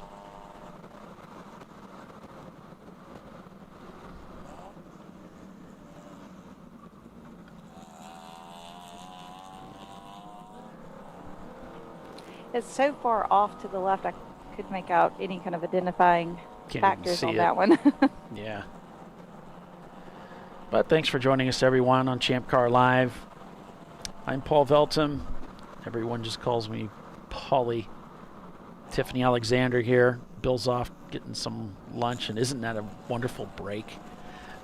Johann Schwartz joined us for the last hour and a half or so, as he did yesterday, and Rosemar's just cut the engine off. It looked like they were having a little, he said it completely died on him. Oh. And he's over in turn number 10. So if you look there, turn number 10 up at the top of your screen in Cunningham. About as far as he could get away from the paddock as possible, huh? Yeah, and it's Rosmar. I keep calling him Rosemar. Sorry about that, fellas.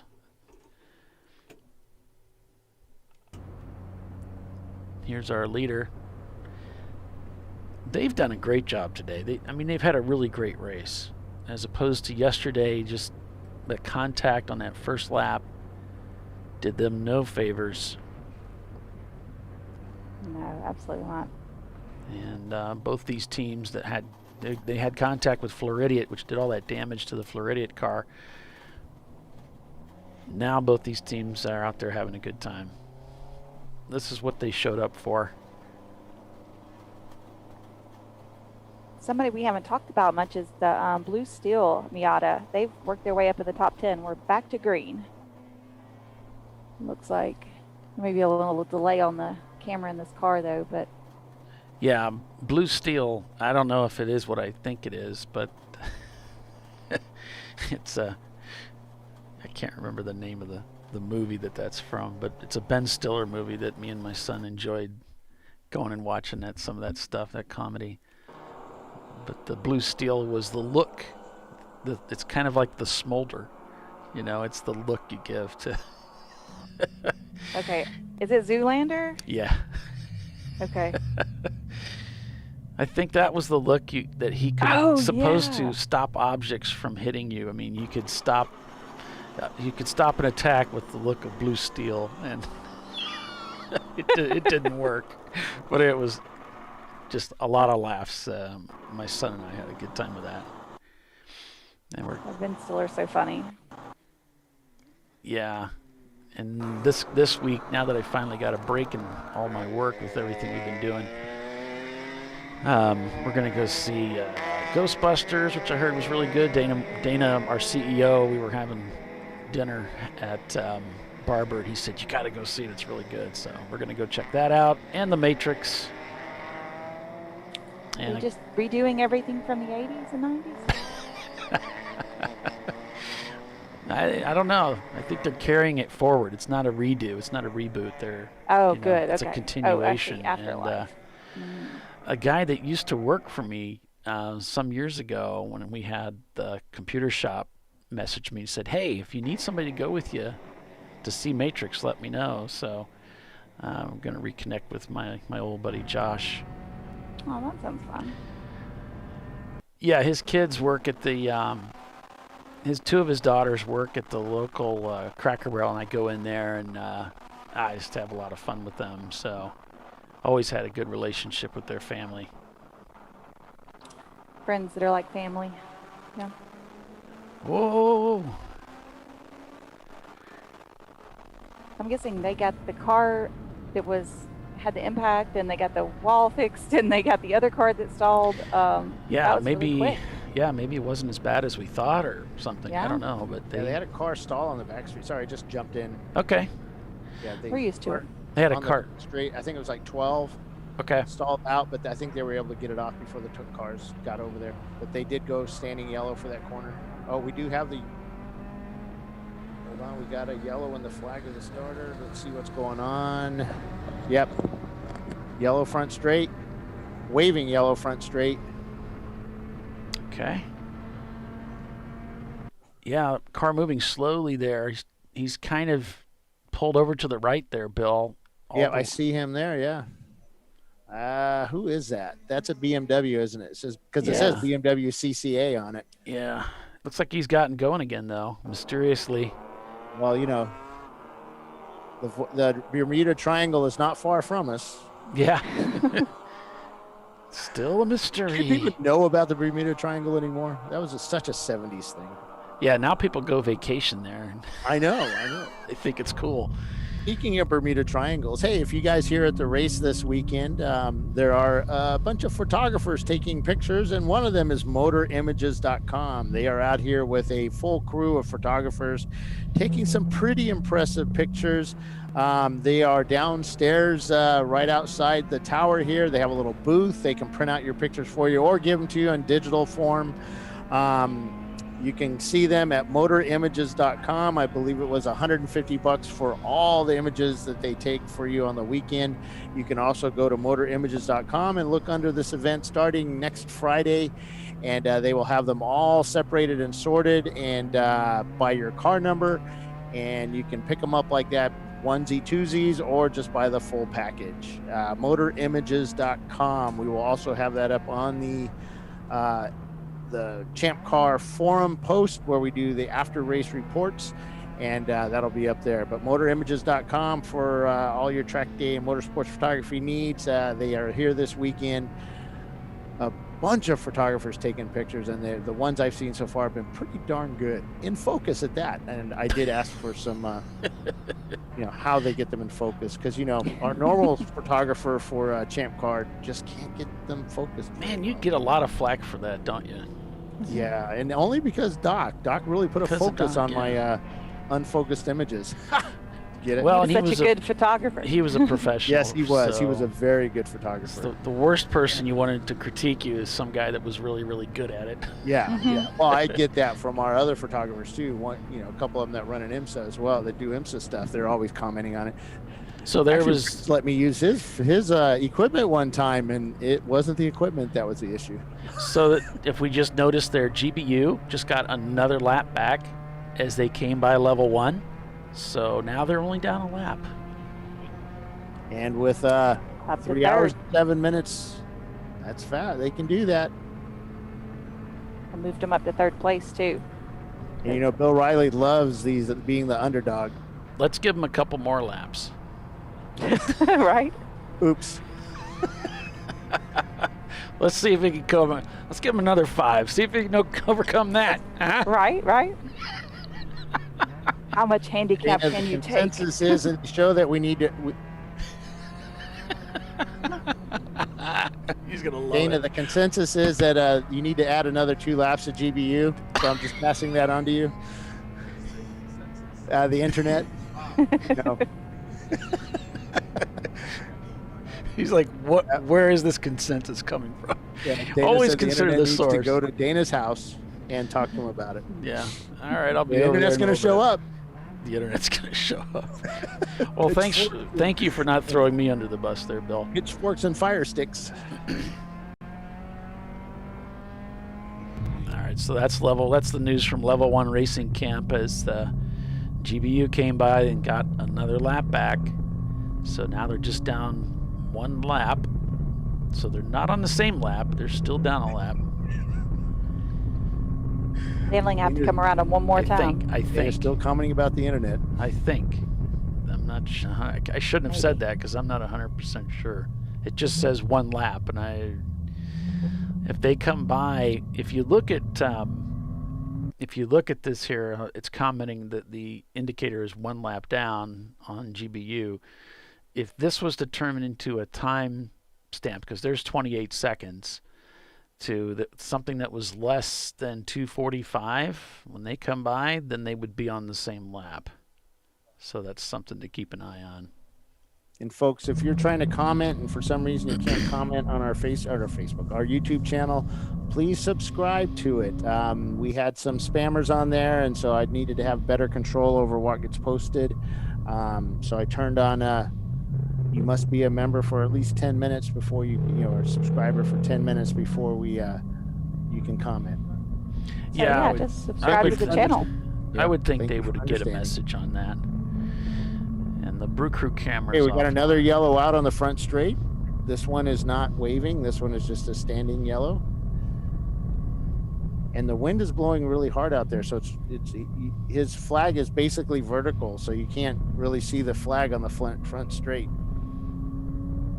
All right, so I guess that was a spin, and he was able to get it back to going again at turn 1. Yeah, he's just kind of crawling away. Now it's back out again. He's moving slowly off to the right. What is he doing? He's almost going backwards. Counter on track, which is a big no-no. Actually, he is going counter on track, which is a big no-no. Oh, he can go in the out. Where he going? I don't know, but he's going to draw the eye of the race director, and it's not going to be pretty. There is an outlet right there. Oh, okay. Yeah, they're talking about it. There's a lot of hand shrugging up in the air. Maybe a few curse words being said. But you're not supposed to probably use that out if you're past it. It looks so. My camera is mounted about where the outlet is, and it's painted orange. And it looks like he might have gone out that outlet right there. So he went behind the wall.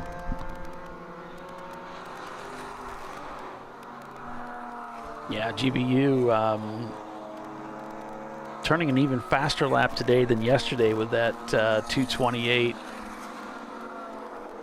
So next pit stop, we're going to pull a couple spark plug wires off. Heading down there right now. JB Bugs waving down traffic behind him. Tech wants to inspect his pistons again. during the race. Like he changed him overnight or something. GBU.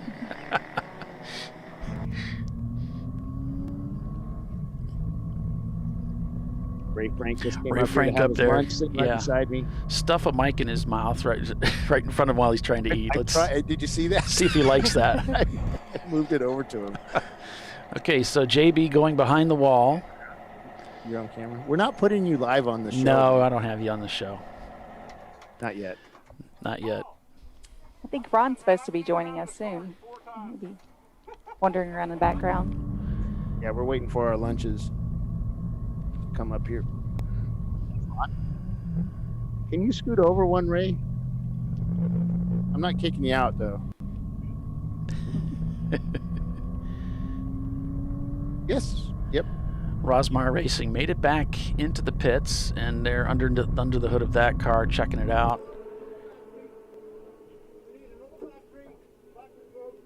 And they've got an idea what they want to do. I hear orders being shouted.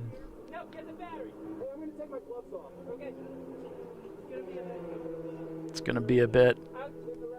If it's an ignition coil, it's kind of a pain to get to on these Miatas. They're really tucked up tight against the firewall. So you got to get in there and take that loose. There's a cam position sensor back there too, which is also a huge pain. So it's not easy. It's on top, but it's just difficult to work with. Ask me how I know. Gosh. Got some experience with that, huh, Polly? Unfortunately. Polly, do you want to do a break and then go to Ron, or do you want to jump right in? We would need to go to commercial, and then we can come back. And okay. So we'll be back with Ron in a few minutes. Yeah. In fact, Tiffany, if you want to take us to commercial, we can do that. Okay. We're going to come back and talk to Ron from Discovery. I've got a few questions for him. We are at Sebring International Raceway. Your current leader is Level 1 Racing. We'll be back in a few minutes.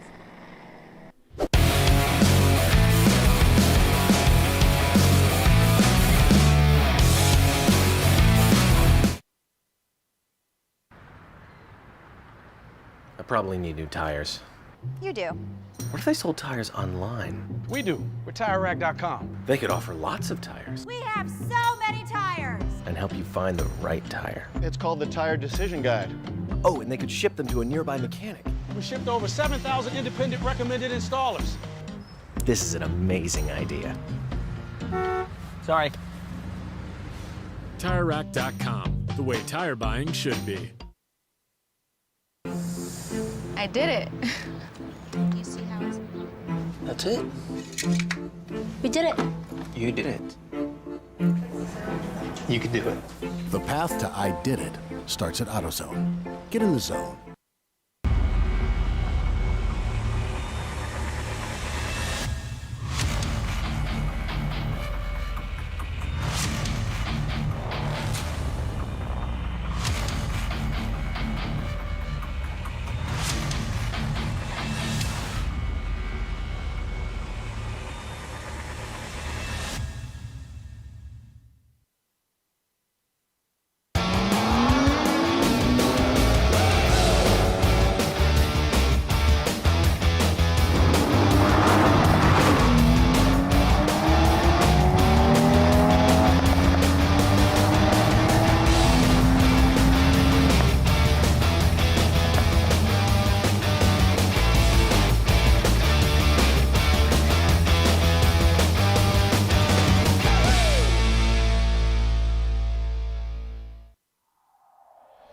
Discovery Parts is a veteran-owned racing and safety equipment company.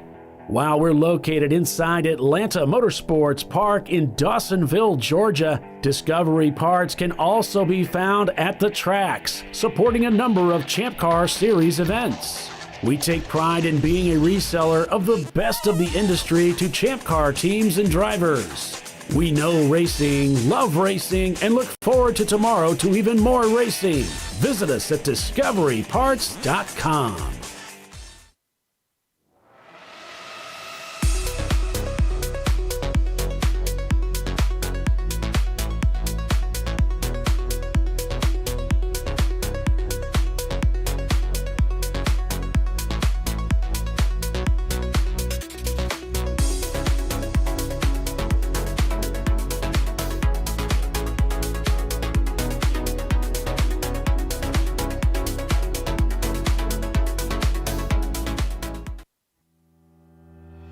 Lifeline USA is a leading manufacturer of onboard fire suppression systems. Lifeline's continuous commitment to research and development ensures that we supply the most innovative and cutting-edge products available. Used by the majority of the world's motorsport championship-winning teams and constructors, Lifeline has a proven history of success. Lifeline offers a complete range of fire suppression systems for all budgets and needs, and we continue to push development and limits on both extinguishment materials and our patented delivery systems to make the race car environment almost as safe as sitting on your sofa at home. Every kit has been designed for a professional and simple installation. For more information and to purchase your ChampCar fire suppression system, go to www.lifeline-fire.com. Located in Northeast Ohio, with 40 years of combined experience, Money Shift Racing knows how to deliver performance and safety, offering everything you need to get your vehicle and drivers ready for race day. From safety equipment to full engine assembly and repair, in-house fabrication, 3D design, and rapid prototyping. Money Shift Racing. Performance done right.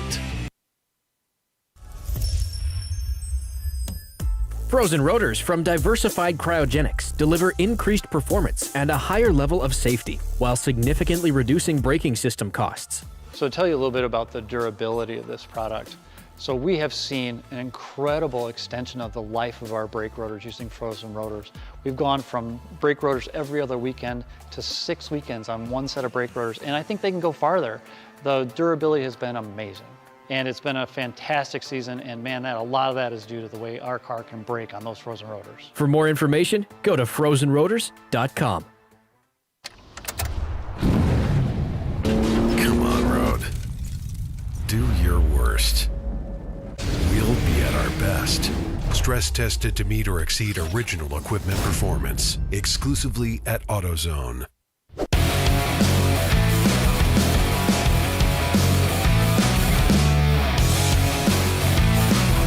All right, welcome back, everyone, to ChampCar.Live, presented by AutoZone. Still under caution here at Sebring International for the Bell Racing Sebring 7s.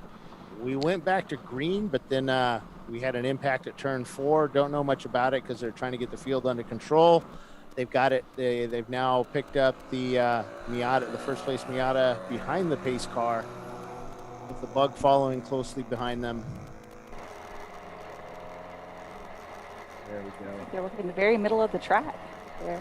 Wait, what is on his dashboard? What is that? I don't know, but it says "I am a liar." Yeah, I am a liar. I think it's Hillary Clinton. It's a female, maybe a political statement. Yeah. I don't know. We don't support political statements on our show. Bill's like, no, don't get me. I get those emails. Yes. Yeah. Oh my gosh. Okay. I can't see what it is. Okay. Yeah, it's probably better that we don't. Yeah. You know, like there's a lot of people along pit lane, like some guy named Brandon. I don't know much about that one. So yeah. That doesn't stop us from bringing it up. While we're under yellow, we're joined up here by our esteemed colleague and sponsor, Ron I can never pronounce your last name. Zappendorf. Yep. I know I'm going to get it wrong. Now, that is the name of a city in southern Germany. There you go. And we went there for a couple of years ago, all 4 of us and our family. And in the town of Zappendorf, we had 4 Zappendorfs in the town of Zappendorf. That was it. Wow. Yep. I'm going to go and be Burgermeister there. That's my retirement plan. Meister Burger? That is it. I'll be the mayor. Ron is the owner of DiscoveryParts.com. Awesome store, awesome supplier. The man knows everything about anything racing. You go in there looking for a helmet, he'll look at your face and say, "You have a face for a helmet." For a helmet. you have a face for a different body. Yes. With the closed visor. It's like you have a face for radio, right? Yep. Yeah. So, Ron, welcome. Thank you so much. So, welcome to Sebring. This is awesome. I love it here up in this tower. We have like an incredible view of everything. One thing I asked, a lot of things don't make sense at first, but then do make sense the more I look into it. And It's like, wow, it is really, really warm in here. And then I look over and no one's wearing pants. And now it makes sense to why no one has pants in this building. It's the thing, we just Yeah. we don't talk about that up here, Ron. Oh, okay. Yeah, I mean, everyone is dressed nicely. Yes, yeah. And no one smells bad. No. No one has pants on. No, just tidy-whitey not allowed. It's just, you have to have proper, skin-tight boxers. Yep. And Crocs. And Crocs, I wore my black Crocs. socks up to my knee, so I blend. Blend in with all the retirees. Yeah. Yep, that sounds like a dream. So, So Tiffany, you had some questions? Yeah. So, I've talked to lots of different racers, and I hear lots of different ideas, theories, old wives' tales about how to care for your equipment. So some people say you can wash it. Let's start with your driver's suit, gloves, balaclava. You can wash it in the washing machine. You can't. You have to do it with a hose. You can use soap. You can't. So, I've heard even some people tell me that if you wash it with certain ways, you ruin the fire retardant material. So I just wanted you to speak on what's a proper way to care for it, because these our suits, our gloves, and all get pretty stinky and dirty at the racetrack, so they need to have some kind of cleaning. What's the best way to keep those things clean and safe? Gotcha. So I actually came a little prepared with a bottle from a company called Molecule. So if we look at some of our racing equipment, to make a racing suit, we're going to go and have a suit that's made of Nomex. That's going to be inherently fire resistant. No matter what it is, it's just fire resistant all the time. And then another way of doing it is to go and take cotton and treat it with a chemical. And that's going to go, and every time you launder it, we take a little bit of that material that protects it from fire out of it every time. So this is a limited number of commercial washings, and those are usually our very, very entry line suits. Think 300 and less. It's going to be of that material. So out of the care of it, it's all done the same way though. So the way I go and wash my racing suit, and I buy one thing that's in my price point, and I kind of want to hold on to it to near forever. So I have a garment bag. A garment bag is for sale at all the big places, and it's going to be like a mesh bag with a zipper. So I would go and take my suit, and you can actually buy those at like Walmart in the lingerie section. It's designed for most women have them. Most guys just ask your wife. Probably has one you could use. Let her know what you're doing before you start this plan. That's always a good idea. Yep. The suits, though, one thing, everyone's seen the sweater that is like all picked apart and everything, like that great Christmas sweater your aunt gave you. So one thing we want to do is make sure the Velcro in the washing machine doesn't go and terrorize and make a fuzzy arc of where it moved around. So I take the Velcro, I attach it, I put a safety pin in there, and that's going to be for the collar, and it's also going to be for the belt. I go and I zip it up fully, and then I go and put it in the garment bag, and I use Molecule Wash. Make sure you clear out the pockets of all those paper towels. All those paper towels and all of the wrappers from the Snack Shack and everything else that you copy in or you pocket in there. The instructions on the suit will go and give you guidance, and Molecule also gives you guidance. So I have an Alpine Star suit and an OMP suit. Those are my two favorites that I have right now. And I wash them in cold water, undelicate, in 4 ounces of Molecule Wash. So it smells really, really good. The stuff that I used to wash it in only worked, it worked 100% of the time, 60% of the time. But Molecule works all the time. So it smells like lavender, and it goes and takes the edge off of it, and actually smells really nice, and then it keeps the fabric inherently fire resistant. So it doesn't coat like the stuff you put on your boots. So the waterproof for your tent, it actually coats each fiber. So we still have the breathability, but we actually make Nomex even better at what it's designed to do. So I would go and take that suit, I will bring it to work, and I line dry it. So I hang it up on a hanger. We have a low voltage room with servers and all that, and it's 1,000,000 degrees in there. So I hang it up. At the end of the day, I flip it inside out. I go home, and a couple of days later, I remember it's in there. I fold it up and bring it home for my balaclava, my gloves, my base layer stuff. I normally do this in the kitchen sink. I use about 1.25 ounces or so with lukewarm water in the first sink, and then the second one I'm going to do a just regular cool rinse. So I just stick it in there. I just kind of wish it around, rinse it in the other one, and I just line dry. That stuff goes on the back porch, hanging off a hanger, and then when I remember, I bring it back in. I don't like to use my gloves that have the silicone palm on it, like my One Evo X or my Sparkle Tides or my Alpine Star ZXV2s. That silicone, when I go and put it through the washer and the dryer, it always kind of gets more grabby of all the lint, and it doesn't have that tactile feel that it once had. So I really like to go and hand wash all the, the sensitive smaller layers that I have. So the suit is the only thing that goes in the machine. Do you use that same molecule wash for those, or more like a laundry detergent? Okay, same wash. Okay. Yep. So laundry detergent, if it smells good, it has perfumes. If we say the word perfume, that's AKA oils, Snuggle, Downy, all of those things, those dryer sheets. Your suit is inherently fire resistant. If you go and start spraying yourself with Axe body spray because you have a big night here in Sebring, you're going to Cowpokes or wherever you're going to go, that's going to go and add oil that is flammable to your very, very nice fire resistant suit. So no Downy, none of that stuff on your racing equipment. So, but there is a, pretty good smell in the molecule wash. It covers up most people. Yeah, it's pretty good stuff. What's the price range on the molecule wash? Little bottles are 4 ounces for $6.95. The 16-ounce bottle is $19.95. So it's kind of priced like wood glue and Home Depot, where like the little bottle's $1 and the gallon's $1.05. So it's better to get the bigger ones. But this bottle will probably last you a year.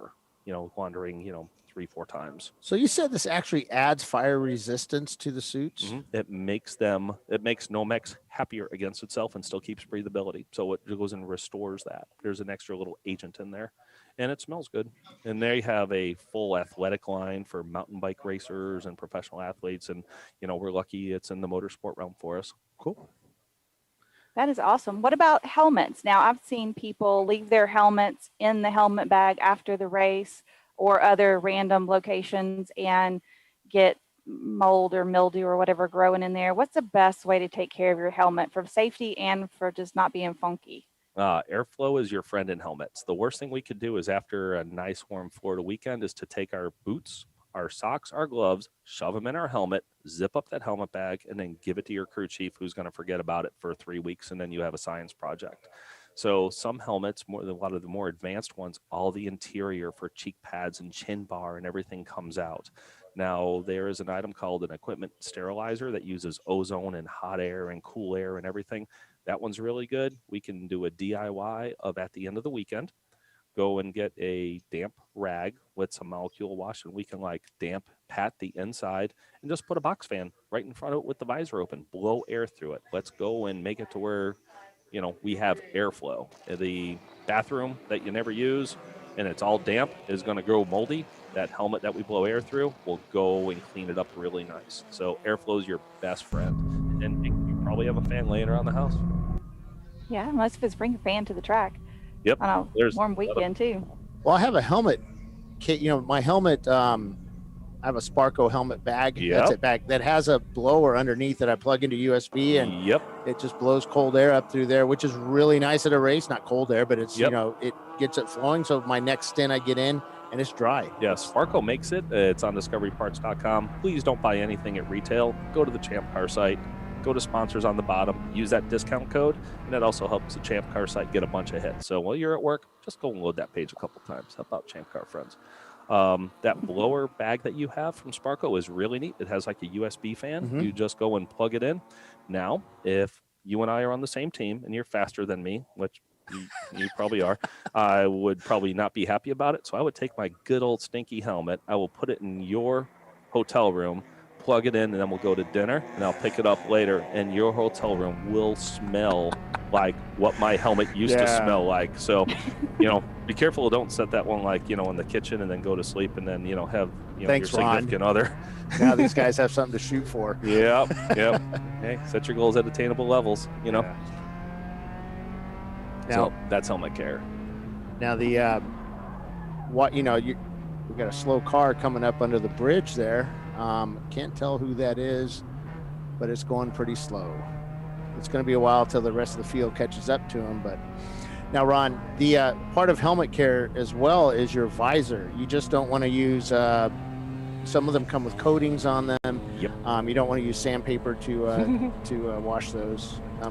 What do you recommend for that? Visor care, everyone falls into one category except for Stilo. Stilo has on the inside of their visor a chemical coating that doesn't let it fog up. It is crazy advanced. Now we use a specialty cleaner that is called, it's like a Body Shop solvent cleaner on there. And it's the only thing we can use on the inside of the Stilo visor. So every time you spray and wipe it, it's called Acrosol, it removes a very, very microscopic layer. So if you were to spray wipe, and do it for an hour, you'll probably remove all of that specialty coating that is really, really beneficial, especially the way how dewy everything is here in Florida. You know, for the start, so, you know, a 9 a.m. start, everything was pretty dewy. Yeah. But all our other visors, other than Stilo, Plexus is one of the best things we can ever do on an acrylic or Lexan visor. Let's talk about Simpson. Let's talk Bell, G-Force, HJC, all of those big brands. Those work really good Plexus inside and out. And some of the advanced Bell helmets actually have a double pane visor, like grandma's window was single pane and it got sweaty in the summertime or wintertime. And now they have a double pane, like a modern household window. So that is a really, really good anti-fog deterrent for, I'm getting ready for February Road Atlanta, and I would definitely get a double pane visor for that one. I would definitely get that one. No fog for me. Wow, I didn't even know that was an option. Yep. Yeah, folks, we have prescriber mode on to keep some spammers away. Sorry about that, but I had to do it. Makes it a lot better for us as a group without the spammers on there. So sorry about subscriber mode, but that's what I had to do. Yeah, level 1 was not slowing, but they just got passed by Rotary Rocketeers, and I would say about 20 or 30 seconds back was GBU, and they are catching quickly. They are on a mission.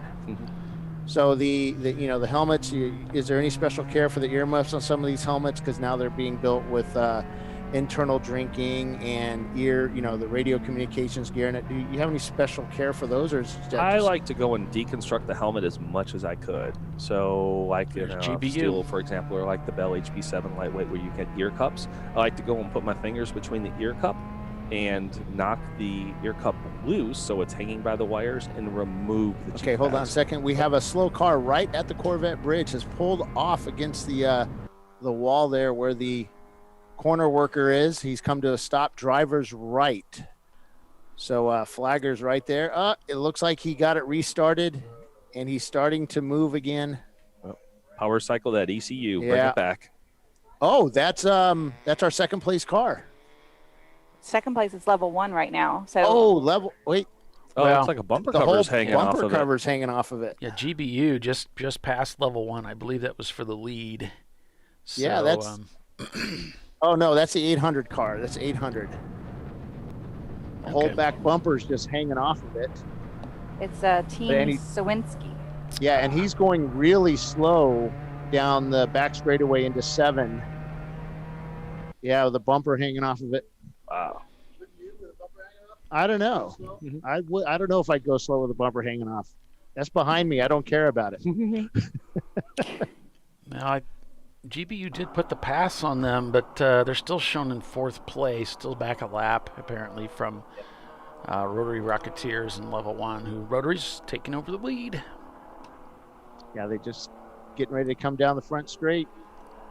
I might have missed them. And Ron. Yes, sir. Now you guys are selling all kinds of helmets now for the 2022 season. Oh, we have a new helmet spec out. Yep. So how's that work? So your SA 2010s are going away.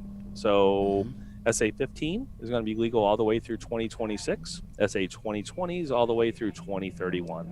So go and peel back the liner a little bit. You shouldn't be ripping and tearing to get to this, but you're going to see a foil sticker about the size of your thumb, and it's going to have the letters on their SA, and it's going to follow something that ends in a 5 or a 0. So if you're SA 15 or 20, game on, your set. If it says 10, you have a new fueler helmet for next year.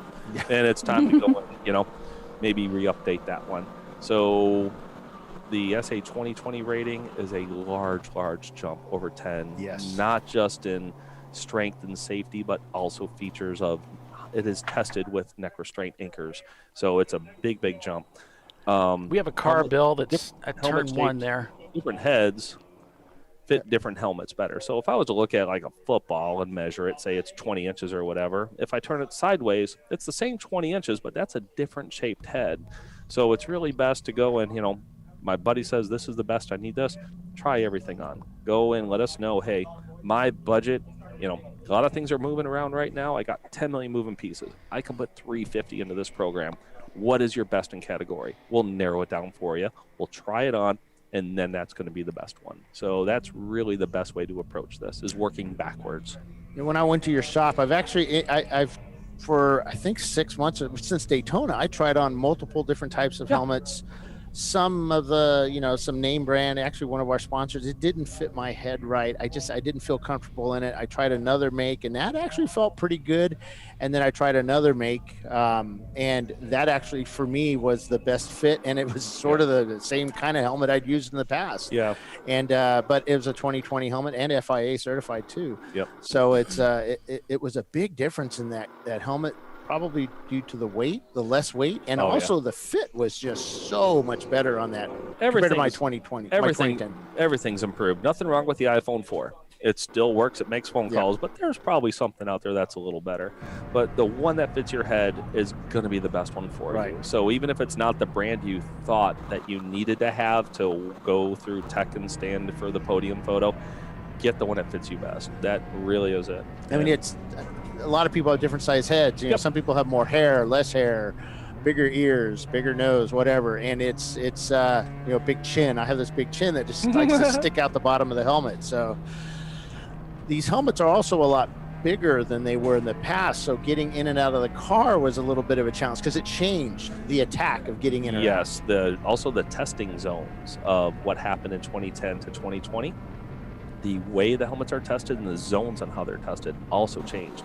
So pretty much what we saw in F1 10 years ago is pretty much just a few $100s now for a level of safety. It is great to see the trickle down on how that happened. Right. Now, I know that F1's testing some new gloves. That's something that I've seen, we've had a person catch on fire in our series that was really bad, and we saw kind of his injuries, and some of them were on his hand. And how soon will we see the trickle down from the new F1 gloves coming out? The new FIA spec is already out, and manufacturers jumped on that really quick, and we do actually have that spec in the trailer. Oh, cool. That is readily available. What kind of money are we looking at for this? Not going to be cheap, I bet. You're going to go and be over 100 in the best in category. So the same company that is assimilated with Bell Racing, our sponsor for this OMP. one, is called OMP. And they have a glove called the One Evo X, and it has like a waffle knit pattern almost, and it's my most breathable new FIA spec glove, and that has pretty much crushed the market for glove sales since it came out. It is truly best in category. I get to try everything on when it comes in the shop. That's kind of like, this is as hard as I work. You see me. It's but I get to try everything on, and that glove fits flawless. The pre-curved fingers, every finger has, it's not like a half and a half stitched together. There's a window on the side of everything. It is like beyond. So nice. Could I be an F1 driver? No, but do I have the same gloves? Oh yeah. Do they make them in yellow? They make them in black with yellow. I really would love to go see the all fluorescent yellow gloves. Yeah, because we've seen drivers this weekend with them. Fantastic. Our driver we had at Birmingham. He had those in the wet. That I'm not sure who he was, but he was like a world challenger. With the 901 team. Yes, I mean that guy really. It was, and you saw the gloves. What you saw was a quick catch and a slow, quick catch, and it was just. And he works at AutoZone. Does he really? Yes, he's one of the big wigs at AutoZone. So it's, so I guess if you win some IMSA races, you get to work at AutoZone. Yeah, parts counter. They have cashews and stuff over there too. So we they're coming out with new gloves. Now, another thing that I've always been kind of sketchy about are these socks. So we go, we see some socks for sale and they're like paper thin, and do I wear them with regular socks underneath, or is that Nomex enough to protect my ankles in that? If it has the SFI sticker or the FIA sticker on it, you are set and perfect. So we can protect you in a suit with 3 thick non-technical layers. or we can get you a crazy F1 suit that's 2000. We'll get you what like an F1 driver is wearing, like the exact one, like that without their logos, and it is going to be really thin and breathable, but the same level of protection. So as long as we have the spec on there, we're good. One thing that I would really love to see our teams do is let's get a set of fueling gloves and not use our driving gloves. Let's not go and open the hood and add oil on a greasy oil cap, trying to pour a quart of oil into an E30 or Miata or Mustang, whatever it is, and then have that oil that's now on our driving glove. That glove is not going to catch fire. That oil, oil. that is. Let's not look like John Force out there. Yeah. But a dedicated pair of just old SFI leather palm. That's what I want my fueler wearing, not my beautiful $230 Evo XR gloves like that. And we also sell underwear. I actually prefer the Walero. Walero is a game changer. Stuff. It is derived from NASA, is what they, when they're marketing and promotion stuff. And it's a really, really neat base layer to the fact of it's breathable, but it doesn't feel heavy on you. So, how do we stay warm when we go ice fishing? Many layers, just stack layers. That's the way we stay warm. And by adding that layer, it is really neat because you don't stack heat inside that one. It is a really advanced. Walero is a neat one. I talked about it on the internet. A couple guys went, and I want to stress, folks, I'm not getting paid for any of that. I get the same discount you do buying from Ron, but the stuff is amazing. You don't have to carry around that big cool shirt and stuff like that. And that's what I liked about it. And I felt, I'm not the best of shape unless Round is a really good shape. And weight down low. Yeah. Well, it's pretty much everywhere now. But it was good stuff. Now you get helmet, head sock, and everything, underwear, socks, shoes. Any special thing about shoes? Now I tend to use like the G-Force shoes because they're cheap, and I wear them out really quick, so it's just go through. But there's better ones out there that fit guys with real small feet, like my buddy. He likes those European ones because he's Italian too. But different types of shoes available. So shoes, that's pretty much what we do in the trailer or in our showroom. Is we're going to give you shoe A to put on one foot and shoe B on another. We're going to have you walk around, and pretty soon one's going to be better than the other. So how do we decide what's better? The first shoe you notice is the bad one. So if we're going to go if we're going to go hiking 25 miles, I would love to have you in equipment you don't even know you're wearing. So the shoe that you don't notice is your best shoe. Now, OMP makes a double E wide shoe. It is FIA approved. So if you have a wider foot, that is your answer. More narrow toe box, look at Alpine Star. If you have an average foot and you want something with like the highest level of technology and breathability, go for the One Evo XR. That's the kangaroo shoe. And it has a BOA lacing system, kind of like what you see on high-end mountain biking and cycling pedals like that, with a stainless cable. So there's no lace draw where the laces go over there. It kind of binds a little bit. It's seamless. But the best shoe for you is the one that fits the most. Do we have people of, I want that $500 shoe in glowing green. This thing feels awful. Wait, what feels best? My $79 G-Force or my $99 Simpson. But I want this color yellow. Well, be honest, we can't see your feet in the car. So, but it doesn't come in those colors. So get the one that fits you best more than the color combination code, that kind of stuff.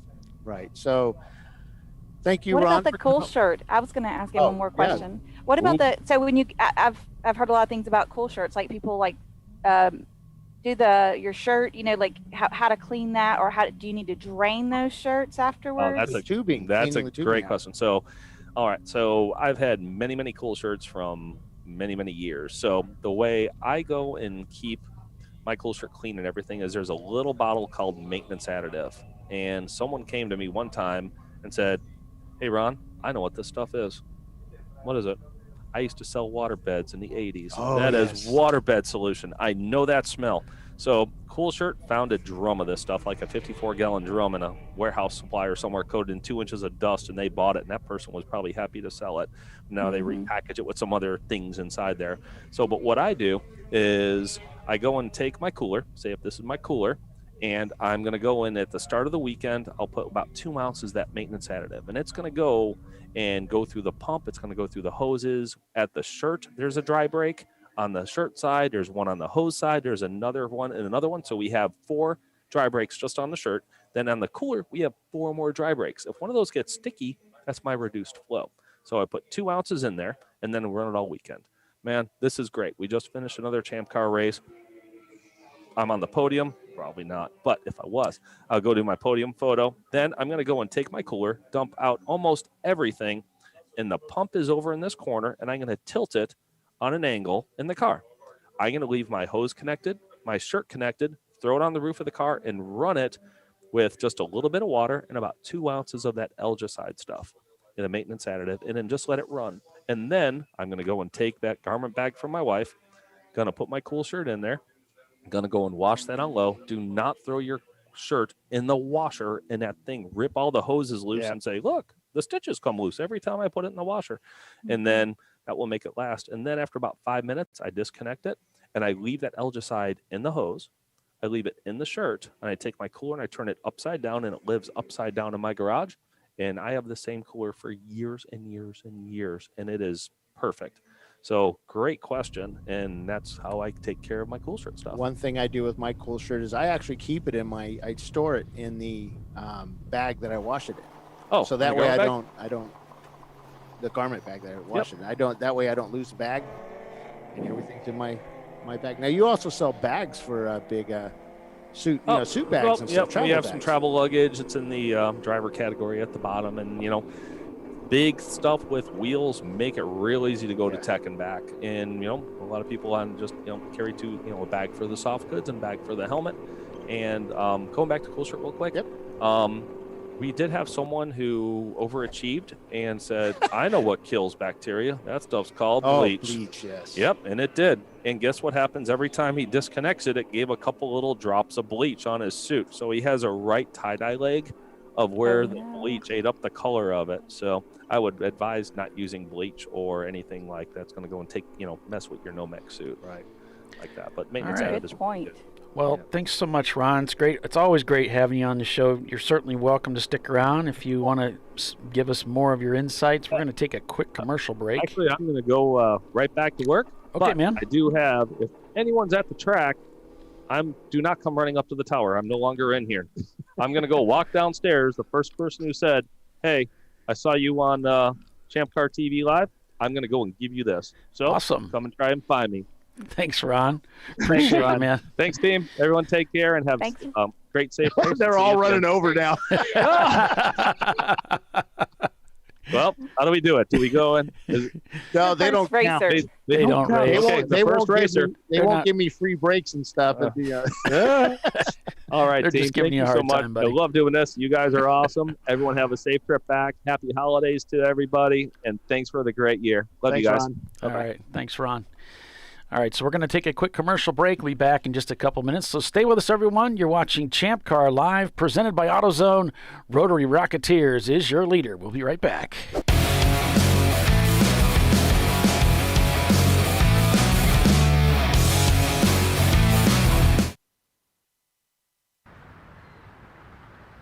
I probably need new tires. You do. What if they sold tires online? We do. We're TireRack.com. They could offer lots of tires We have so many tires. and help you find the right tire. It's called the Tire Decision Guide. Oh, and they could ship them to a nearby mechanic. We shipped over 7,000 independent recommended installers.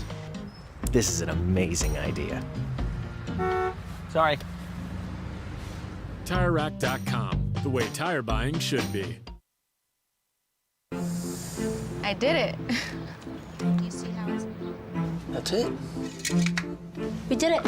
You did it. You can do it. The path to I did it starts at AutoZone. Get in the zone.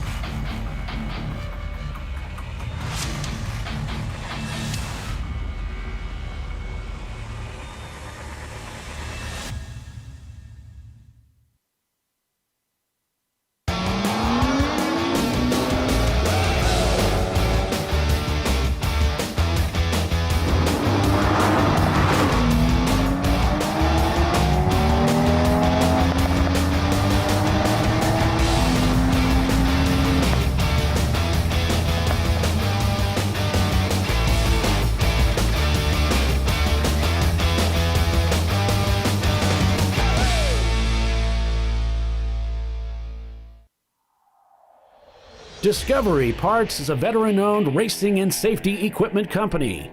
While we're located inside Atlanta Motorsports Park in Dawsonville, Georgia, Discovery Parts can also be found at the tracks, supporting a number of Champ Car Series events. We take pride in being a reseller of the best of the industry to Champ Car teams and drivers. We know racing, love racing, and look forward to tomorrow to even more racing. Visit us at discoveryparts.com.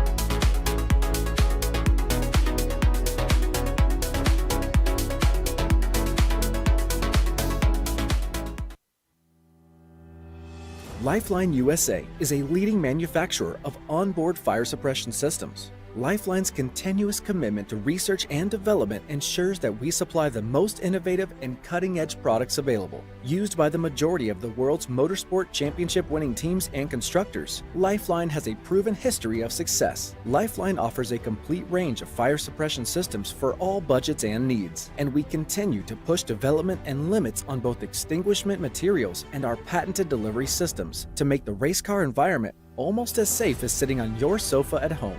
Every kit has been designed for a professional and simple installation.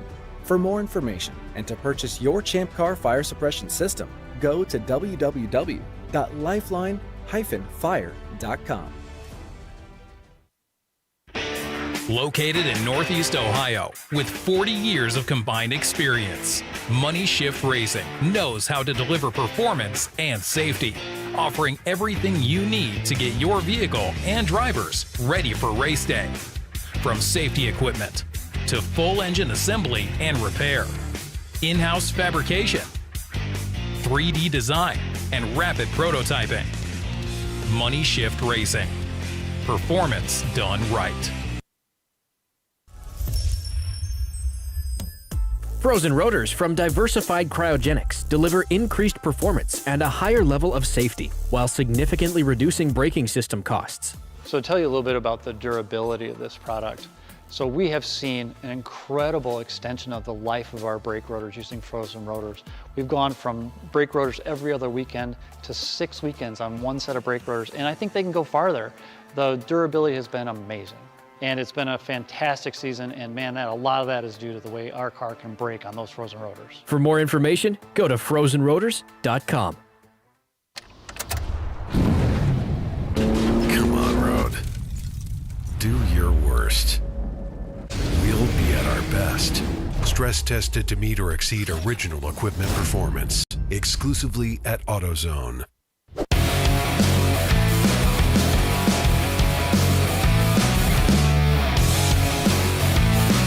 Welcome back, everyone, to Champ Car Live, presented by AutoZone.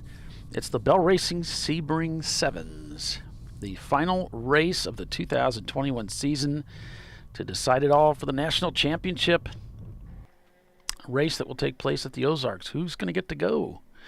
Well, we'll find out at the end of this race. Rotary Rocketeers now leads this race, working lap number 95, with Level 1 Racing in second, Good, Bad, and the Ugly in third place, Stranger Racing in fourth, Team Infinity is in fifth, Gorilla Sticker is following them. Then it's TLM Marathon Coach, Floridian Motorsports, Triple R Motorsports, Start Racing, Red Baron, Caveman Contenders, which is shown in the pits in the first car in the top 16 that is in the pits, Team ZR None, Blue Steel, MBM Performance, DVM Racing, Benover Racing, Weeby Racing, which is the team that led the race at the beginning, followed by Cross Canyon Racing. Then we've got Rosmar, the number 701 in 24th. Fat Crack Racing, Reeves Racing, B Squad, What's the Rush, and Sharky 2. That's the Team Infinity's number 2 car there in 30th. So thanks for joining us, everyone, on Champ Car Live. I'm Paul Veltum with Tiffany Alexander and Bill Strong calling the race for you this weekend. Looks like we got just over 2 hours remaining in the race unofficially here, as we're watching GBU close down on the leaders of the race, and we're expecting them to overtake for the lead before the end of the show here, before the end of the race.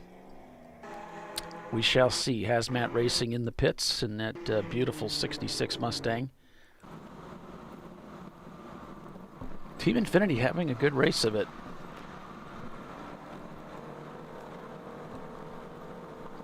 It was great hearing from Ron again. I mean, what does that guy not know?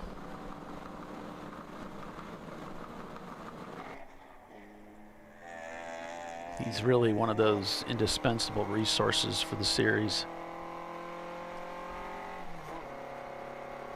The TireRack.com Champ Car Endurance Series is North America's home to real competitive endurance road racing.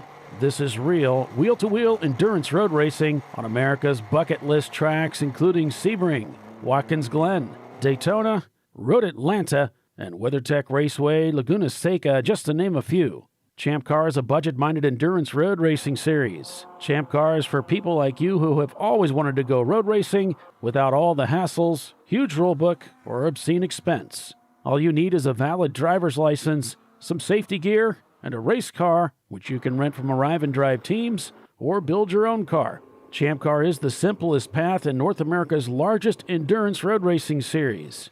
While we often see racers from outside the world of motorsports, our series is a diverse mix of automotive enthusiasts, weekend warriors, and race series veterans. But at the drop of the green flag, they're all racers participating in the challenge and thrill of real wheel-to-wheel endurance road racing. To find out more information, visit the Champ Car website at ChampCar.org.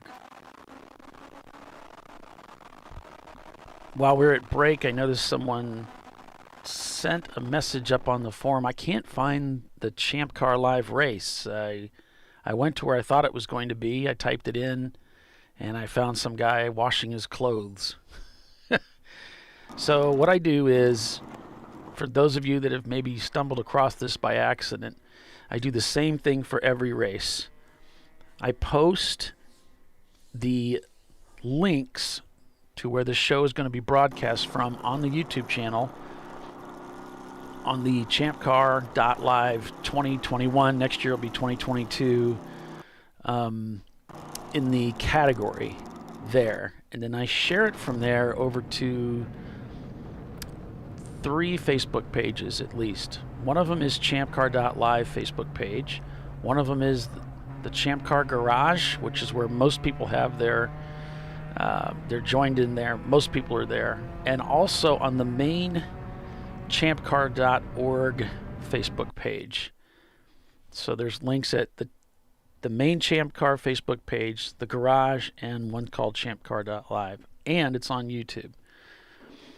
And I usually do that Wednesday, maybe Thursday.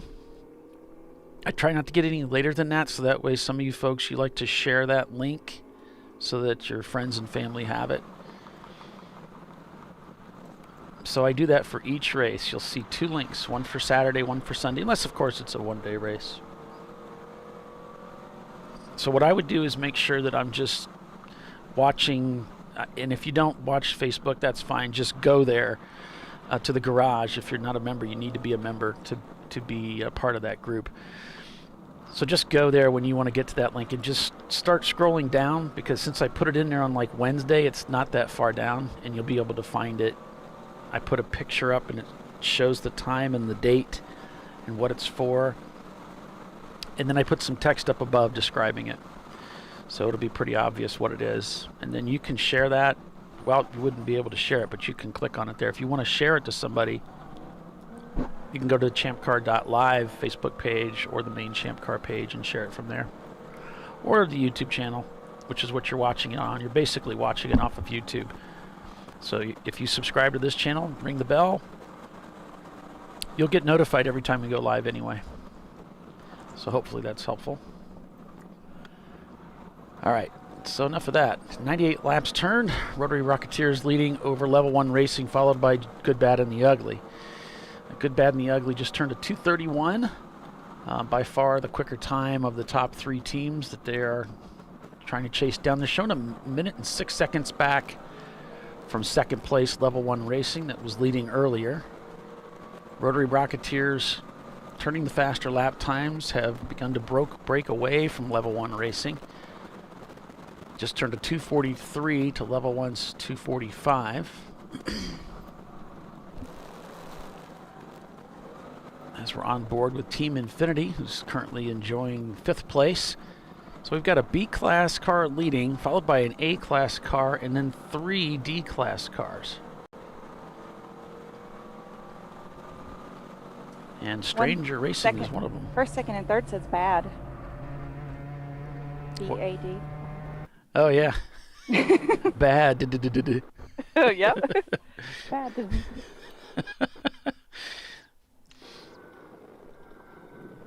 Yeah, Stranger Racing in that Ford Ranger, 4th place. Not bad. Not bad at all. Not at all. You know, I look at that vehicle, I look at that race car as being sort of, hey, let's have some fun and try something wacky, you know? Yeah. Not thinking, yeah, that thing is quick. It's very competitive. It actually, the car's working good on the racetrack, too. Very well. It's They're surprising. In 4th place. Yeah. Surprising. Floridia's having a much better day of it. They're shown in 10th, but actually when you pull the EC cars out, they're in 8th place. So things going well for them. Much better than yesterday's race. Yeah, Level 1 actually turned a little bit better last time than Rotary Rocketeers in that last lap. The gap is 48 seconds now from 1st to 2nd and 54 seconds from 2nd to 3rd. So we're suspecting it's just a matter of time before GBU, that Corvette, catches up with them and passes them, and to retake the, to take the lead of the race for the first time today.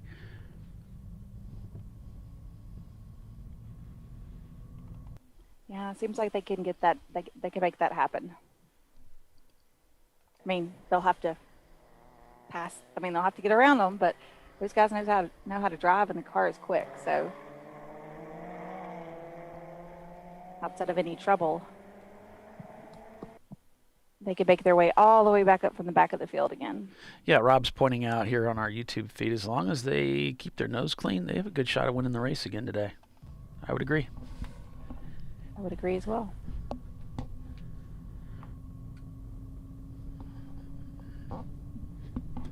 The Caveman Contenders are back up there doing well.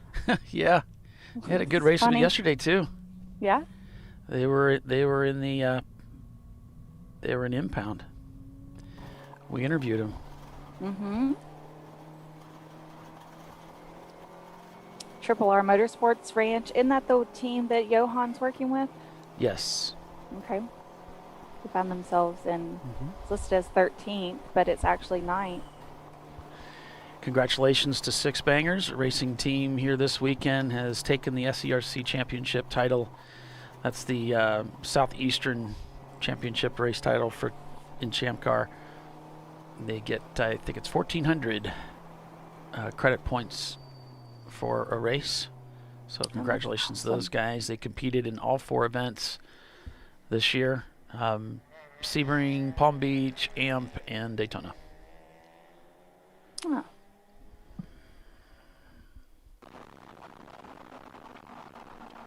That's a pretty impressive run to get all 4 of those in.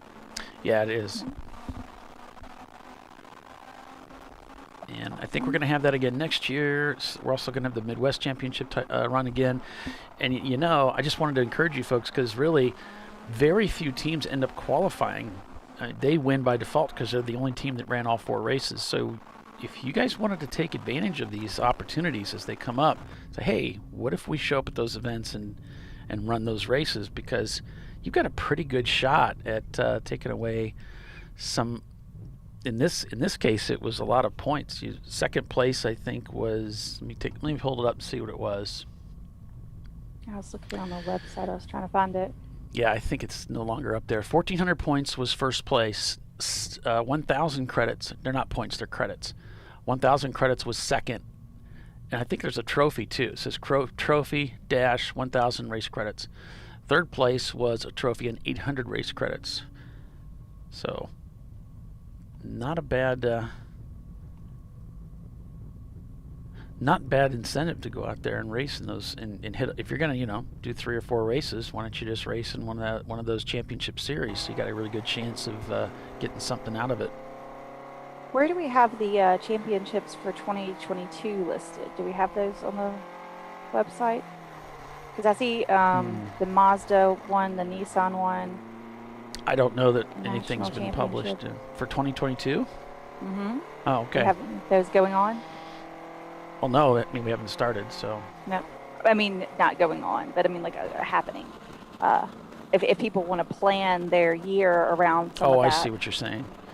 I don't know if I don't know what it is. If that makes two Dana's of us. developed it or published it or anything, I don't know. Okay.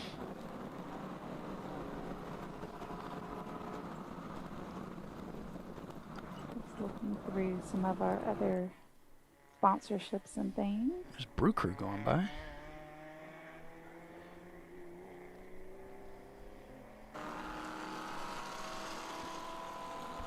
$43 seconds the gap now from GBU up to level 1 racing.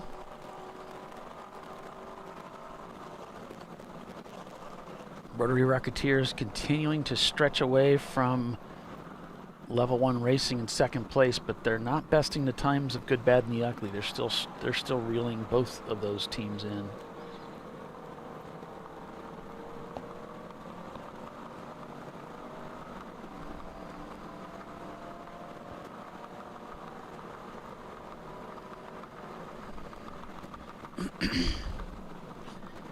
Yeah, I don't see that stuff listed on the website yet, so I'm guessing it's not up yet. It's not decided upon. Might put that down as a question to ask. Right. I Someone would who imagine. knows. Well, some of that stuff I think Bill just invents. And so maybe when we get to the new year, he'll have figured out everything with Dana, what they want to do. Because I didn't find out about the Southeastern one until after 1 or 2 of those races had taken place. So, Okay. good. It was published along with the along with the championship stuff. It was there. We're talking about the championship races that are coming up, Bill. There's nothing on the website for the 2022 for people to plan. No, we're still sorting through contracts and getting everything in line. We've been doing a lot of racing the last 8 weeks, and like I just found out some really good information that I cannot tell you guys. But lots of really cool stuff coming up. Well, and, if you can't tell us, it big must not changes be for next year. We're bringing iced just in to then. I'm going to let you guys know a little secret here. Oh, okay. So now it's bringing not a back secret. event shirts for next year. Okay. So we're going to start off with Road Atlanta, and we'll have event shirts for that. We're working with our supplier on that right now. We'll have other event shirts as well, not just for the big races, and some new designs for Champ Car coming up. Our swag is going to be pretty cool for next year, I think. Lots of stuff going on there. We're redoing all of our tents and some of our flagging that we use for for registration and that, and just renewing some stuff and all kinds of other stuff, which I'm not allowed to talk about. But yeah, lots of cool stuff coming up for 2022. Why can't you talk about it? I just can't talk about it. Why not?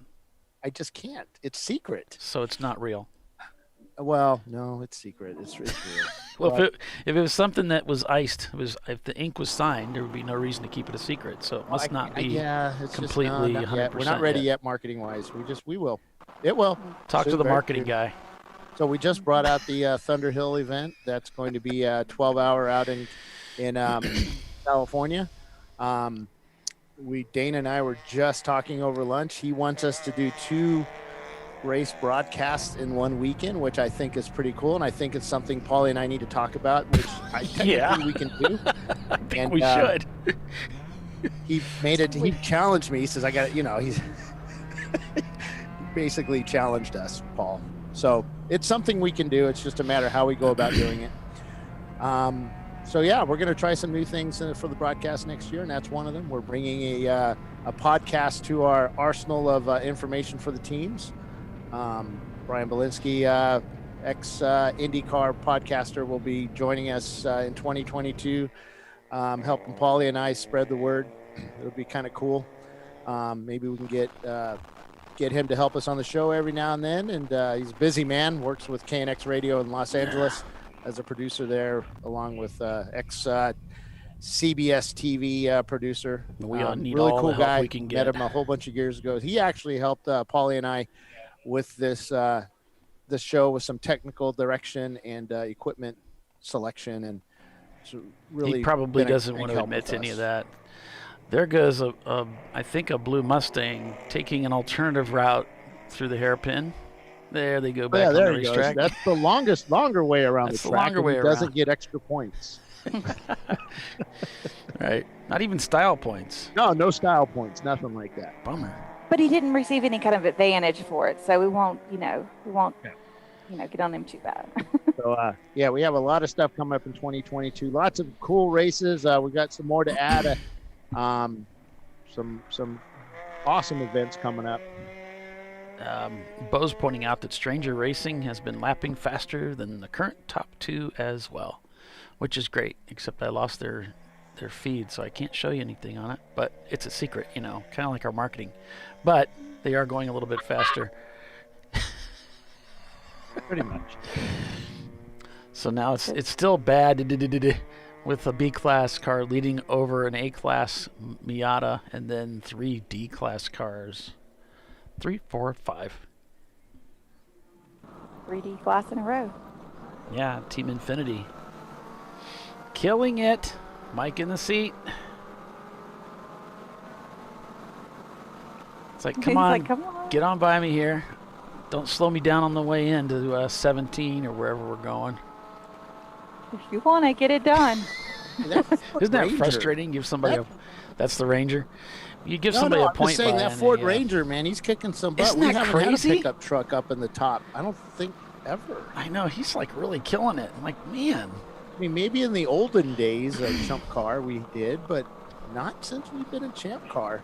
Yeah, it's Turning really some cool. I don't know how fast we're laps. going to tech a pickup truck. How do you tech a pickup truck? Well, we just tech for safety. So No, tech is for safety. And then we for impound we go through and actually review everything in it. Does it have a bed? Do you have? Does it have a bed? The 4-wheel drive system working? I don't know. Yeah, right.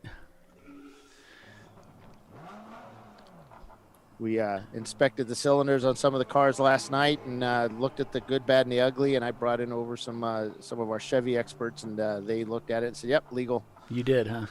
Yeah, I don't know what I'm looking at when it comes to those things. You brought them in. Well, we thank you, Bill. Yep. What would we do without you? I'm told to do something. I did it, and I didn't know what I was looking at, so I wanted them to see it live. And they looked at it, and Thomas, one of our races, the Saturday night stuff, the dirt track stuff, so he knew exactly what he was looking at, and they were stock. So also, Bo says the Ranger has a TPI Chevy in it. TPI, throttle port injection. Throttle position indicator. Throttle port injection. Oh yeah, throttle port injection. I Could be remember those. Marathon Coach with their BMW TLM supporting that car this weekend. Marquis DeFarver says, big things we can't tell you about, a.k.a. Bill's unapproved ideas. Yeah. No. These are direct from the boss. Just can't say. But, yeah. No, I do a lot of unapproved ideas. You know that. Mm-hmm. Yeah. And a lot of ill-advised ideas. That's our specialty. It's all right. It's Champ Car. Everything is ill-advised. It's auto racing. Yes. It's part of the What sport. could go wrong? It's part of the sport. You guys never built a car? There goes the pickup truck right there under braking. Tuned port injection. I probably used to know that. There we go. Back in the days that when was it the mattered. big advertising thingy with the car. And I just remember, whatever you do, don't get that TPI engine. Sorry, that was my dad. The Crossfire was the nightmare of all Oh, nightmares. Crossfire. That was it. Crossfire. Yeah. Still don't understand what that is. It's the Somebody way that asked, they "Where's fired Bill?" the I was at injections. lunch. Sorry, I get one of those every now and then. Yeah, I think it was the way that they fired the injectors, but this is going way, way back to when I was a mechanic, and that's too long ago. That's like a lifetime ago. That was like 1984. Weren't you like it in was high school? forever. In high school? In '84, I was, yeah. Because I think that was in the Maybe early middle to mid school. 80s. Came on the Corvette first and the Camaro. Yeah, the Camaro with the Crossfire. Ooh. They also came with a an Iron Duke in that car too. So here's a look at the standings with Rotary Iron Duke Rocketeers. is the 2.5-liter 4-cylinder. Leading over Level 1 Racing, Good, Bad, and the Ugly. 1.7 seconds the gap to Level 1. And Stranger Racing in 4th. And then we've got Team Infinity, Gorilla Sticker. Hey, TLM's come into the pits, as you saw there. We're right at that 2-hour mark, so anybody who pits now could go to the end and not have to pit again. Yep. The 2 hours to go mark, to be clear. Or And under 2 hours to go. The Tweed team is top coming. of the hour here. Y'all start talking about American cars, and I get a little lost. That's not my background. You're not missing anything. So we'll take a quick break for commercial and be back in a couple minutes. So stay with us. You're watching ChampCar.Live, presented by AutoZone. We're out here at Sebring International, but we'll be right back.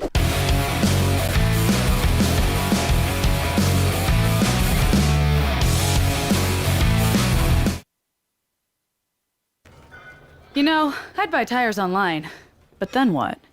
We've thought about it. We're TireRack.com. They should let you ship directly to a mechanic. Actually, we call them independent recommended installers. They should have like 1,000 mechanics. Try over 7,000 installers. Then you just make an appointment. At a time that's convenient for you. This could change tire buying forever. TireRack.com, the way tire buying should be.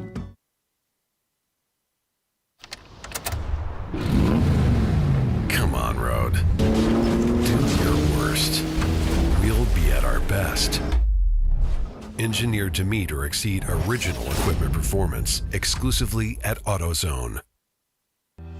Lifeline USA is a leading manufacturer of onboard fire suppression systems. Lifeline's continuous commitment to research and development ensures that we supply the most innovative and cutting-edge products available. Used by the majority of the world's motorsport championship-winning teams and constructors, Lifeline has a proven history of success.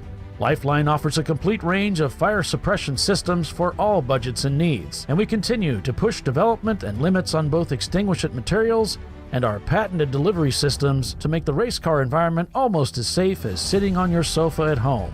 Every kit has been designed for a professional and simple installation. For more information and to purchase your Champ Car fire suppression system, go to www.lifeline-fire.com.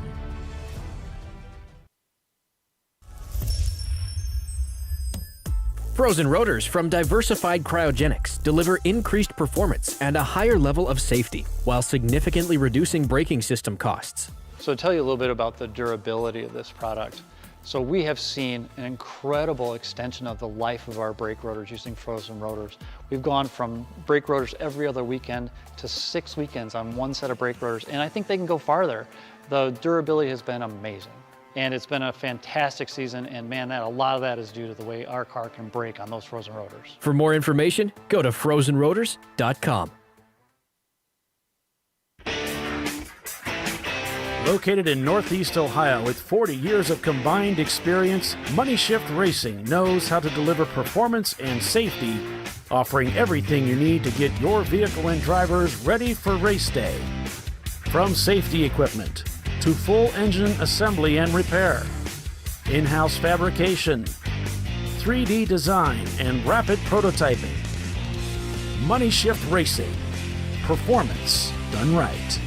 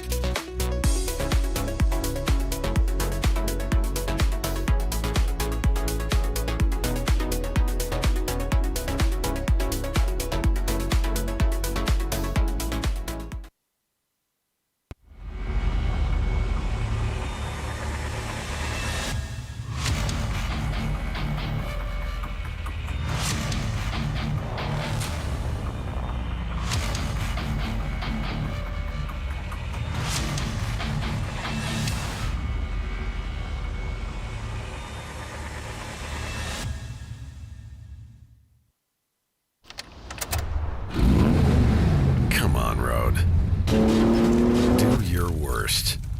We'll be at our best. Engineered to meet or exceed original equipment performance. Exclusively at AutoZone.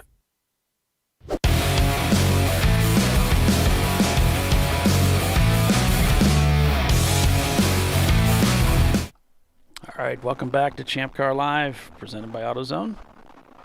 Paul Veltum here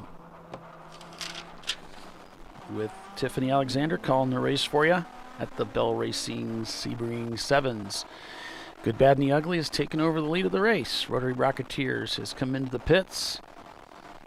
Level 1 there in second place now, back about 12 seconds from the Corvette that won the race yesterday. Then it's Stranger Racing. Ooh, they've passed Rotary Rocketeers who are in the pits, so they've moved up to third. Team Infinity back there in fifth place. They too might be able to pass. Let's see, they're back only one lap, so they should be able to get by 6 seconds, a minute and 50. So yeah, they should be able to get by Rotary Rocketeers while they're in the pits too, but then they're going to have to make a pit stop. Let's see. Team Infinity, last pit stop was at lap 68. We are working lap 106. And they pitted at lap 35. So they should be pitting pretty soon unless they want to just carry. The last pit stop was under caution. The first pit stop at lap 35 was under green. So they're apparently stretching that fuel, looking for that next caution before they pit again. Let's see what time we got. Yep, with an hour and 50 minutes left, they just need to make one more stop, and then they'd be cleared for the finish. So I'm sure that's Team Infinity's strategy. One more stop, and then they're good to the end. Fingers crossed. Rotary Rocketeers last pitted on lap 68.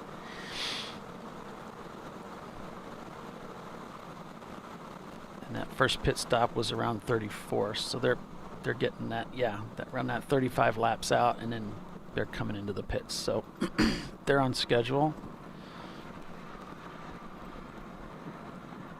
Let's see. Level 1 pitted under caution at lap 68, 69. And their first pit stop was around laps 36. So Team Infinity has come in. Just as we were talking about pit stop strategies, they decided to make that pit stop. Probably decided they can't go any further. They heard us. I'm thinking level 1's got to be getting close to that same point where they're going to have to come in as well. Let's see how GBU's doing. They pitted. A little bit of confusion on the pit markers because they don't line up with their long lap times. But if this looks like it might be somewhat accurate that they pitted back on lap 86. But they also pitted on lap 75. Before that, it was lap 34. So they went from 34. Nope. Are you looking at GBU? Yeah, and it's just kind of confusing. I've got lap 90, lap 74, and lap 34. Yeah, but that's where the marker is. But if you look at the lap time, it doesn't make sense. You got to back up to the longer lap time. So it's actually 70 and 30. They went from 30 and they went all the way to 70, and then they went to 86 and pitted again. Team Infinity shown in the pits, of course. Rotary Rocketeers has just crossed the pit loop. I see what you're saying. It's just a little bit bizarre the way it's represented there in Race Hero. I mean, we have some of the cars this weekend will probably be showing up to the national championship. GBU is one of them. He's already signed up. Level 1 may show up as well. The thing that I don't know if GBU will, because that track doesn't really have huge wide open expanses like we do here, so we can really show the top speed of the cars, that the Miata might have, and even the E30s might have it on GBU. You know, they'll be able to handle the corners a lot better. at the national championship. Bum, bum, bum. And that car is going to use a lot of fuel at that track too, because of the slow corners and high acceleration out of those corners. You know how many corners there are at the Ozarks? A million. I don't know, know. a lot. I got lost. It was just like, where are we? You know, we took 3 or 4 laps around the place. And I was trying to count them on the video. Yeah, it's a lot of corners. Some of them really fast, some of them really slow, and you have to accelerate out of them. Several looked like they were off camber. Yeah, off camber, decreasing radius, just all over. It's some really heavy braking points. Like not for a beginner track necessarily. No, it's not, and you will have to do the practice day on Friday, or you're going to be lost. Mm-hmm. You're going to be lost out there. Everything looks the same. Trees. Because when I looked at it, it's just a straight line. So. Oh yes, yeah. Yeah. Oh, that's the drag fast. strip. That's the drag strip. I'm sorry. But what you can do is you can tell your driver, go, when you leave pit lane, go real fast, then turn right. You're on your own after that. That's as much as I can tell you. That's as much as I know. That's going to be a fun track. What's cool about that weekend is everybody's going to be on the same playing level when it comes to driving that track, because nobody's been there. So none of our nobody's home track. Yep. Nobody's seen it before. It'll just be like whoever can learn it the quickest. Though I'm willing to bet who's going to be out there. There's people that are we'll go for a track looking day. for drivers for that track that live in that area, that have been on that track, because there's been a few cars that have done some stuff. I believe there was a NASA weekend there. They're going to be looking for teams like that to look for their drivers. Maybe. So, You'd want some racing experience, some other experience probably mixed in, especially if you're in contention. So a big question for me was, they actually 3D scanned that whole track, and they used that scan to help make it better. They found that a couple of points cars were getting airborne, and cars were getting airborne, and they ended up having to slice off one of the hills, a fairly substantial part of it, to keep the cars from getting airborne. So they have this 3D model of the track. How soon will that be on iRacing? Or at least some racing simulator type software stuff. Yeah, somebody did one of Gingerman, and it was something you can download and play around with.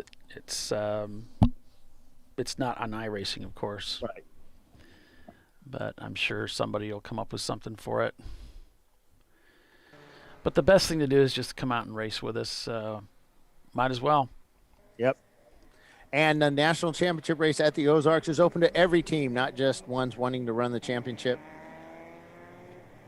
That's such an awesome place. They have 100 garages, and each garage has room for 2, 3, maybe 4 cars. They're huge. Every garage is laser leveled. It's you could do alignments on those floors from the shop without having to use pucks or anything to level. It's all absolutely perfect. You could run multiple transporters in front of your garage in a line. That's how big the paddock spaces are. 2 control centers. We will actually be operating out of one side of control for our show. Actually, race control will be in the other part of the building, so we'll be running our show out of the secondary race control setup. They have TVs mounted all over the track, so we'll be able to tap into all that stuff and make for a heck of a show. Cameras, not TVs. No, they have TVs. They have little TVs all over the track? Yeah. Okay. That would be interesting. But do they get HBO? Yeah, they get HBO in the corner. I mean, this is a badass track. This is world-class track. So, okay. So they you can get watch full the cable Matrix service. while So the race it is is the going Ozarks, man. Known for high tech. Right. It is where they invented the toothbrush, but I won't go into really? that. No, you just messed it. Because any place else, it would have been called the teeth brush. Yeah. I'm kidding. It's actually a Kentucky joke, but that's all right. Yeah. Again, Monday morning HR. I don't think Tiffany heard what you said. No, she doesn't. No. I had Managed to stay out relatives of that live HR there. for a hot minute now. Mm-hmm. So, so yeah, we're going to Who's the messing Ozarks for our national championship. We also have Road Atlanta coming up here in 47 days. Somebody said, posted up. God, it's just too soon. So much work to do. Oh, yeah. Yeah. Road Atlanta coming up. Start the 2022 Champ Car Endurance Series, or the TireRack.com Champ Car Endurance Series season. People have asked me over and over again this since Tire Rack has joined forces with another tire maker or tire discount reseller. Nope, still TireRack.com to us. So awesome. And they'll be continuing with us for 2022. I Great believe to have all them of our along. sponsors, all of our sponsors are continuing again for next year, which is great. I'm getting ready to make a big sticker order for next year. We'll be bringing out some changes to just a couple of little things. Mainly it's details about where you guys place the stickers. And if you've got them in the right spots now, you're good to go. Just to let you guys know, too, I'll be making an announcement January 1 or 2 or 3 or somewhere around there about your window banners. We had a change in the size of the font required by Tire Rack. So if you have the older, smaller font size, we're going to have you remove that and put the proper size on. RVA Graphics and Wraps since the summer has been selling the correct font, and you can get your custom ones ordered from them, and they'll be perfect for 2022. I will have to ask everybody with the yellow championship decals, those have to come off for 2022. We're not going to allow those to continue on. You have to get another color, yellow or gold. I know some guys see gold. I know some guys probably see blue, but it's the yellow and gold ones have to come off. No black lettering for the tire rack. It has to be white per our contract, and we're going to be enforcing that for next year. And what else?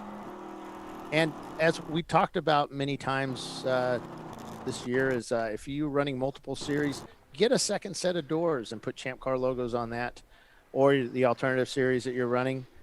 Put their number panels and logos and everything required for their series on that door, and run Champ Car doors. So when you run in each series, just pull them off. You don't have to worry about it. Just make sure you do both doors.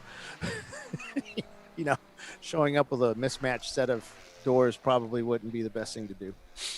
But we're going to be really strict, a lot stricter on this, on the decals for next year, because our sponsors have, helped us out. They want it to be right. Yeah. Yeah. So we want it to be right. So all the instructions are in the BCCR, and we will have them up on the website again for you guys. They are on the website for you guys to download and look. And when you order the graphics from RVA Graphics and Wraps, they do come with the instructions as well. As long as you have them all at the track, Bill, I really don't think it's going to be a problem. I think as long as you have the decals there at the track when they get there, I don't think it's going to be a problem, because they can just stick them on. One of the things is a lot of guys wait till the last. They wait to order their stickers like a week before the race, and they don't get them, and then they get really upset that they have to buy them when they get here. Mail right now and shipping is a hit or miss. Sometimes you'll get stuff, sometimes you won't. Yeah. So it's one of those things, just order them as soon as you get your car number, as soon as you enter those races, get them ordered so they get to your house, and you can put them on in your nice warm garage or shop. Installing them at the racetrack sometimes is not the ideal place to put them on. And plus you can get them with the numbers already on them. And what doesn't look good is, to our control tower here, is when you show up to the racetrack and you've got your stickers duct taped on, or you've used a Sharpie to make the numbers, and it's just not, we can't see the number up here, and then they start yelling at me, which is what happened this weekend. I don't like getting yelled at. So Strange Racing is pitted, and they pitted from second. We've talked to our tech folks too, and they're going to put on your decals are going to be a priority. In our rule book, it says that you must show up at tech with your stickers and everything already in place. So that precludes buying them at the track. So, you need to, we'll have them there, but it's preferred that you get them all done before. So sure. That way we keep everybody happy, and pretty much any other racing series in the world requires this stuff too. So it's not just us. It's a way that we keep those costs down for those entry fees. Anything we can do to bring in the sponsorship money, that helps us, not divert have to go some up of on those the costs. race entry. So Yeah. it only Well, makes a lot more. sense. We have to raise, our prices for tracks have just gone up in a huge way this year. And they got to pay me. I mean, it's crazy. It's a big bucks. It is. So to keep Paulie fully employed. To keep me fully employed, put your stinking stickers on. Awesome. He needs his phony baloney job. Paulie, we need to have you do one of those used car salesman ads like that. I will. Yelling at the screen. We'll put American flags all in the background.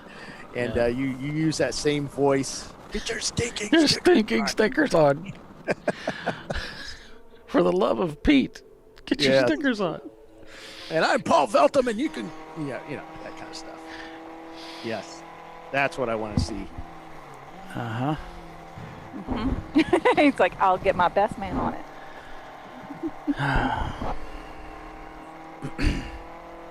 Are we done yet? 96 minutes to go. Just about an hour and a half. Strangers pitting out of second place, so let's see if they fall. The next car behind them is the EC car, so then it's Gorilla stickers. So that's about a lap and a half back. I don't know if they'll pass them. Have they pitted in this Am last I stuck 2 in hours? infomercial mode? Yes, I am. Gorilla sticker hasn't pitted since lap 70, so I'm expecting them to come in soon. Speaking of infomercials, motorimages.com, selling track images from your day here at Sebring International Raceway. And $150 is what he has labeled downstairs. So if you're on site, make sure you go see them. Lyndon Fox is there, and he'll be able to set you up with tons of images from your race weekend. They've been taking pictures of the teams on pit lane, doing their jobs and working, and also these cars on track. And it's pretty impressive, some of their pictures they're taking. Really good photos. I mean, those kind of photos that you make into a 5-foot poster and hang up on your wall so your wife can yell at you every time she walks into that room saying, I don't want to see pictures of your car on the room. So, What? Yeah, that's what that is. I have them in my office. It's big posters of our racing car that we haven't raced in quite a few number of years, but they're really cool here at Sebring, actually. See, I'm the weird wife that's like, is that a car? No, okay, well, let's not put it on the wall. I don't need a tree there. Would you allow a hood to be put up on your wall in your house, in your living room? Maybe not the living room, but definitely the garage or the office or something like that. Huh. Definitely put it at the shop. Oh, wait, we have a whole fender at the shop put up on the wall that's signed by all the guys. It was a hit that we got, and that fender had to be replaced. So we put the fender. It was the front right fender. I think it was the front right fender of from the 944 is hanging on the wall at the shop. Yeah, I always wanted to put transmission gears hanging up in the living room, but make a chandelier out of it. The smell. Classy. I'm thinking. The smell's terrible. I'm waiting for Good, Bad, and the Ugly to pit. Yeah, we're waiting. They're probably waiting on a caution like many of the other teams, but weren't able to do it. Gorilla Stickers in. Stranger Racing finally came in. So Level 1 and Rocketeers went back out. So they have slowed down that Good, Bad, and the Ugly. The last lap was a 2:34. That's pretty quick. Yep. That's pretty quick for them still. It's not their fastest by far, but if you're doing a pretty quick. 234 versus let's say a 120 or 229, that's a big savings in fuel. Big savings in fuel. Right, but they didn't do too many of those. I mean, most of their lap times are in that 31 to 36 range, so that's just a really hot lap when everything's clean. They can actually, not have to divert. When you're running a car that's that much quicker, you do get shut down a lot. You end up at corners having to back out because somebody's in front of you. Ask me how I know. It's frustrating. Well, one of the things that's been commented on up and down pit lane this weekend and even up here in the tower is how much slower that car is compared to what it was in the past, because they did have to revert back to a different suspension on that car to bring the points back down. And that caused them to lose a lot of their performance potential on that car. Stranger Racing heading back out, rejoining the race. They fell to 5th, so see what they can do from there. So, Bill, what do you think about doing another pit walk sometime here? Actually, I've been thinking about that, and do you want to do it maybe closer to the end? Yeah, I'm thinking about an hour to go. I'll head down there. Well, about Yeah. 15 minutes. About 15 minutes from now, I'll head down there. Yeah. Set up and get it all ready for you guys, and we'll do it the same way we did yesterday. That was cool.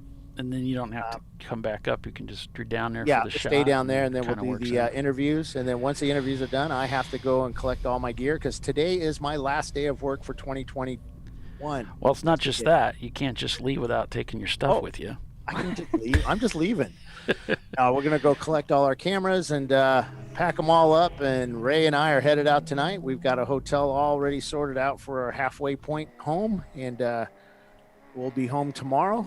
And I'm going to take the day off. And then Tuesday, I'll be back at work getting ready for 2022. Dana and I already have our schedule made out sort of for those couple of days before Christmas in a plan. And then we're going to, between Christmas and New Year's, I'll be working on the new website. We'll have a new website up January 1 or 2, depending on how I feel. And well, you need to publish the national championship standings when this coming week. When will you have those done? I'll probably do them Monday. So Okay. on your So day Tuesday, off. Tuesday, I will post those Why up. don't you do it Tuesday for everybody? Yeah. And I'll do that first thing in the morning so everybody can know who's on first. Sounds good. And again, we talked about it. Some of those teams aren't going to show up. Like Salins has said they're not going to show up, although we'll see. But there's going to be more room available. It's almost 4-mile road track, so you've got plenty of room for extra cars. So come on down. I'm at 100 right now, but who knows? Dana knows. Who doesn't want to race there? It's a big course, and it's got a big paddock area and lots of garage space. We can pack a bunch of people in there. And lots of hotels at the Lakes of the Ozark. Also, folks, when you do your search for Ozark International Raceway, make sure you type in International Raceway, not Ozarks Raceway. Ozarks Raceway is only a quarter mile long. And if you go to that track, you're gonna be serious, huh? Is that the Speedway? The Ozark Speedway? Because I saw that come up when I did the search. Maybe it's, well, no, it's Raceway. Oh, okay. Might be a Speedway, I don't know, but we went to the wrong one for our meeting, and it was only a quarter mile long. And yeah, there's an International Raceway, which is where you need to go, and that's up by Lake of the Ozarks. But I think everything in Missouri is by the Lake of the Ozarks, isn't it? It's a big lake. So I think Gorilla Sticker, or not Gorilla Sticker, Rosmar was in the pits there. It looked like Jimmy was working on the hood. Maybe it's kind of like unlatched or something, or something they were concerned about it. And there was some discussion, and then, yeah. And then, one thing I noticed yesterday, the windows, a lot of guys, a lot of bugs on the windows. It's Florida. But we don't see them like flying around like love bugs. I don't know if you guys have been out here during the love bug season during the race. It was the worst it's ever. awful. They get into Whatever you everything. do not use your windshield wipers type bugs. Yeah. You want to, but don't do it. It was so gross. No matter how much water you put across there, it's not gonna turn out good, guys. Bugs are made out of like molasses or something. I know this for fact, yes. And the worst part was I had one wiper that kind of did across the windshield. Yeah, then I just had this huge smear across the windshield. And then it just floated across the top of the bugs. So, You needed to bring a snow scraper. That's how bad they were. So Rotary Rocketeer should retake the lead on the GBU pit. And Level 1 might also get by GBU when they pit. So it's going to be a shootout where the Corvette has to chase everybody back down. There was a pit stop by both third and fourth place, which are really second and third, back there on lap 105-ish. So still waiting for that Corvette to run out of gas. Are they it showed them not turning laps now, so I'm wondering if they're coming There to it pits is. or they ran out of gas somewhere. There it is, just as I was talking about it. It's time for them to come in. They were hoping for a caution, but it didn't come. This has been a really different race without all those cautions. We just had a few there. It was all the way till noon before we got a caution. Yeah, and yesterday where they just seemed to be coming one after the other. Everybody was able to use those to do their fuel stops, and today just not quite as many. Lots of clean, green lap racing. Oh, and I'm just noticing that Caveman Contenders has just crossed the pit loop to head out, and they're in 17th now. They've dropped quite a bit. But, we'll see if they can recover here a little bit. Floridian Motorsports is also shown in the pits, but I think they left the pits because I'm showing them on track on the camera. Cameras don't lie. They just haven't passed the pit loop yet.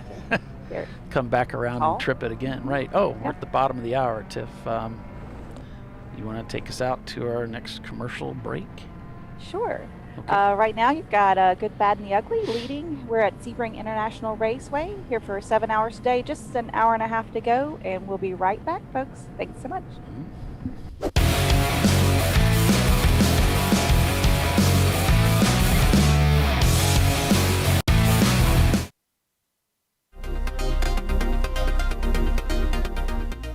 Welcome to TireRack.com, revolutionizing tire buying since 1979. With our unmatched selection of branded products, finding what fits your vehicle and is right for you and how and where you drive has never been easier. Through helpful online shopping tools that include our professional hands-on reviews done at the introduction of a tire and consumer reviews that give real-world feedback over the life of the tire, you can make the right tire choice and find exactly what you need. And if you prefer to talk to someone, our tire testers, our sales team, are available on the phone. And that's how we get you the right tire for you and your vehicle for where and how you drive.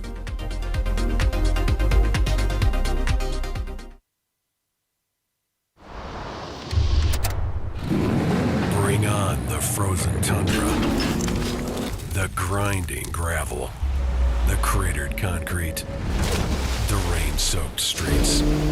Come on, road. Do your worst. We'll be at our best. Reliable performance in unreliable conditions. Designed to meet or exceed original equipment performance. That's why more auto technicians choose Duralast parts. Exclusively at AutoZone.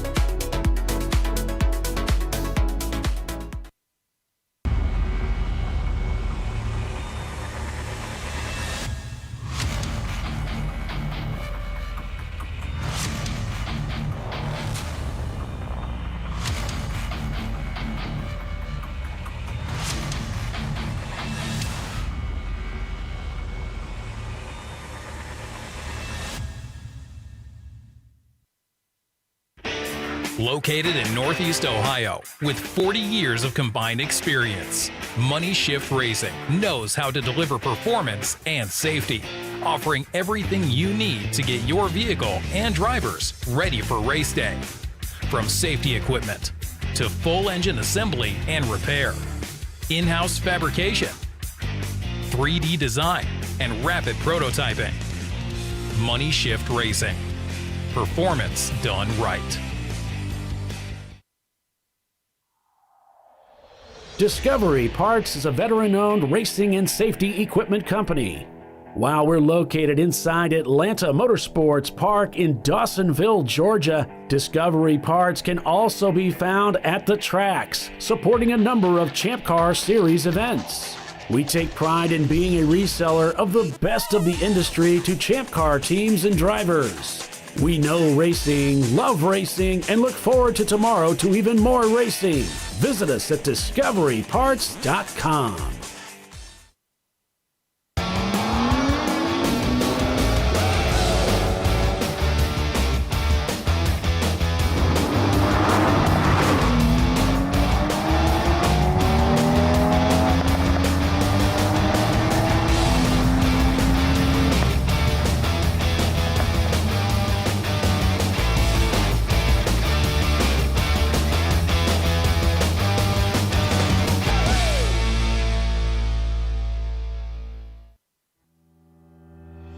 Lifeline USA is a leading manufacturer of onboard fire suppression systems. Lifeline's continuous commitment to research and development ensures that we supply the most innovative and cutting-edge products available. Used by the majority of the world's motorsport championship-winning teams and constructors, Lifeline has a proven history of success. Lifeline offers a complete range of fire suppression systems for all budgets and needs, and we continue to push development and limits on both extinguishment materials and our patented delivery systems to make the race car environment almost as safe as sitting on your sofa at home. Every kit has been designed for a professional and simple installation. For more information and to purchase your ChampCar fire suppression system, go to www.lifeline-fire.com.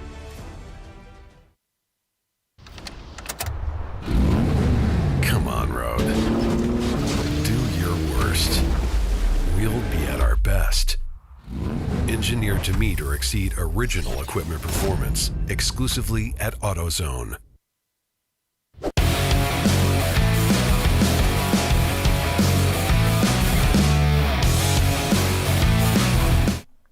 And welcome back here, folks, to ChampCar.Live, presented by AutoZone.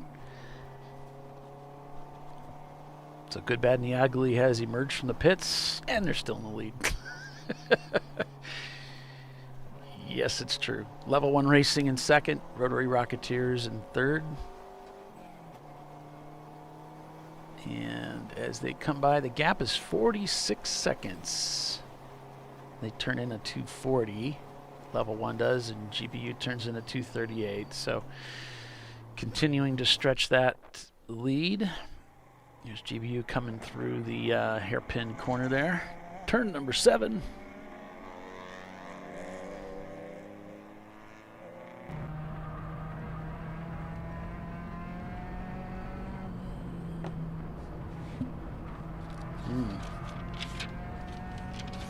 Started out with Weeby Racing leading in the beginning of the race. Rotary Rocketeers was in second.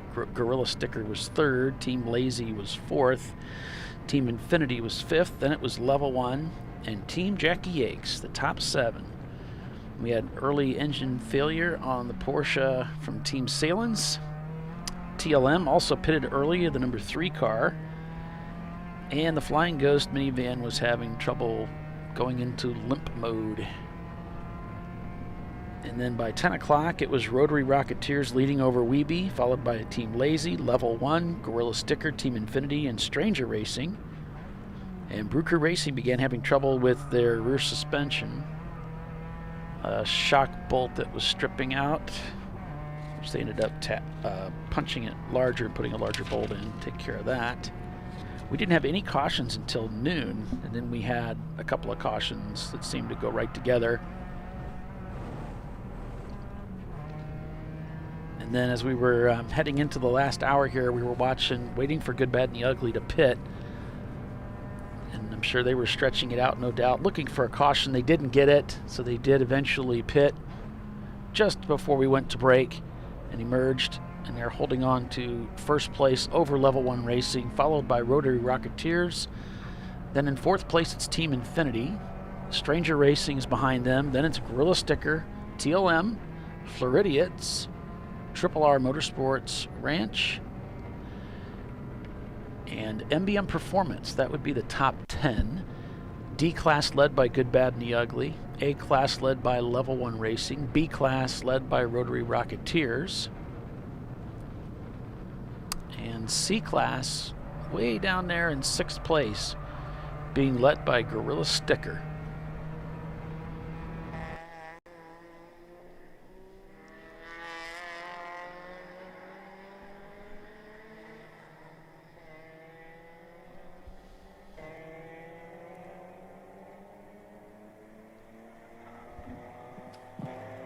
Bet y'all can hear me better if I took myself off mute, huh? Oh, yeah. Hi. That might work. So now 1, 2, 3 is dab. Yeah. It seemed awfully peaceful with Bill not here. That's what it is. That's what it Look, is. Second, third, and fourth all did a 241. 0.2, Yeah. 0.3, and 0.5. Like, wow. lap times are so similar. That's really funny, isn't it? How they do that. Their Team Infinity's got to go change it for everybody. Let's see if everybody else can get a 242 then.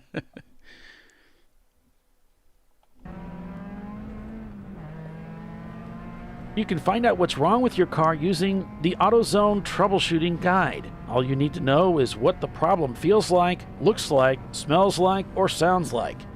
Go to AutoZone.com and choose the troubleshooting sections on the main web page.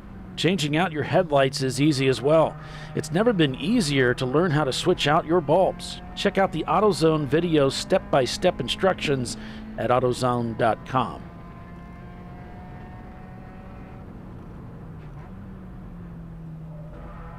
And I've got a video here on the trophy roll. Here we have it. This is a sample of the types of trophies that are awarded in a Champ Car race. This is just a short clip that I captured from some B-roll over at Road Atlanta earlier this year. Oh yeah, the trophies are, that's the thing, man. That's what everybody's after. The little hardware to take home. It's a beautiful sky. Gorgeous. Why aren't we there, Tiffany? I don't know. Because Christmas is next week, or I probably would have went. Yeah. I love Sebring. Well, I mean, this time of year is the best time of year to be down there. You know, December, January, February, lovely. Yeah. Just absolutely lovely. Welcome like going back, on vacation. everyone.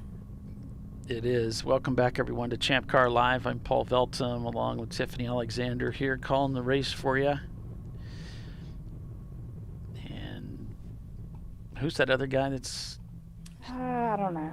Okay, never mind.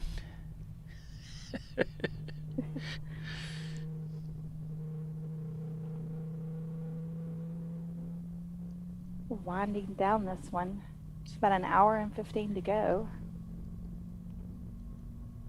And GBU looks impressively in the lead of this. They've come all the way back from like 70th position to take the lead of this race. They also just pitted earlier and didn't even lose a position to level 1. So is it their race to screw up at this point?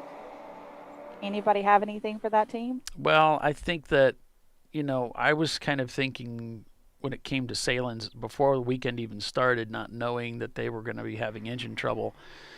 It was really their race to lose because the way they had dominated last year, and there was a big question mark over GBU. We didn't know how fast they were going to be. They'd never raced here before with that car. And there was also a question mark over Flat Out Nemesis, incredibly fast Miata. Mm-hmm. But we also had never seen them out here before, and it turns out both those cars ended up being incredibly fast and a huge threat for the win. And Salins really couldn't get it together. They were quick, but the mechanical woose, which this them track, all weekend. Yeah, this track just seems to draw that out. And those cars are so reliable. You wouldn't bet that on them, and yet it did come down on them. So, and the Corvette really hasn't shown the most durability either. So, good point. My bet was more on the Salins Porsches to shine here, with a question mark on the Miata of the Flat Out Nemesis, because really that's the Flat Out Nemesis, Miata, and Level 1 are probably 2 of the 5 cream of the crop Miatas in Champ Car.Live. So to have both of those cars out here is and we knew that Level 1 didn't really have the pace from last year to compete with where Salins was going to be, but we didn't know for sure where Flat Out was going to be, and sure enough, man, they were way quicker. So it just didn't work out because racing is so difficult, especially endurance racing. Yeah, so difficult. And did we hear anything about what happened to the Nemesis car? It only turned about 11 laps today. No, I haven't heard anything, I don't think.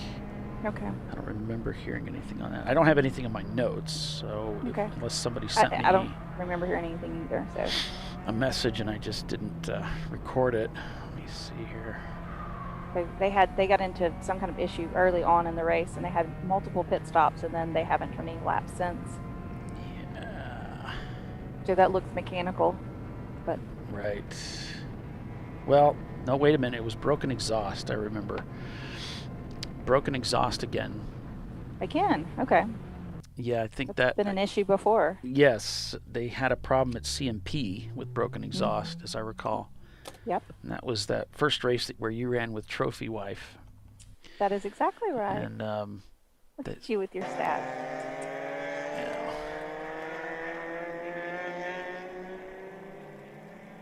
We need to put a big trophy sticker on that car or something silly.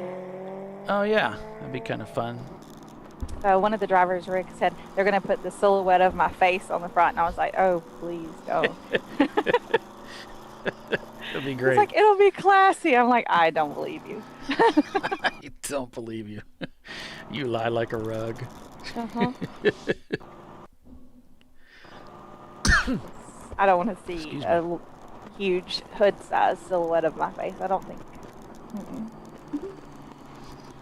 There was that one team, I forget the name of the team, that has the picture of one of the team members' face on the whole hood. His whole face, not his silhouette, but the whole face. Yeah. It's Brian Leonard's team. I don't remember the name of it. That's hilarious. Is it a guy? He's got sunglasses on, like a and a mullet. A mullet. A mustache. Yes, I know exactly what you're talking about. You can't unsee that one. It's got a funny team name too. Yeah, I can't remember who it is offhand, but yeah, I've seen it. In fact, it's in one of the highlights I've got. It's funny. Trying to bring the mullet back. There's I can't remember what the whole thing is, but you know the thing with the toilet paper should it be on the top or the bottom? Like should it be off the front or roll off the back? Rolling off the back is the mullet style for toilet paper.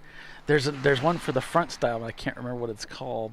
So there's the mullet, and then there's the bangs or something. I don't know. Mm-hmm.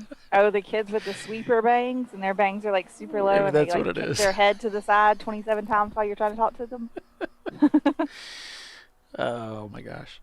I'm like, stop wiggling your head. I can't. You can only see one eye at a time. Mm-hmm. Do you want to get him one of those headband things that girls use to keep their hair back?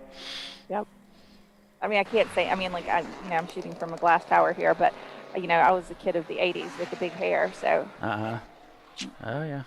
I had the tallest hair in like my 8th grade class. Did you?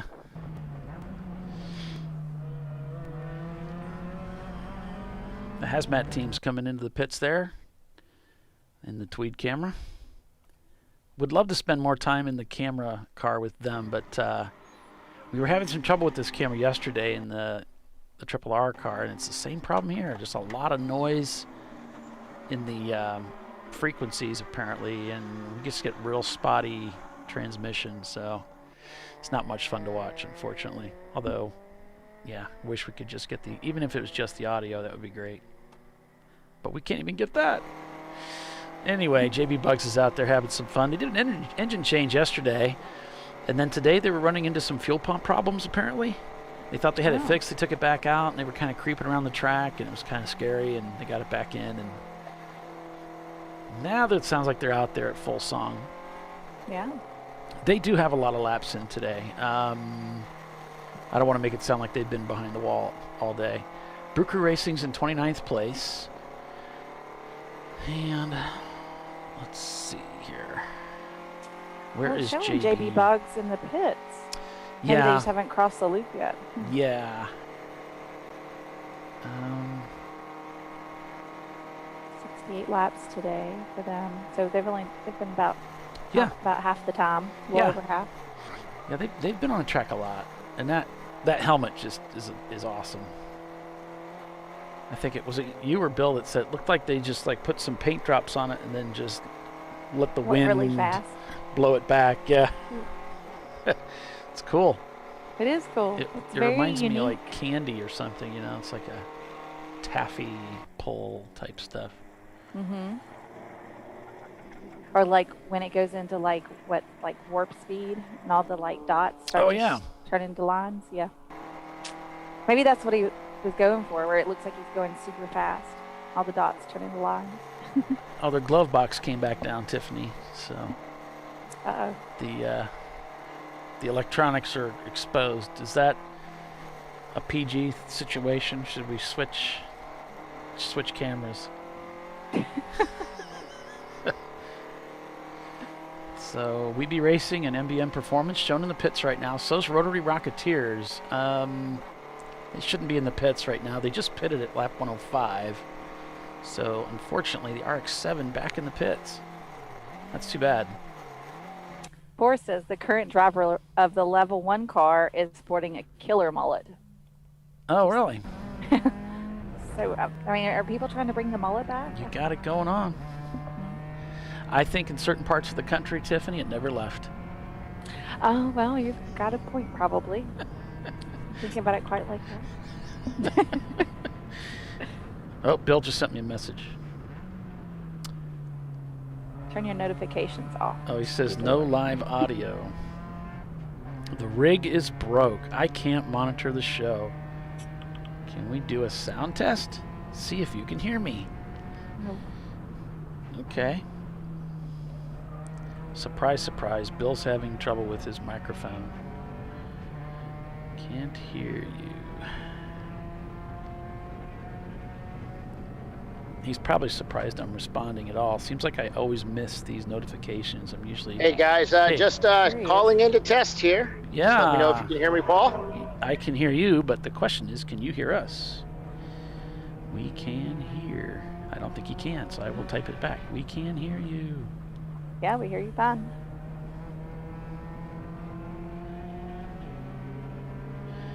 All right, so I have notified Sir William.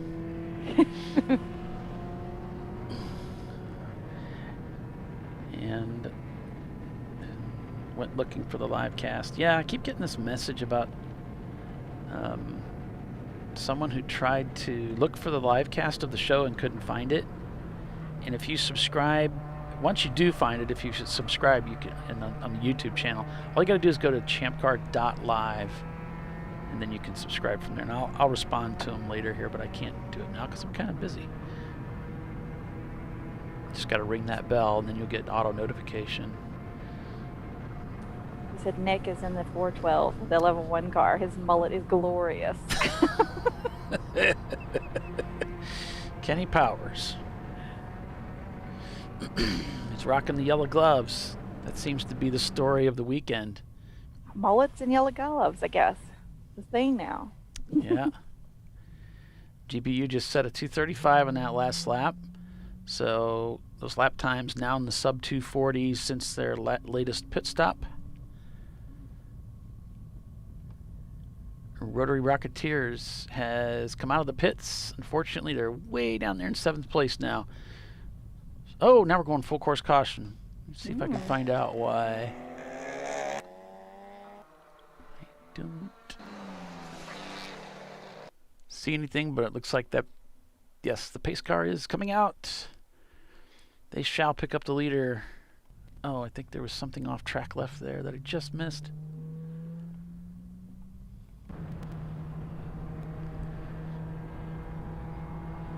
See if we can find, where is that? It looks like it's coming around turn 16, which is the corner that takes you onto the backstretch. Yeah. Or we had that incident earlier today. Yeah. Yeah. Be in that general area, yeah. And TLM's going to come into the pits. This is the caution that there's Jackie. Waiting for. Yeah. Oh, here we have an EV pulling out. They're going to head over that way. Is that them out there by the barrier or somebody, maybe, I wonder? Yeah. Oh, yeah, they kind of parked over there. You're right. Mm-hmm. This is up near that Mobile One sign that's at the exit of the hairpin where you make that juke to the right and then back to the left again. Mm-hmm. And so they're on driver's left. Coming out of 7. Turn 7, yeah. So they've got somebody over there.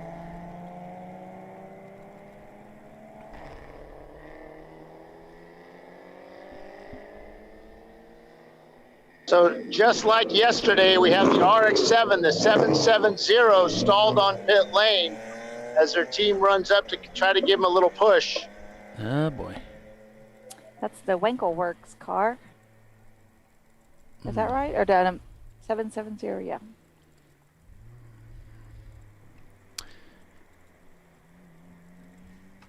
Yeah, I wish there was a way. Just don't see it. Let me see. Try this.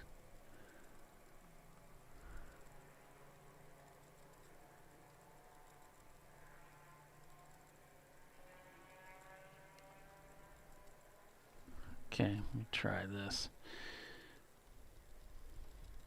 All right, so the Mazda, they get it going. So everything's good there. Life is good.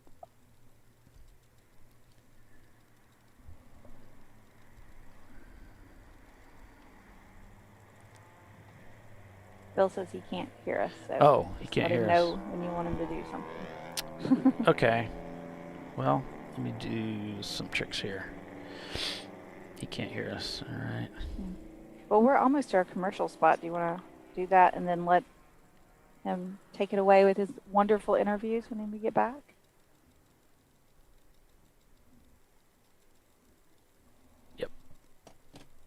Yep. We'll go ahead and take a quick break here, folks, and come right on back as they're working this issue down there in the corner, turn 7. So stay with us. You're watching Champ Car Live, presented by AutoZone. We'll be right back.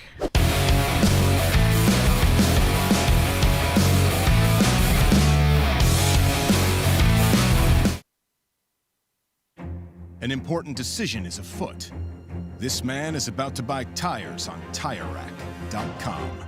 Tire Rack is the leading online retailer of tires in North America and a repository of advice and expert reviews. And it's done! All that's left is to arrange for safe, easy installation at one of our independent recommended installers. Well, I guess he did that too. TireRack.com, the way tire buying should be. Come on, road. Do your worst. We'll be at our best. Engineered to meet or exceed original equipment performance exclusively at AutoZone. Lifeline USA is a leading manufacturer of onboard fire suppression systems. Lifeline's continuous commitment to research and development ensures that we supply the most innovative and cutting-edge products available. Used by the majority of the world's motorsport championship-winning teams and constructors, Lifeline has a proven history of success. Lifeline offers a complete range of fire suppression systems for all budgets and needs, and we continue to push development and limits on both extinguishment materials and our patented delivery systems to make the race car environment almost as safe as sitting on your sofa at home. Every kit has been designed for a professional and simple installation.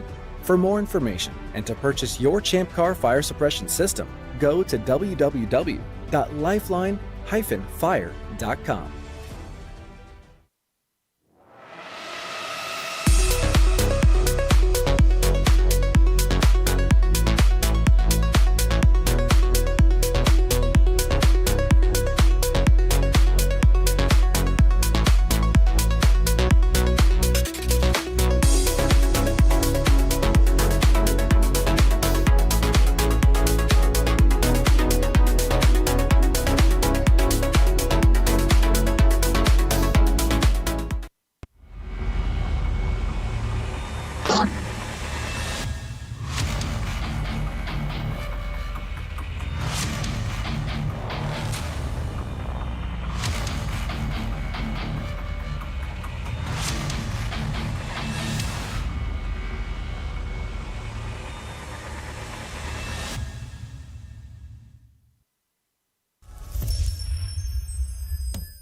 Frozen rotors from Diversified Cryogenics deliver increased performance and a higher level of safety while significantly reducing braking system costs. So to tell you a little bit about the durability of this product. So we have seen an incredible extension of the life of our brake rotors using frozen rotors.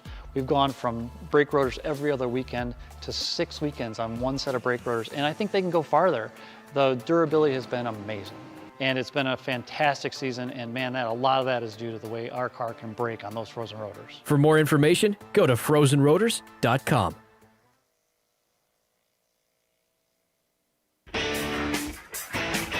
Located in Northeast Ohio with 40 years of combined experience, Money Shift Racing knows how to deliver performance and safety, offering everything you need to get your vehicle and drivers ready for race day. From safety equipment to full engine assembly and repair, in-house fabrication, 3D design, and rapid prototyping. Money Shift Racing.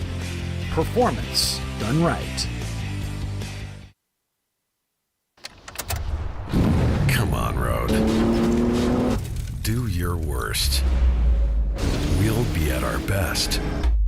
Triple tested to meet or exceed original equipment performance exclusively at AutoZone. All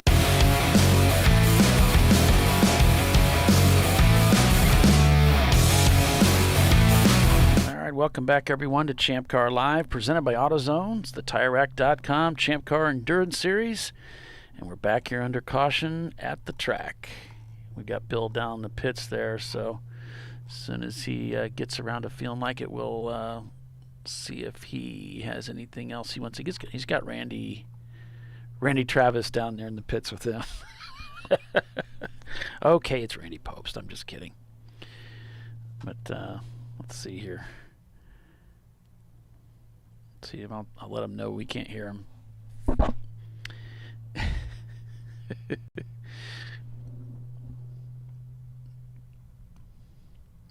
But it's been a good race so far, really. We've only had a couple cautions, mostly green flag racing. Looks like there's kind of the scene of the crime down there. Turn number 4. Although I heard it was in turn number 10. But we saw then before we left that there was some work there was an EV, and there still is down there.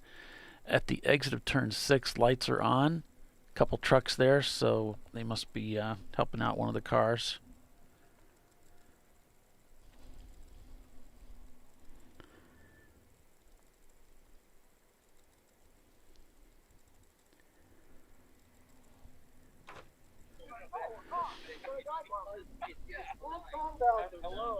Hey,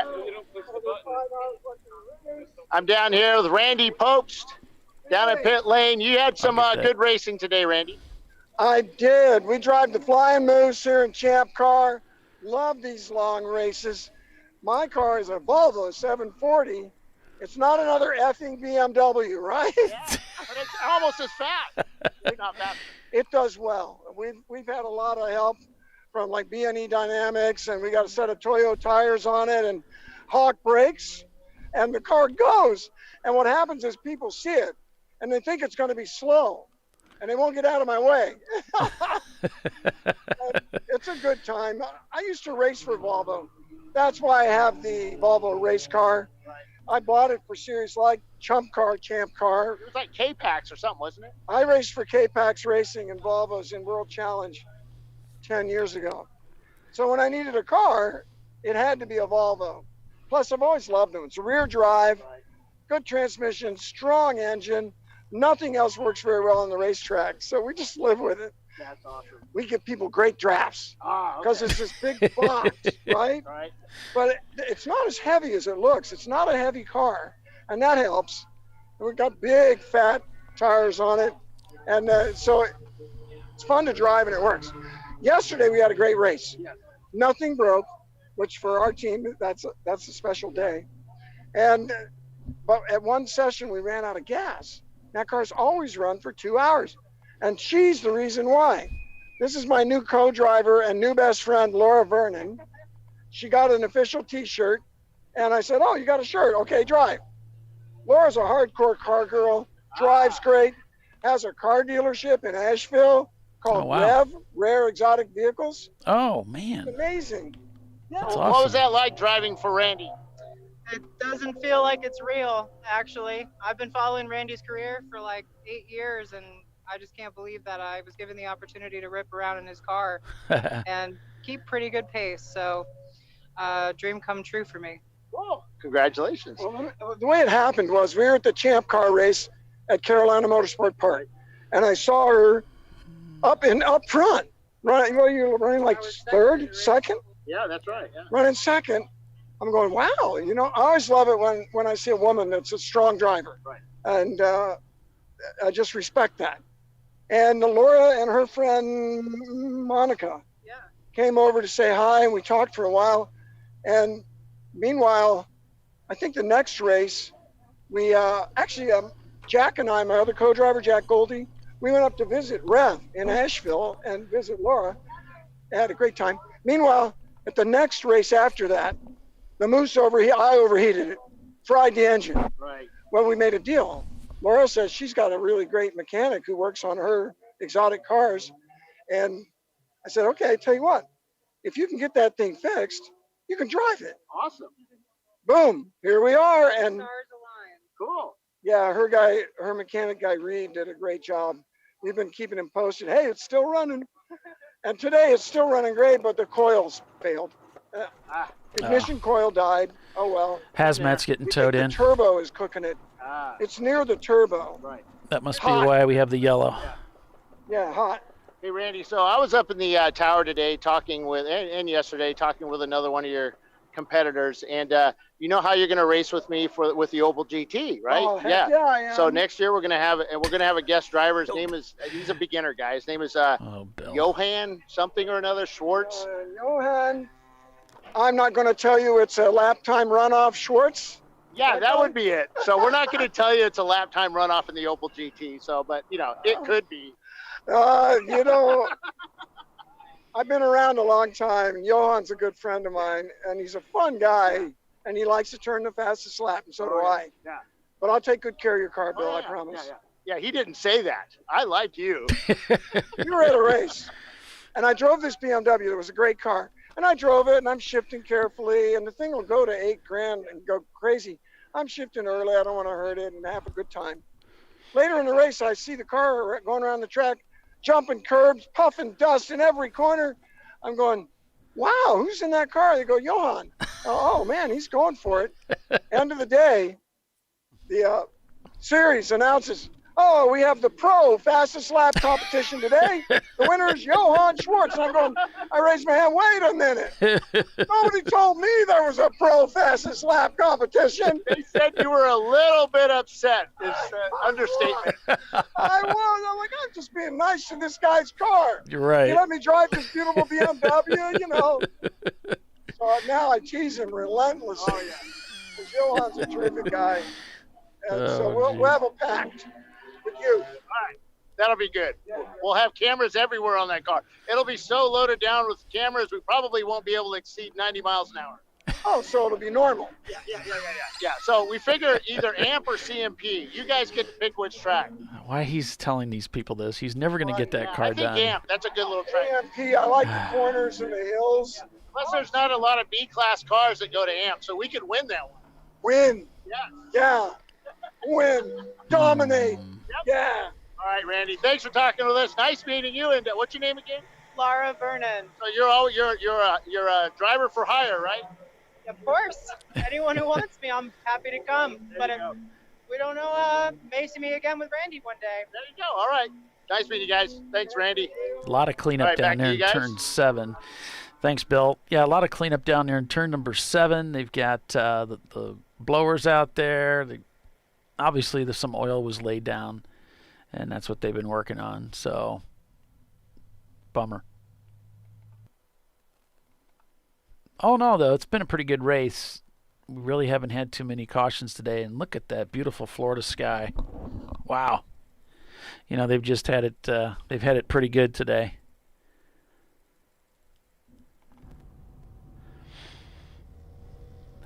Bill's complaining, oh, that killed my arm, holding up my phone for so long. Oh my gosh. He is a drama queen. Well, thanks for joining us, everybody, on Champ Car Live, presented by AutoZone.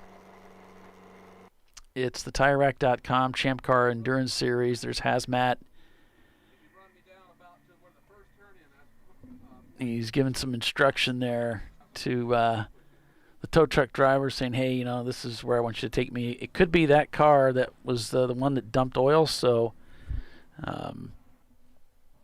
that could very well be the cause for our caution right now and the oil down on the racetrack. Oh, and of course Bill has to go talk to Riley, right? What would an interview be without Bill talking to Bill Riley? So we're going to hear from them.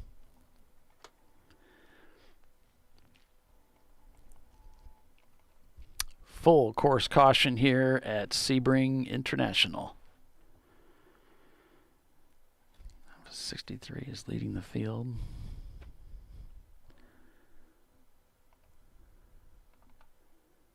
Look at that racetrack, isn't that cool?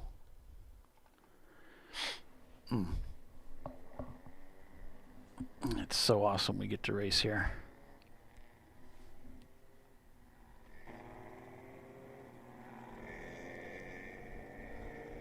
Should be going back to green here pretty soon. Good, Bad, and the Ugly leads by 18 seconds over Level 1 Racing. Team Infinity's behind them. Stranger Racing's in 4th. Rotary Rocketeers back to 5th. Then it's Gorilla Sticker, TLM Marathon Coach, followed by Floor Idiot Motorsports and their Porsche 944. Start Racing has pitted. Triple R Motorsports Ranch is behind them, followed by Caveman Contenders. That would put them in 11th. Yeah. And then we've got MBM Performance, Team ZR None, and their Corvette. Bent Over Racing is behind them in 18th. Blue Steel, Weeby Racing, your top 20, including a few EC cars. Team Infinity's had a pretty good race of it, finding themselves in 3rd place today.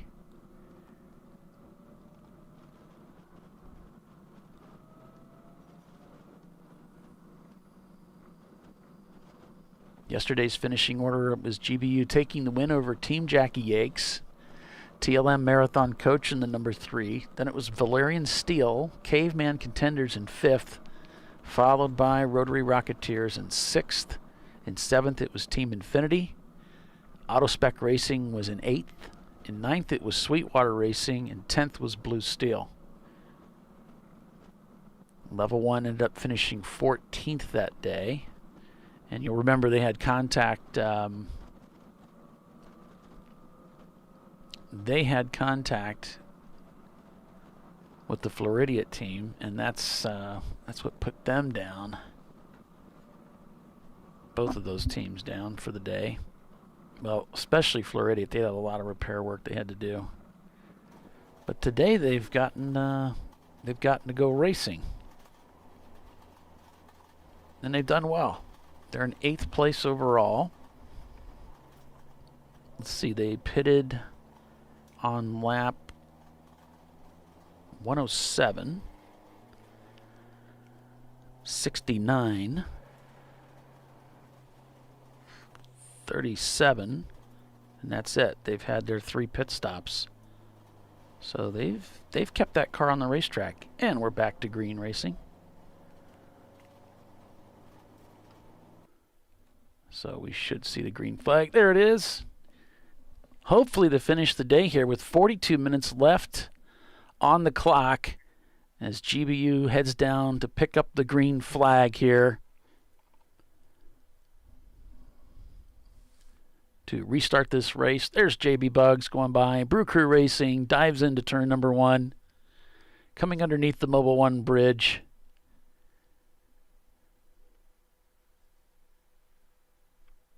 Tiffany's going to take the rest of the day off. She's got some work to do in the house there. So Bill and I are going to carry it forward for you for the rest of the day. It's going to go quick.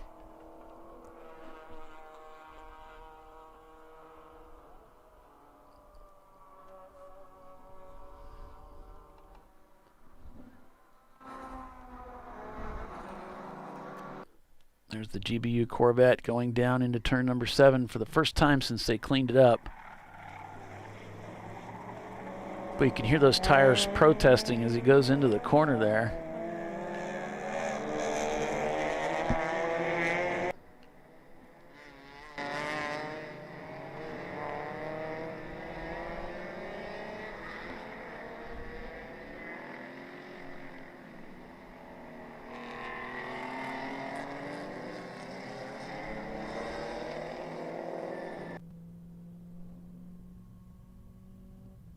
Here we have Tweed Motorsport trying to keep up. Here's JB Bugs coming by them, so they must be off the pace, maybe having some trouble. Not sure what's going on there. Yeah, here comes Brew Crew, winding around the outside.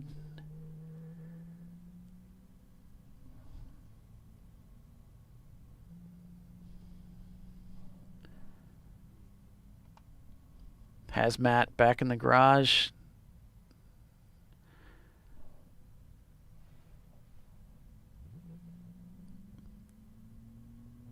Sounds like the Tweed Porsche is an automatic also. I can barely hear the engine note. As traffic's getting away from him.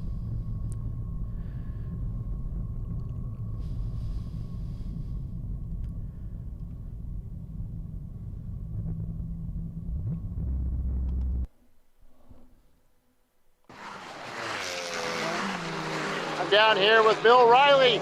Good, bad, and the ugly. You guys are really did some digging today to catch back up. Yeah, I mean, I think we caught all the yellows right, and that was the whole part of it. We just caught the yellows, and we didn't have any mistakes. It was a boring day in a way, but we'll take it. But we still have a little ways to go. Who's in the car now? Bill Bopnick's in the car. So he's a really quick driver. Is he under instructions to kind of conserve some fuel? Are you going to be able to make it? I think with that last yellow, we're going to be okay on fuel, but we're just fighting a water temp problem, so he's just taking it easy. So pretty hot out there too, muggy. Hold on. With it being this humid out there, does that affect your cooling? I think it's just the temperature it's affecting it, and I think the radiator's slowly getting clogged up with all the sand, which is, part of Sebring. So I think it's just slowly getting worse and worse and worse. All right, so you say you can make it? Oh yeah, I think we can make it.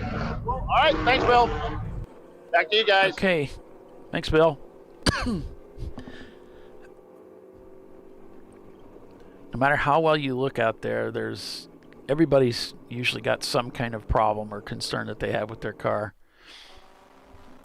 And they're out there way in front, and you think, oh man, they've got it all together, there's nothing wrong, everything's smooth sailing for them, but then back in the pits they're like, well, actually we're really worried about this and we're worried about that, and we're having this problem and that problem.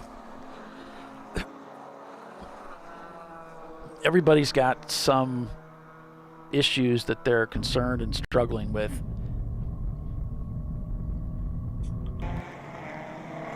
Look at all those cars piling into 7. Bill's going to head down to the level 1's pits and try to get some word from those guys.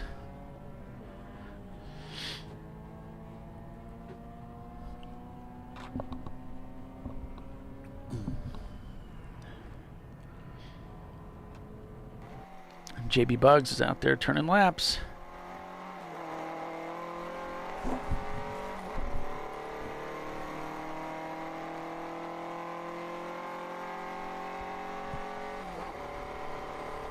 About 38 minutes unofficially remain in the race today.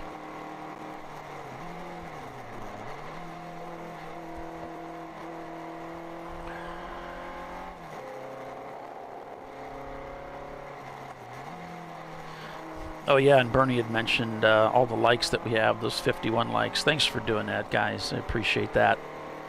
And if some of you are here, you've signed in, but you haven't hit that like button, please do that for me. Appreciate that.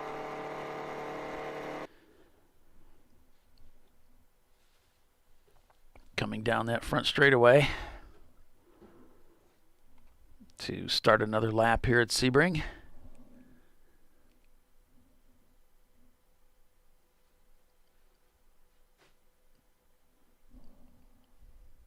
Got another car coming out of the pits there.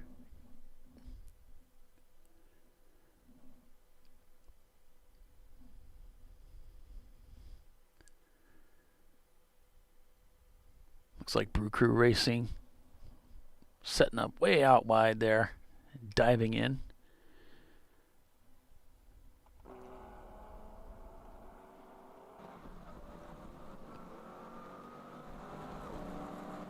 The Shark car in the thick of it. Running in third. Shown down one lap from Level 1 Racing in their Miata. The bumper kind of hanging off the back of the BMW there. Up ahead.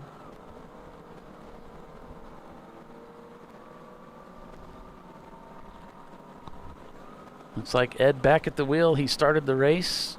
Looks like he's going to take it to the checkers today.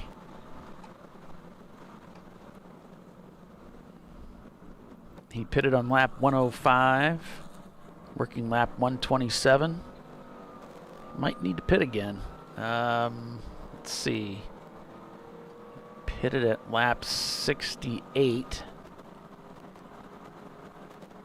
And his first pit stop was at 35, so we're working lap 128. I don't think he can make another 35 minutes without stopping. He might need to stop again. Unless he's got more fuel in there than he was letting on. But those other pit stops were happening around that 35 lap range. So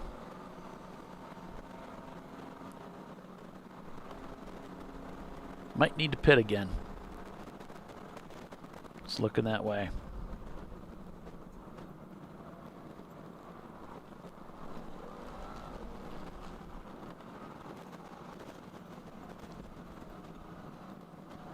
I don't know what's in that bug. I don't know what those JB Bugs, they have, it's a shop where they work on these things, and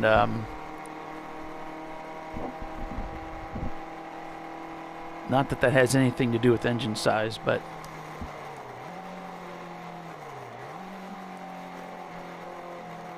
Paul Ripa is the fellow's name that owns the team, but I don't know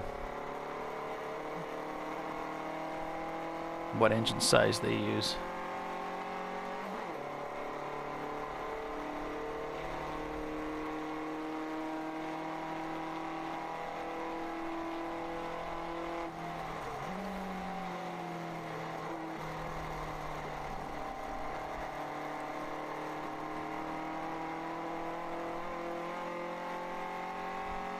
We'll just wait for Bill to get situated there.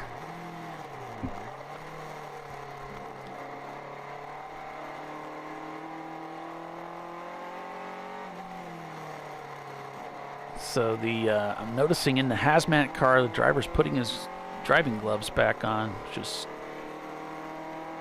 So he might be looking to head back out.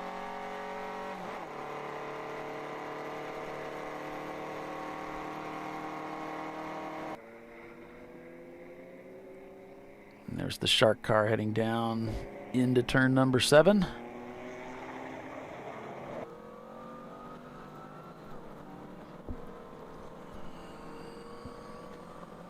Through Fangio.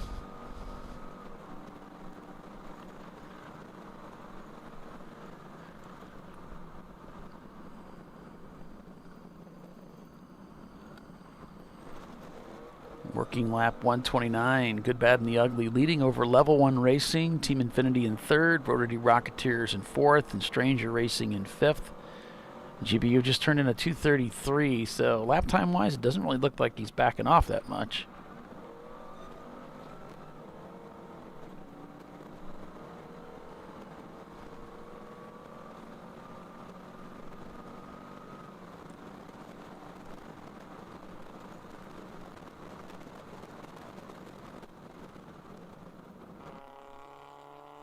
Car heading out of the pits.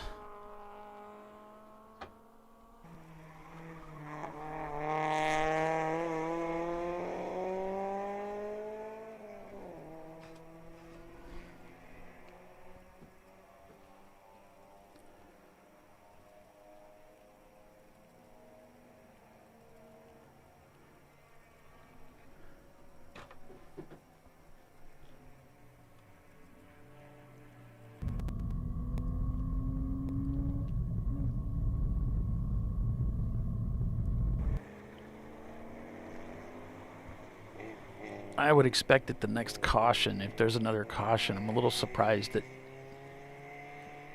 Ed didn't pit right there, but I would imagine he'll be pitting if there's another caution that comes out here.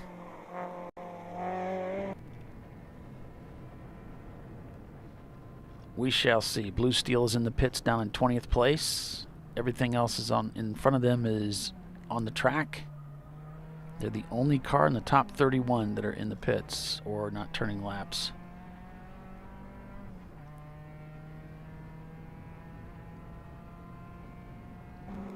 JB Bugs has brought their Super Beetle into the pits. Last commercial break, guys. This is it. Stay with us. Champ Car Live. Good, Bad, and the Ugly leads. Working lap 130. We'll be right back. Stay with us. Yeah.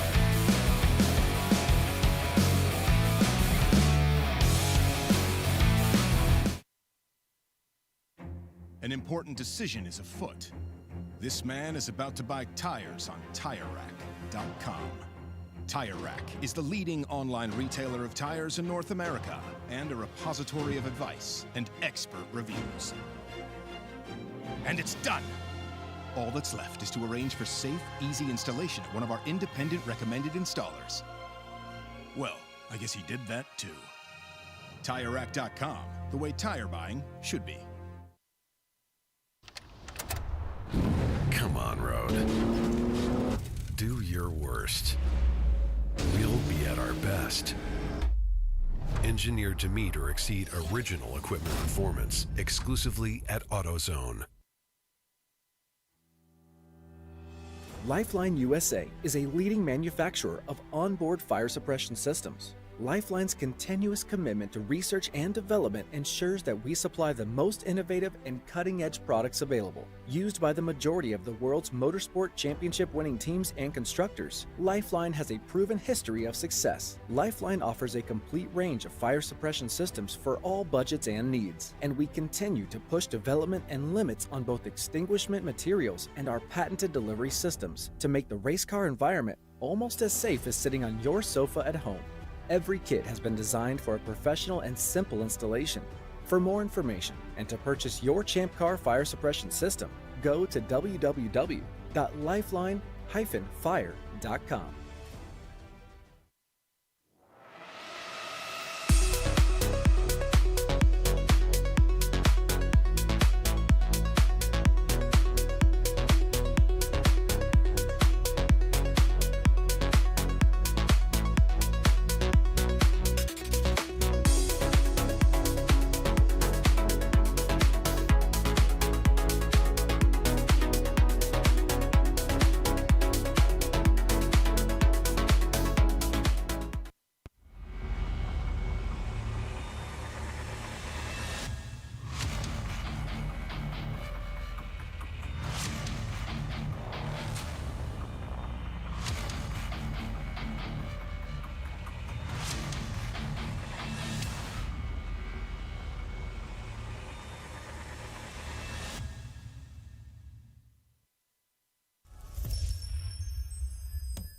Frozen rotors from Diversified Cryogenics deliver increased performance and a higher level of safety, while significantly reducing braking system costs. So to tell you a little bit about the durability of this product.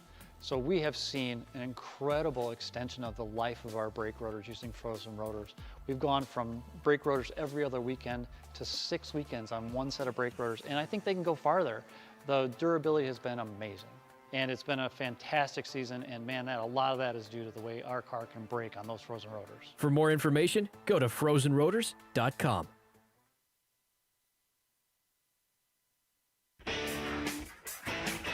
Located in Northeast Ohio with 40 years of combined experience, Money Shift Racing knows how to deliver performance and safety, offering everything you need to get your vehicle and drivers ready for race day. From safety equipment to full engine assembly and repair, in-house fabrication, 3D design, and rapid prototyping. Money Shift Racing. Performance done right. Come on, Road. Do your worst. best. Triple tested to meet or exceed original equipment performance exclusively at AutoZone.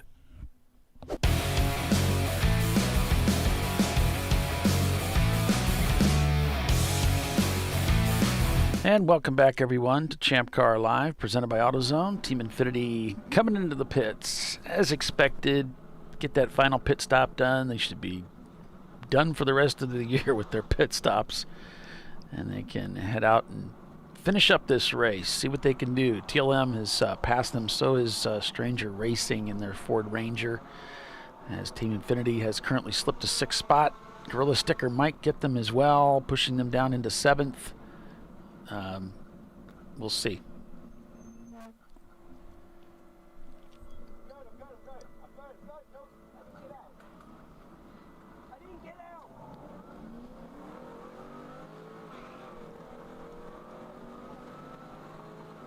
Not sure what that was all about. Unless he was just heading out.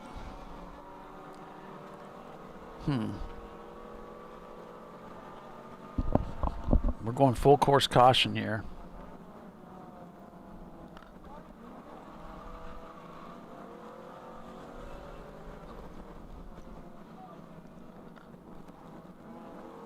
Didn't look like he stopped at pit out. I'm really confused what's going on here.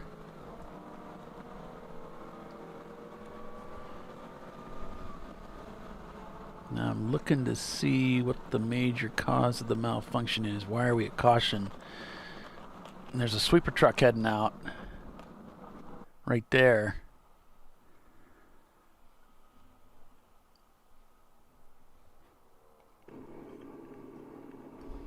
Not seeing the cause here, but EVs are heading out.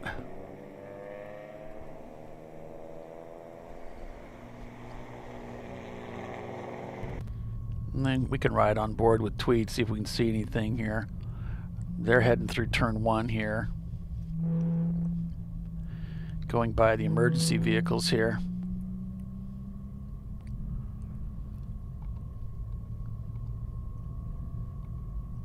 Yeah, the level 1 racing feed is offline. I'll see if I can get that back up here, but right now we don't have... Down here with Mark Dana, guys. Mark, you're kind of freaking out right now. I am freaking out right now because we are 2nd overall to Bill Riley's Corvette. We have either led or been in the top 3 or 4 all day. Yep.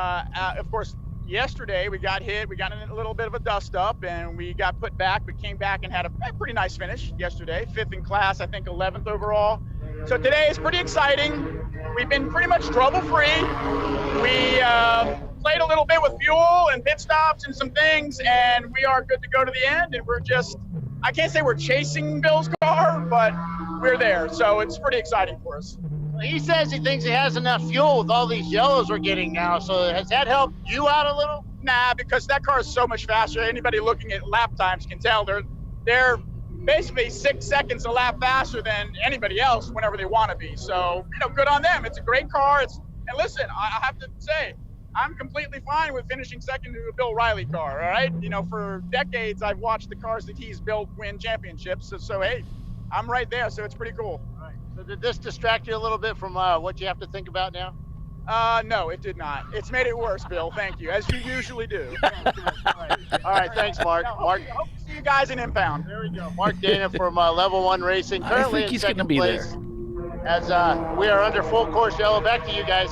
Yeah, I think he's going to be there at Impound. I think they've had such a solid day of it. They're going to be there. But yeah, we're under caution right now. I still don't see... Oh, here we go. The trucks are rolling very slowly. Oh, something got kicked across the track there with the blower.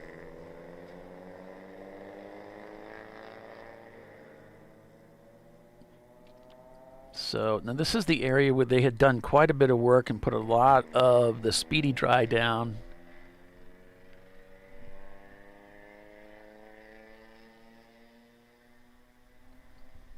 Yeah, the camera feed is down on, if you're referring to level 1, it looks like it just went offline a little bit ago.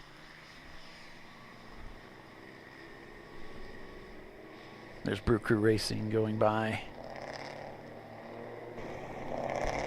They're heading through turn 1.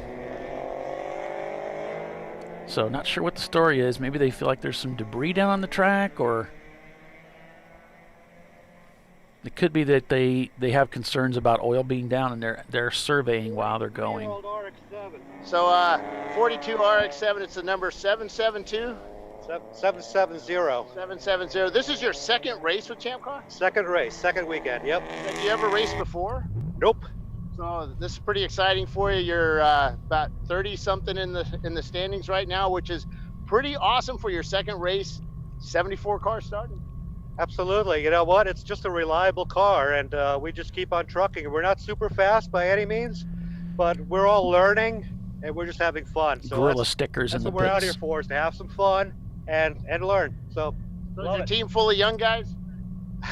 One is in his 60s, I'm in my 50s, and one's in his early 30s. So a good mix. That's awesome, guys. All right, congrats on doing pretty well here at Sebring. Thank you very much. And again, thanks for a fun year. So we had a blast.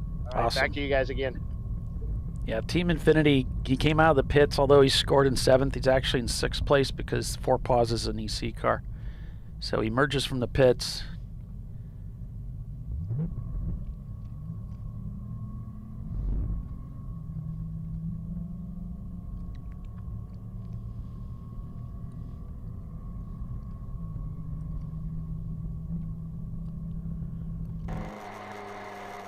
JB Bugs is back out there.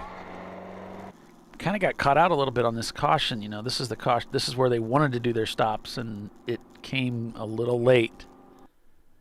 They had to get in and get those pit stops done. Hazmat back out there, as you can see.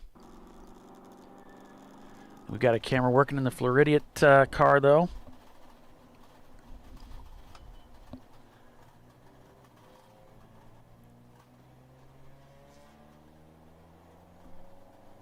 See if I can get, if there's any chance of getting the level 1 camera back up and running again.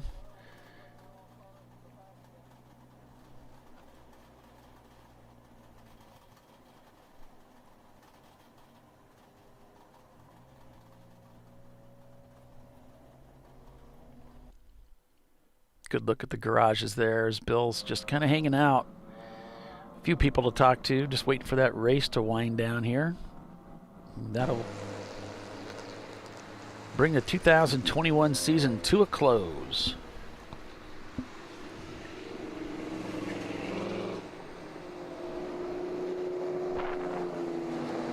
It's been a crazy year in many respects, starting out the year at Road Atlanta with snow shortening the race. At Daytona, we had incredible storms that carried easy ups all the way back onto the racetrack from the pit lane.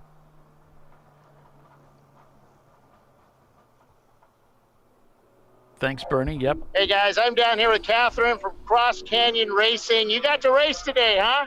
Yes, I did. So how'd you do out there? I felt pretty good. Fastest lap out of all those guys? No. But I got down to like 253. That's still pretty good.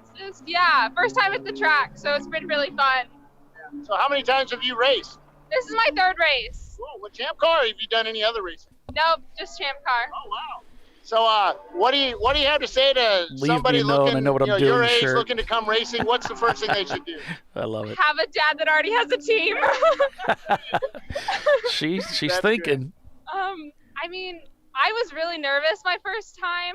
There's just like so many things to look out for. You have to drive your line, but you also have to be aware of everything around you. And so just practice as much as you can. That's really the main thing that helped me. Did you do some sim racing too? We just went to Harris Hill every weekend for 2 months before my first race. That's a great little track. It is, yeah. Now you have the Kimmy shirt there. Did you yell that across the radio a few times? Absolutely. All right, nice talking to you, and congratulations today on your 3rd race. Thank you. All right, back to you guys. Yeah, just closing down the last 16 minutes or so under caution here at Sebring International Raceway. It's the Bell Racing Sebring 7s. on ChampCar.Live, presented by AutoZone.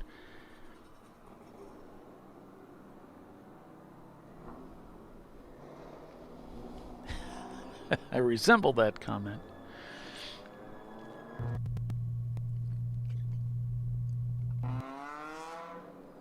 And there's the shark car going through. The lead car, that Corvette, being led by the pace car as they go through turn number 7.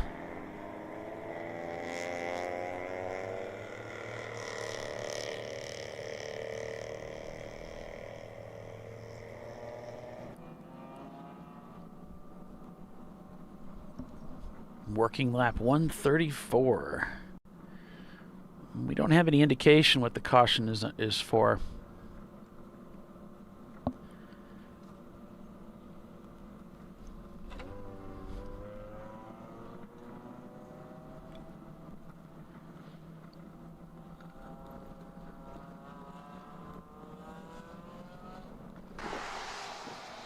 Got the emergency vehicles rolling through 7 into 17.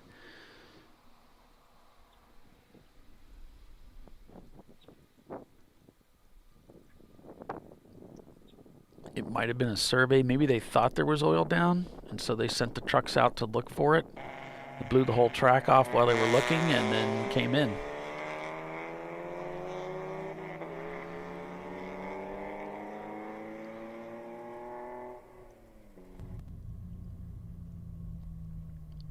There's another 2 more emergency vehicles coming through there. Those are coming in on Bill's camera, so they were coming into the pits. And the EV flag is out on the front tower. That's slow vehicle on track.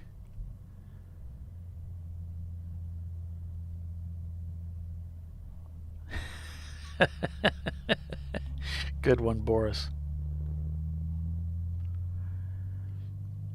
Boris GPR. Hope the last lap is green. Words not uttered by Total Wolf. Yeah, the steering wheel quote, that's awesome too. Give me the steering wheel. They're toting Kimi down. It's like on pit lane. Give me the steering wheel. Hey, he's screaming. Have them give me the steering wheel. Got a car coming out of the pits.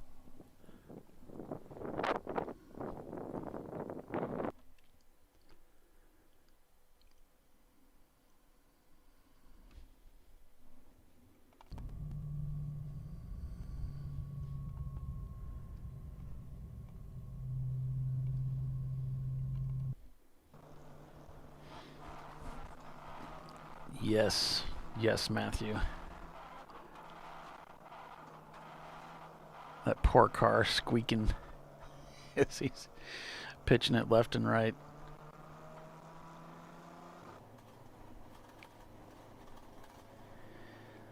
Floridian Motorsports.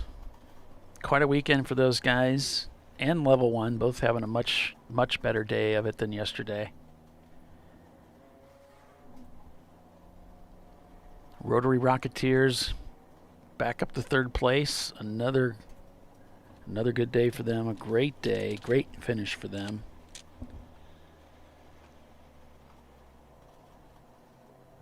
So yesterday they finished 6th overall. Back to green we go. So don't know what the whole story was there, but we are back to green. As the cars come down that front straightaway, led by the Corvette. Into turn 1 we go.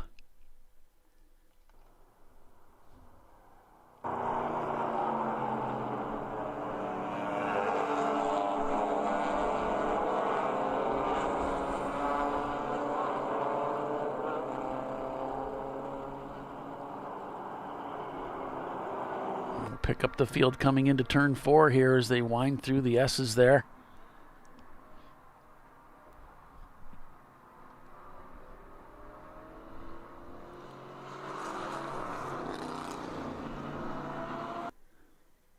Down to turn 6.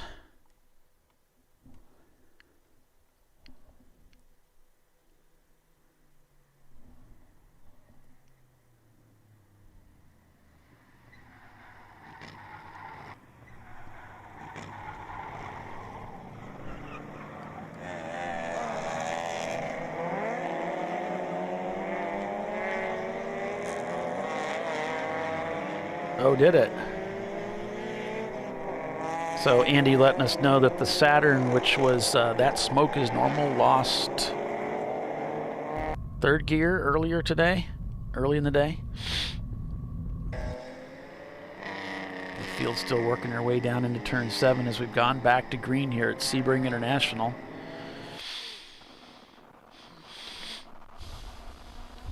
The clock is winding down on this season.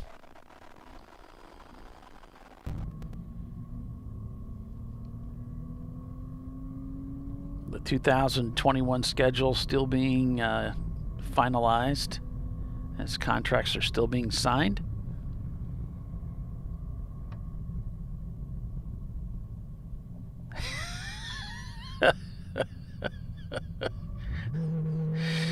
Okay, man.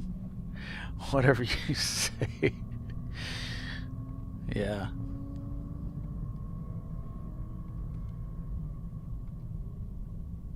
It's funny.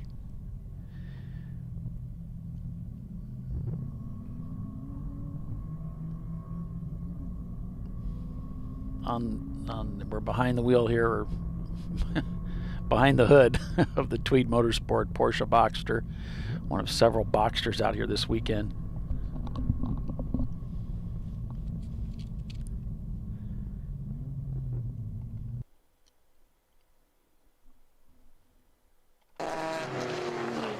Whew, some of them real close together coming down into turn 17.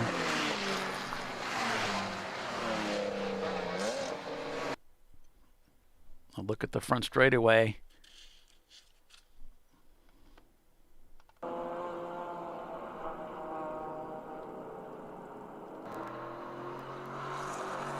There's our leader coming through turn 4, through Big Bend here, through 6. Excuse me, down to turn 7.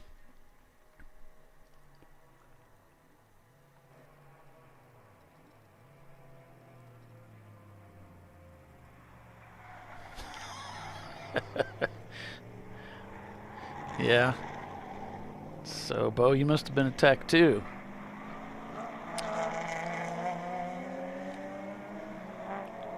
I never really liked a creeper. Just never really. I don't think I ever even owned one. If I used it, it was someone else's, or I just didn't really. I was pretty fortunate. The shops where I worked, I had my own lift, and the flat stalls, I don't know. I just get down on the floor. Used them a little bit, but. Now I've got one here at home, and I do use it occasionally, but it transforms into a seat, and I use it that way more than anything.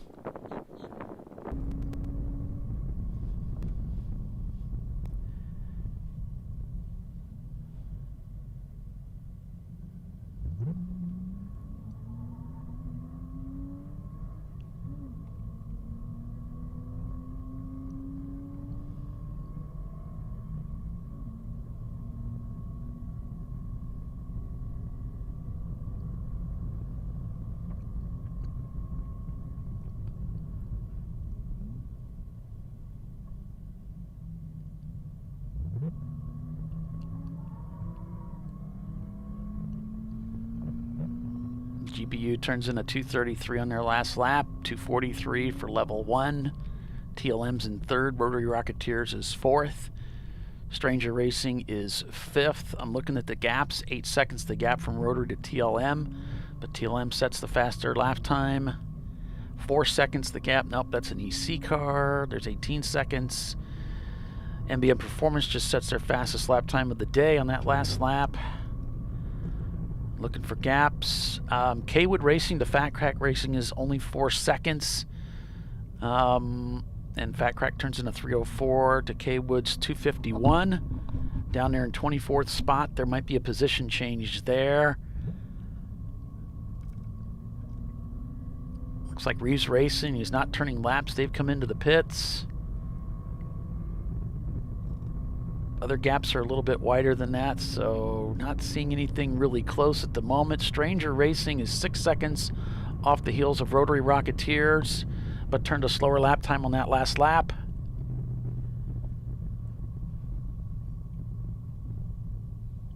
Eight seconds the gap from Rotary Rocketeers to TLM, but they turn a slower lap time than TLM, so just not seeing much options there or challenges as we look back through the field.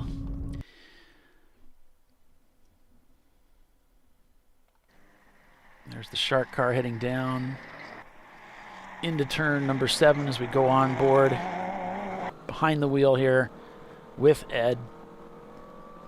Brew Crew Racing also rolling through turn 7.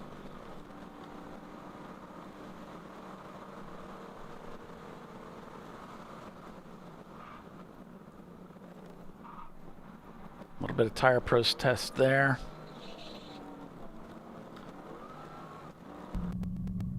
Looks like the Hazmat Mustang back out on the racetrack to finish the day here at Sebring. And those guys are out with us, you know, every time it seems like we come out here, they're there. So they've been racing with us a long time.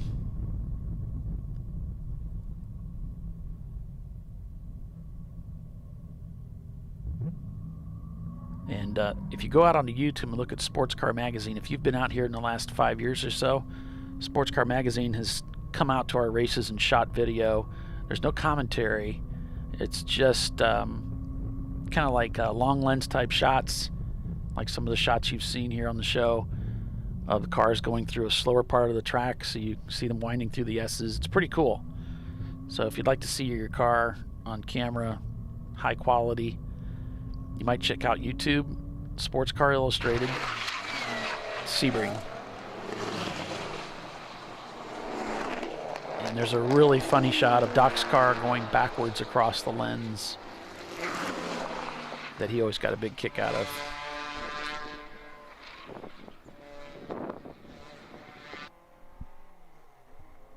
The countdown continues.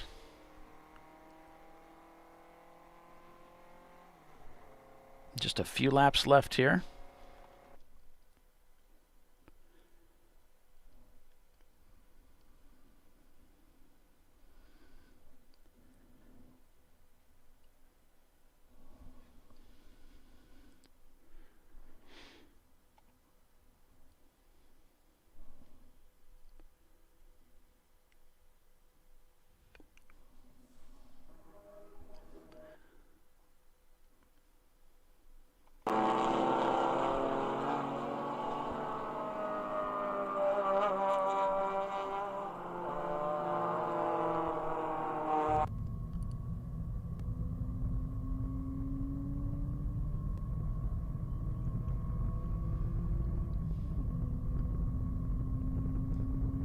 So what I'm doing right now is waiting for the GBU car to come by, and then we can kind of track it.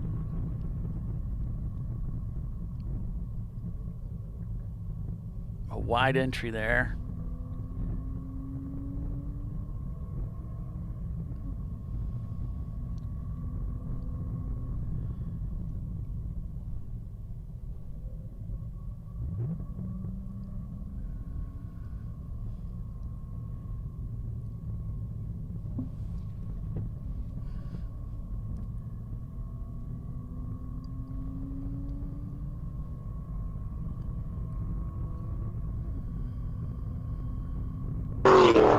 One to go, guys. One to go.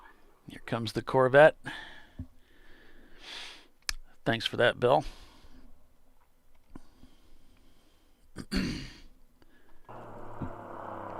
Corvette turns in a 2:38 on that last lap. And heads up towards turns 2 and 3. You're welcome, Tyler. Appreciate you and your whole crew, your whole team.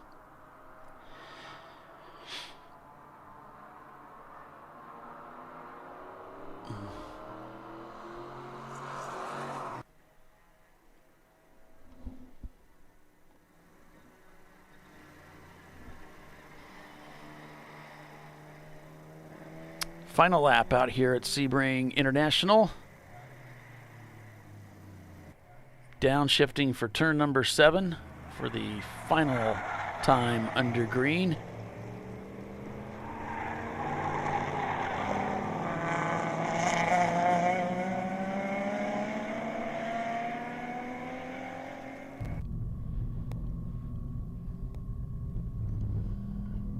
As the Corvette takes to the backside of the racetrack, through the corners, through the twisties.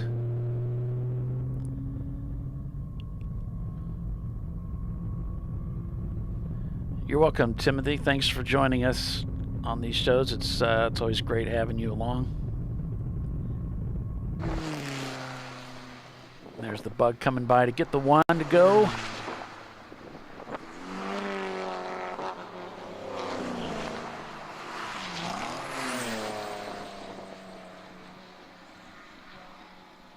We'll go back to the front straightaway here. I think that was the Corvette coming by. Could be mistaken. We have more than one Corvette.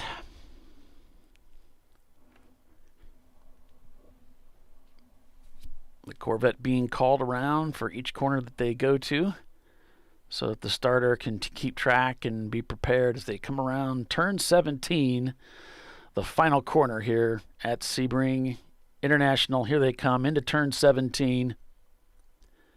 The final corner for our leader. Good, bad, and the ugly in that 1979 Chevrolet Corvette. And there's the checkered flag for good, bad, and the ugly as they cross the start-finish line, back-to-back wins at Sebring International. So after 139 laps of racing, Day 2 is won by the good, bad, and the ugly Corvette. Level 1 Racing working their way around the track to pick up second place. Followed by TLM Marathon. There's Level 1 crossing the start-finish line. So a much better day for the Level 1 team, and they are very, very pleased with that finish. TLM Marathon's going to pick up third place with Rotary Rocketeers in fourth. Stranger Racing in their 2000 Ford Ranger with that Corvette swap is going to pick up fifth place. Just 12 seconds back from Rotary Rocketeers. And just 8 seconds behind them is the D-Class car of Team Infinity.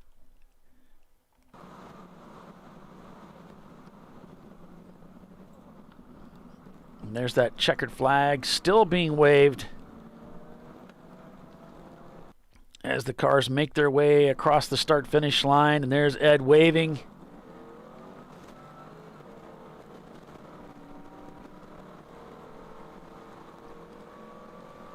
JB Bugs working their way around the track, looking for that checkered flag as well. Lots of thumbs up and thank yous being given to these corner workers.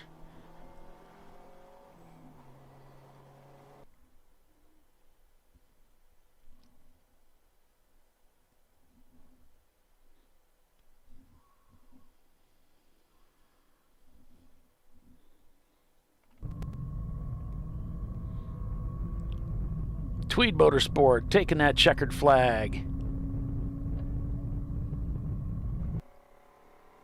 Here comes JB Bugs. Giving the point to their crew as the crews have lined up along pit lane, most likely, to cheer on their team car as it comes by the start-finish line here out at Sebring.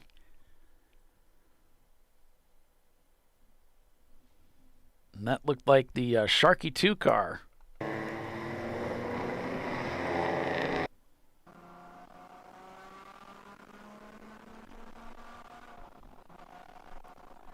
Gorilla stickers shown not turning laps as they've tumbled to 10th. Don't know what happened there. They might have run out of fuel.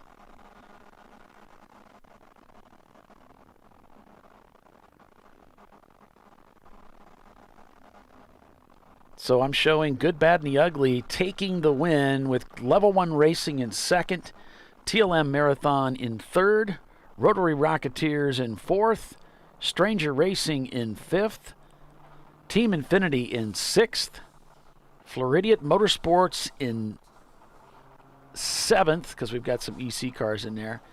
In eighth, right now we have Gorilla Sticker, but they're not turning laps.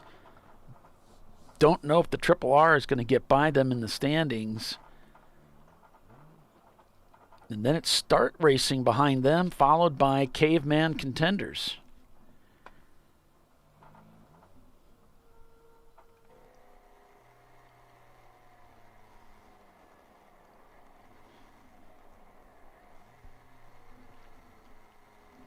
So an incredible weekend of great weather racing out here at Sebring.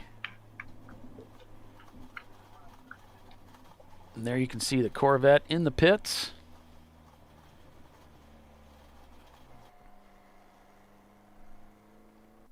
And the Hazmat team bringing that Corvette home. There's the TLM Marathon BMW down there.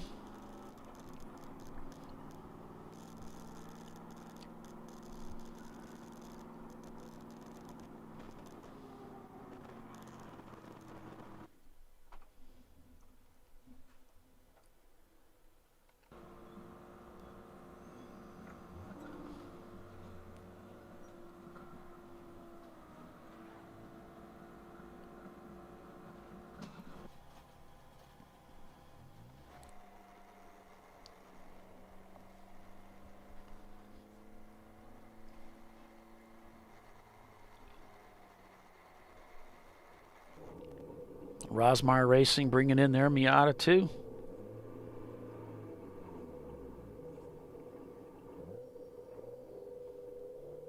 You're welcome for the broadcast. Appreciate you signing in and joining us today.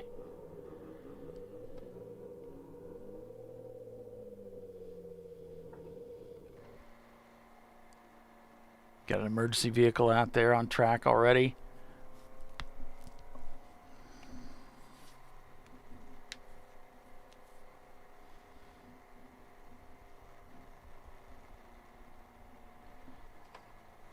I don't know if Bill recognizes that his microphone is on.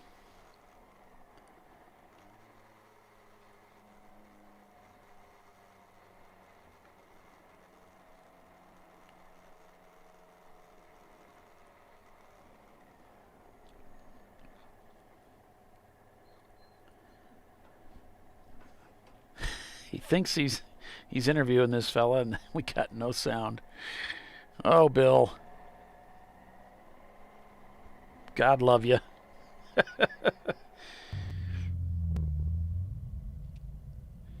So if you finish in impound, they wave you forward, but if you don't finish in those top six, they wave you back behind the wall. And that's what's happening to Tweed here. Remember, they spent quite a bit of time in the pit area. So sorry we don't have audio, folks. Poor Bill. This is Level 1 Racing.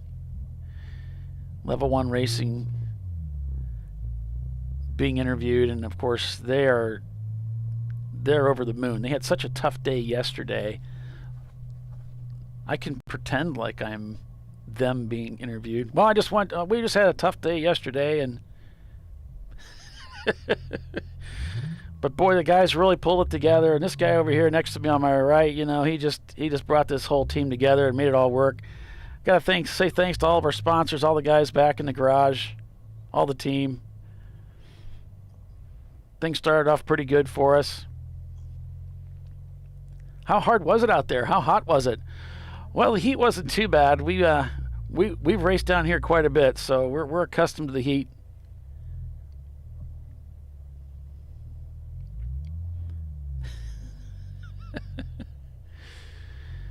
Hazmat not going again with oil down. I figured he'd kick the rods out. No, they got it going again. So I don't know what the story was with Hazmat.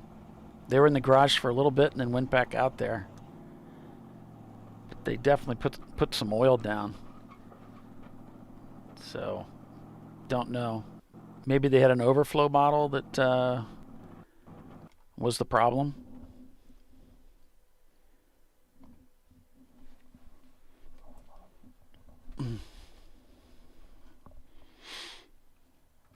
So Gorilla Sticker shows in 10th place.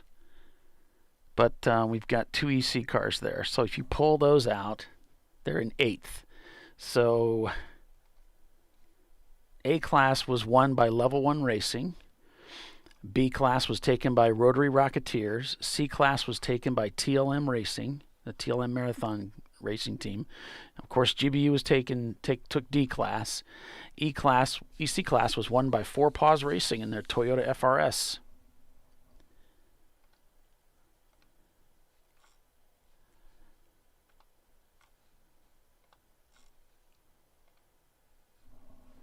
So yeah, if there's anybody at the track that can hear me, go down there and smack Bill upside the head and say, turn on your audio.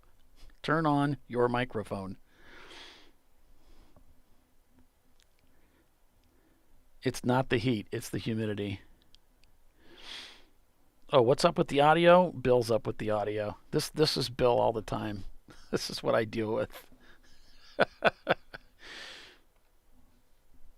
Yeah, believe me, I run into this all the time.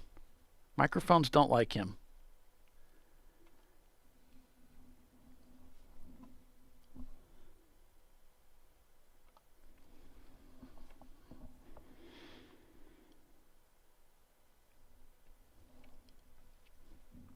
Yeah, believe me, guys. This is, I deal with this all the time. So anyway, I will. He's going from level 1. And this would be TLM Motorsport. And David Twatty is not there this weekend. So these guys are carrying the flag on their own.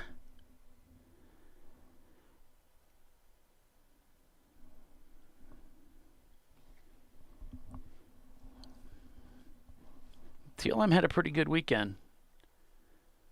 They finished 3rd yesterday and 3rd again today in that car.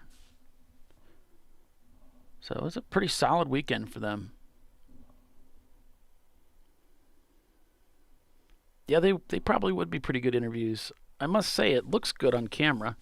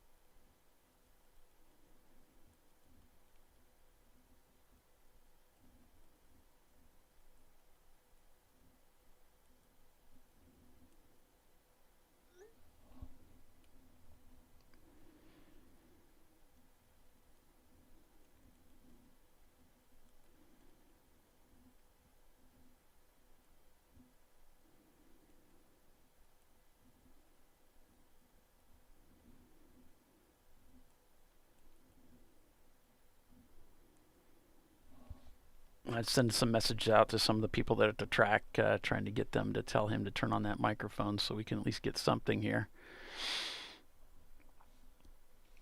I think he's talking to one of the Ranger drivers. They would be in there. Stranger Ranger.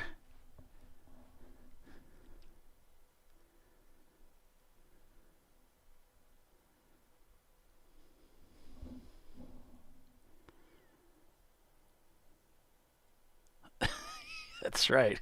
Well, we do try to keep the bar low, Mark. I've said that from the very beginning. We try to keep the bar low. Yeah.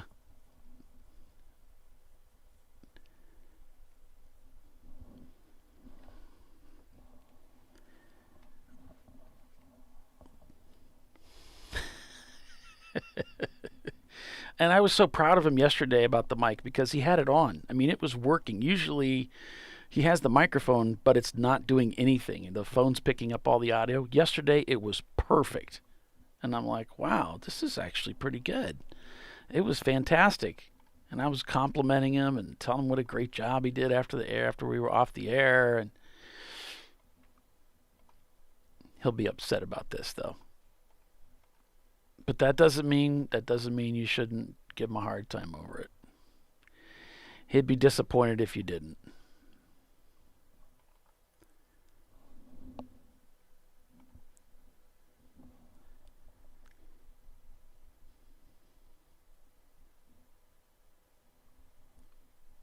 Now this team,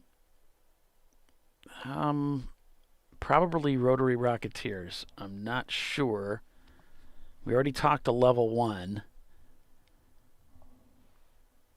But the Rocketeer car would be up there. It could be Paws Racing, the EC team.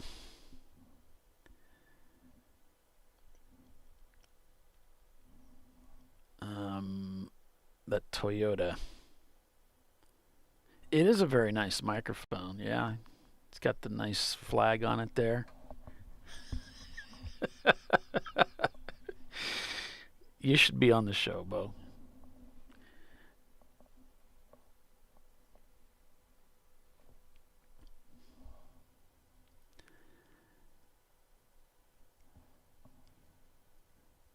That's right, Timothy.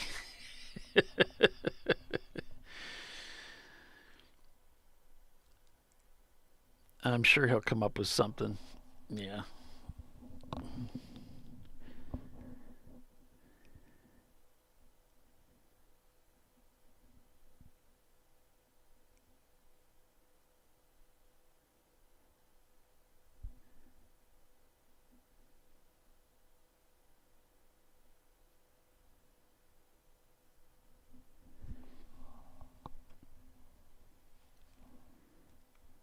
I'm kind of surprised with the people I've messaged at the track that nobody's approached him yet. But there you go.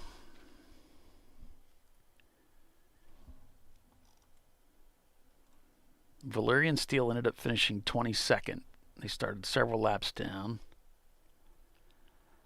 Now let's see. The Sharky 2 car finished in 30th place. Brew Crew finished 34th.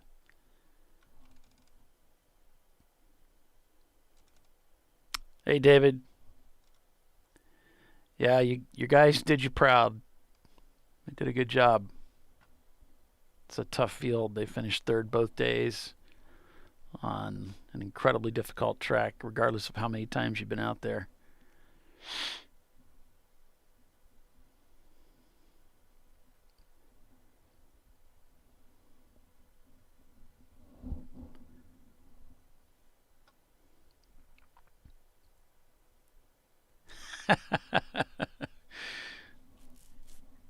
Yeah, I got to be careful what I play because it has to be, it would get flagged if it has any kind of rights or anything.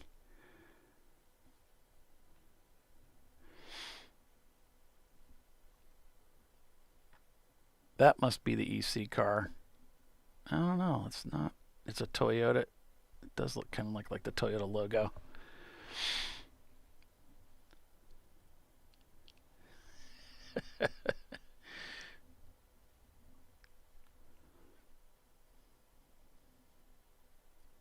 Yeah, that's that Stranger Racing Ford Ranger.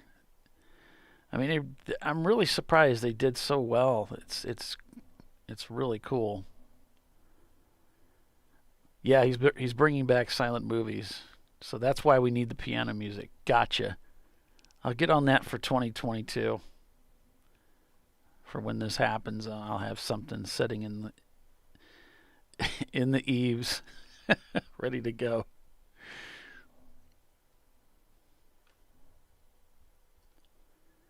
Waiting for Dana to come up and tell him, "Hey." Though he put it down and walked away. See where he's going. I think he's going to get another camera or something. That's probably what he's doing. The suspense is killing me. Here he comes back. He took the camera. That's one of our in-car camera rigs there. So he took that. He took that out of one of the cars that's there.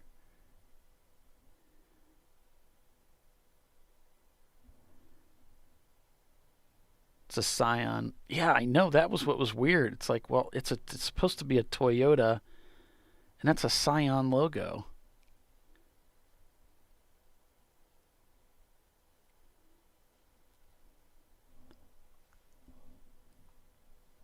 So that was throwing me. It's like, gosh, that's not a Toyota logo, is it?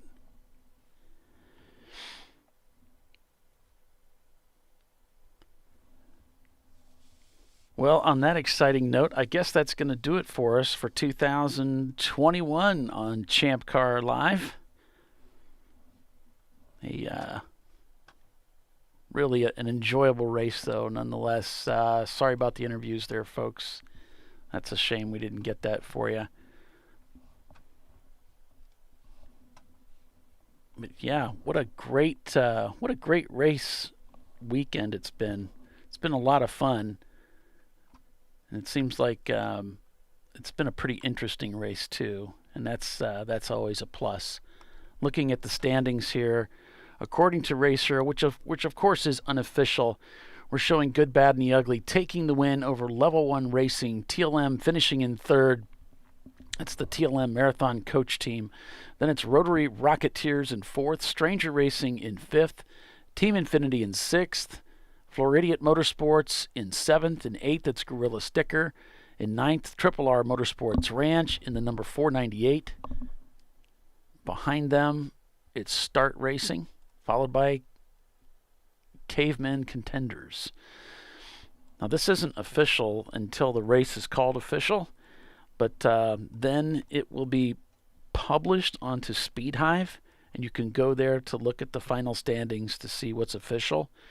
And then regarding the national championship standings, if that's something that you're keeping an eye on, I will go through and finish all of that up tomorrow and get that uploaded to our drive. And then Bill will, he said in the morning, he will publish it that to the web, which good, fortunately for us, doesn't require a good microphone.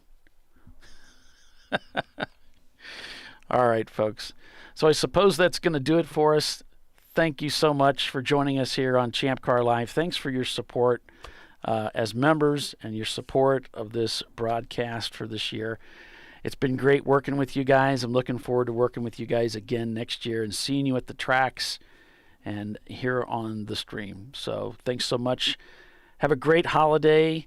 I hope it's an enjoyable time for you folks as we head into the holiday season and get ready for 2022. It's going to be an amazing year. We've got David Hobbs and Bob Varsha joining us on the show from Road Atlanta for the Road Atlanta race. It's going to be a lot of fun to kick off the year that way. So looking forward to seeing you all there or hearing from you there. So may the road rise to meet you all as we head into this holiday season. Thank you so much again for joining us. For Bill Strong and Tiffany Alexander, for the final time this year, I'm Paul Veltum signing off. So long, folks. Bye.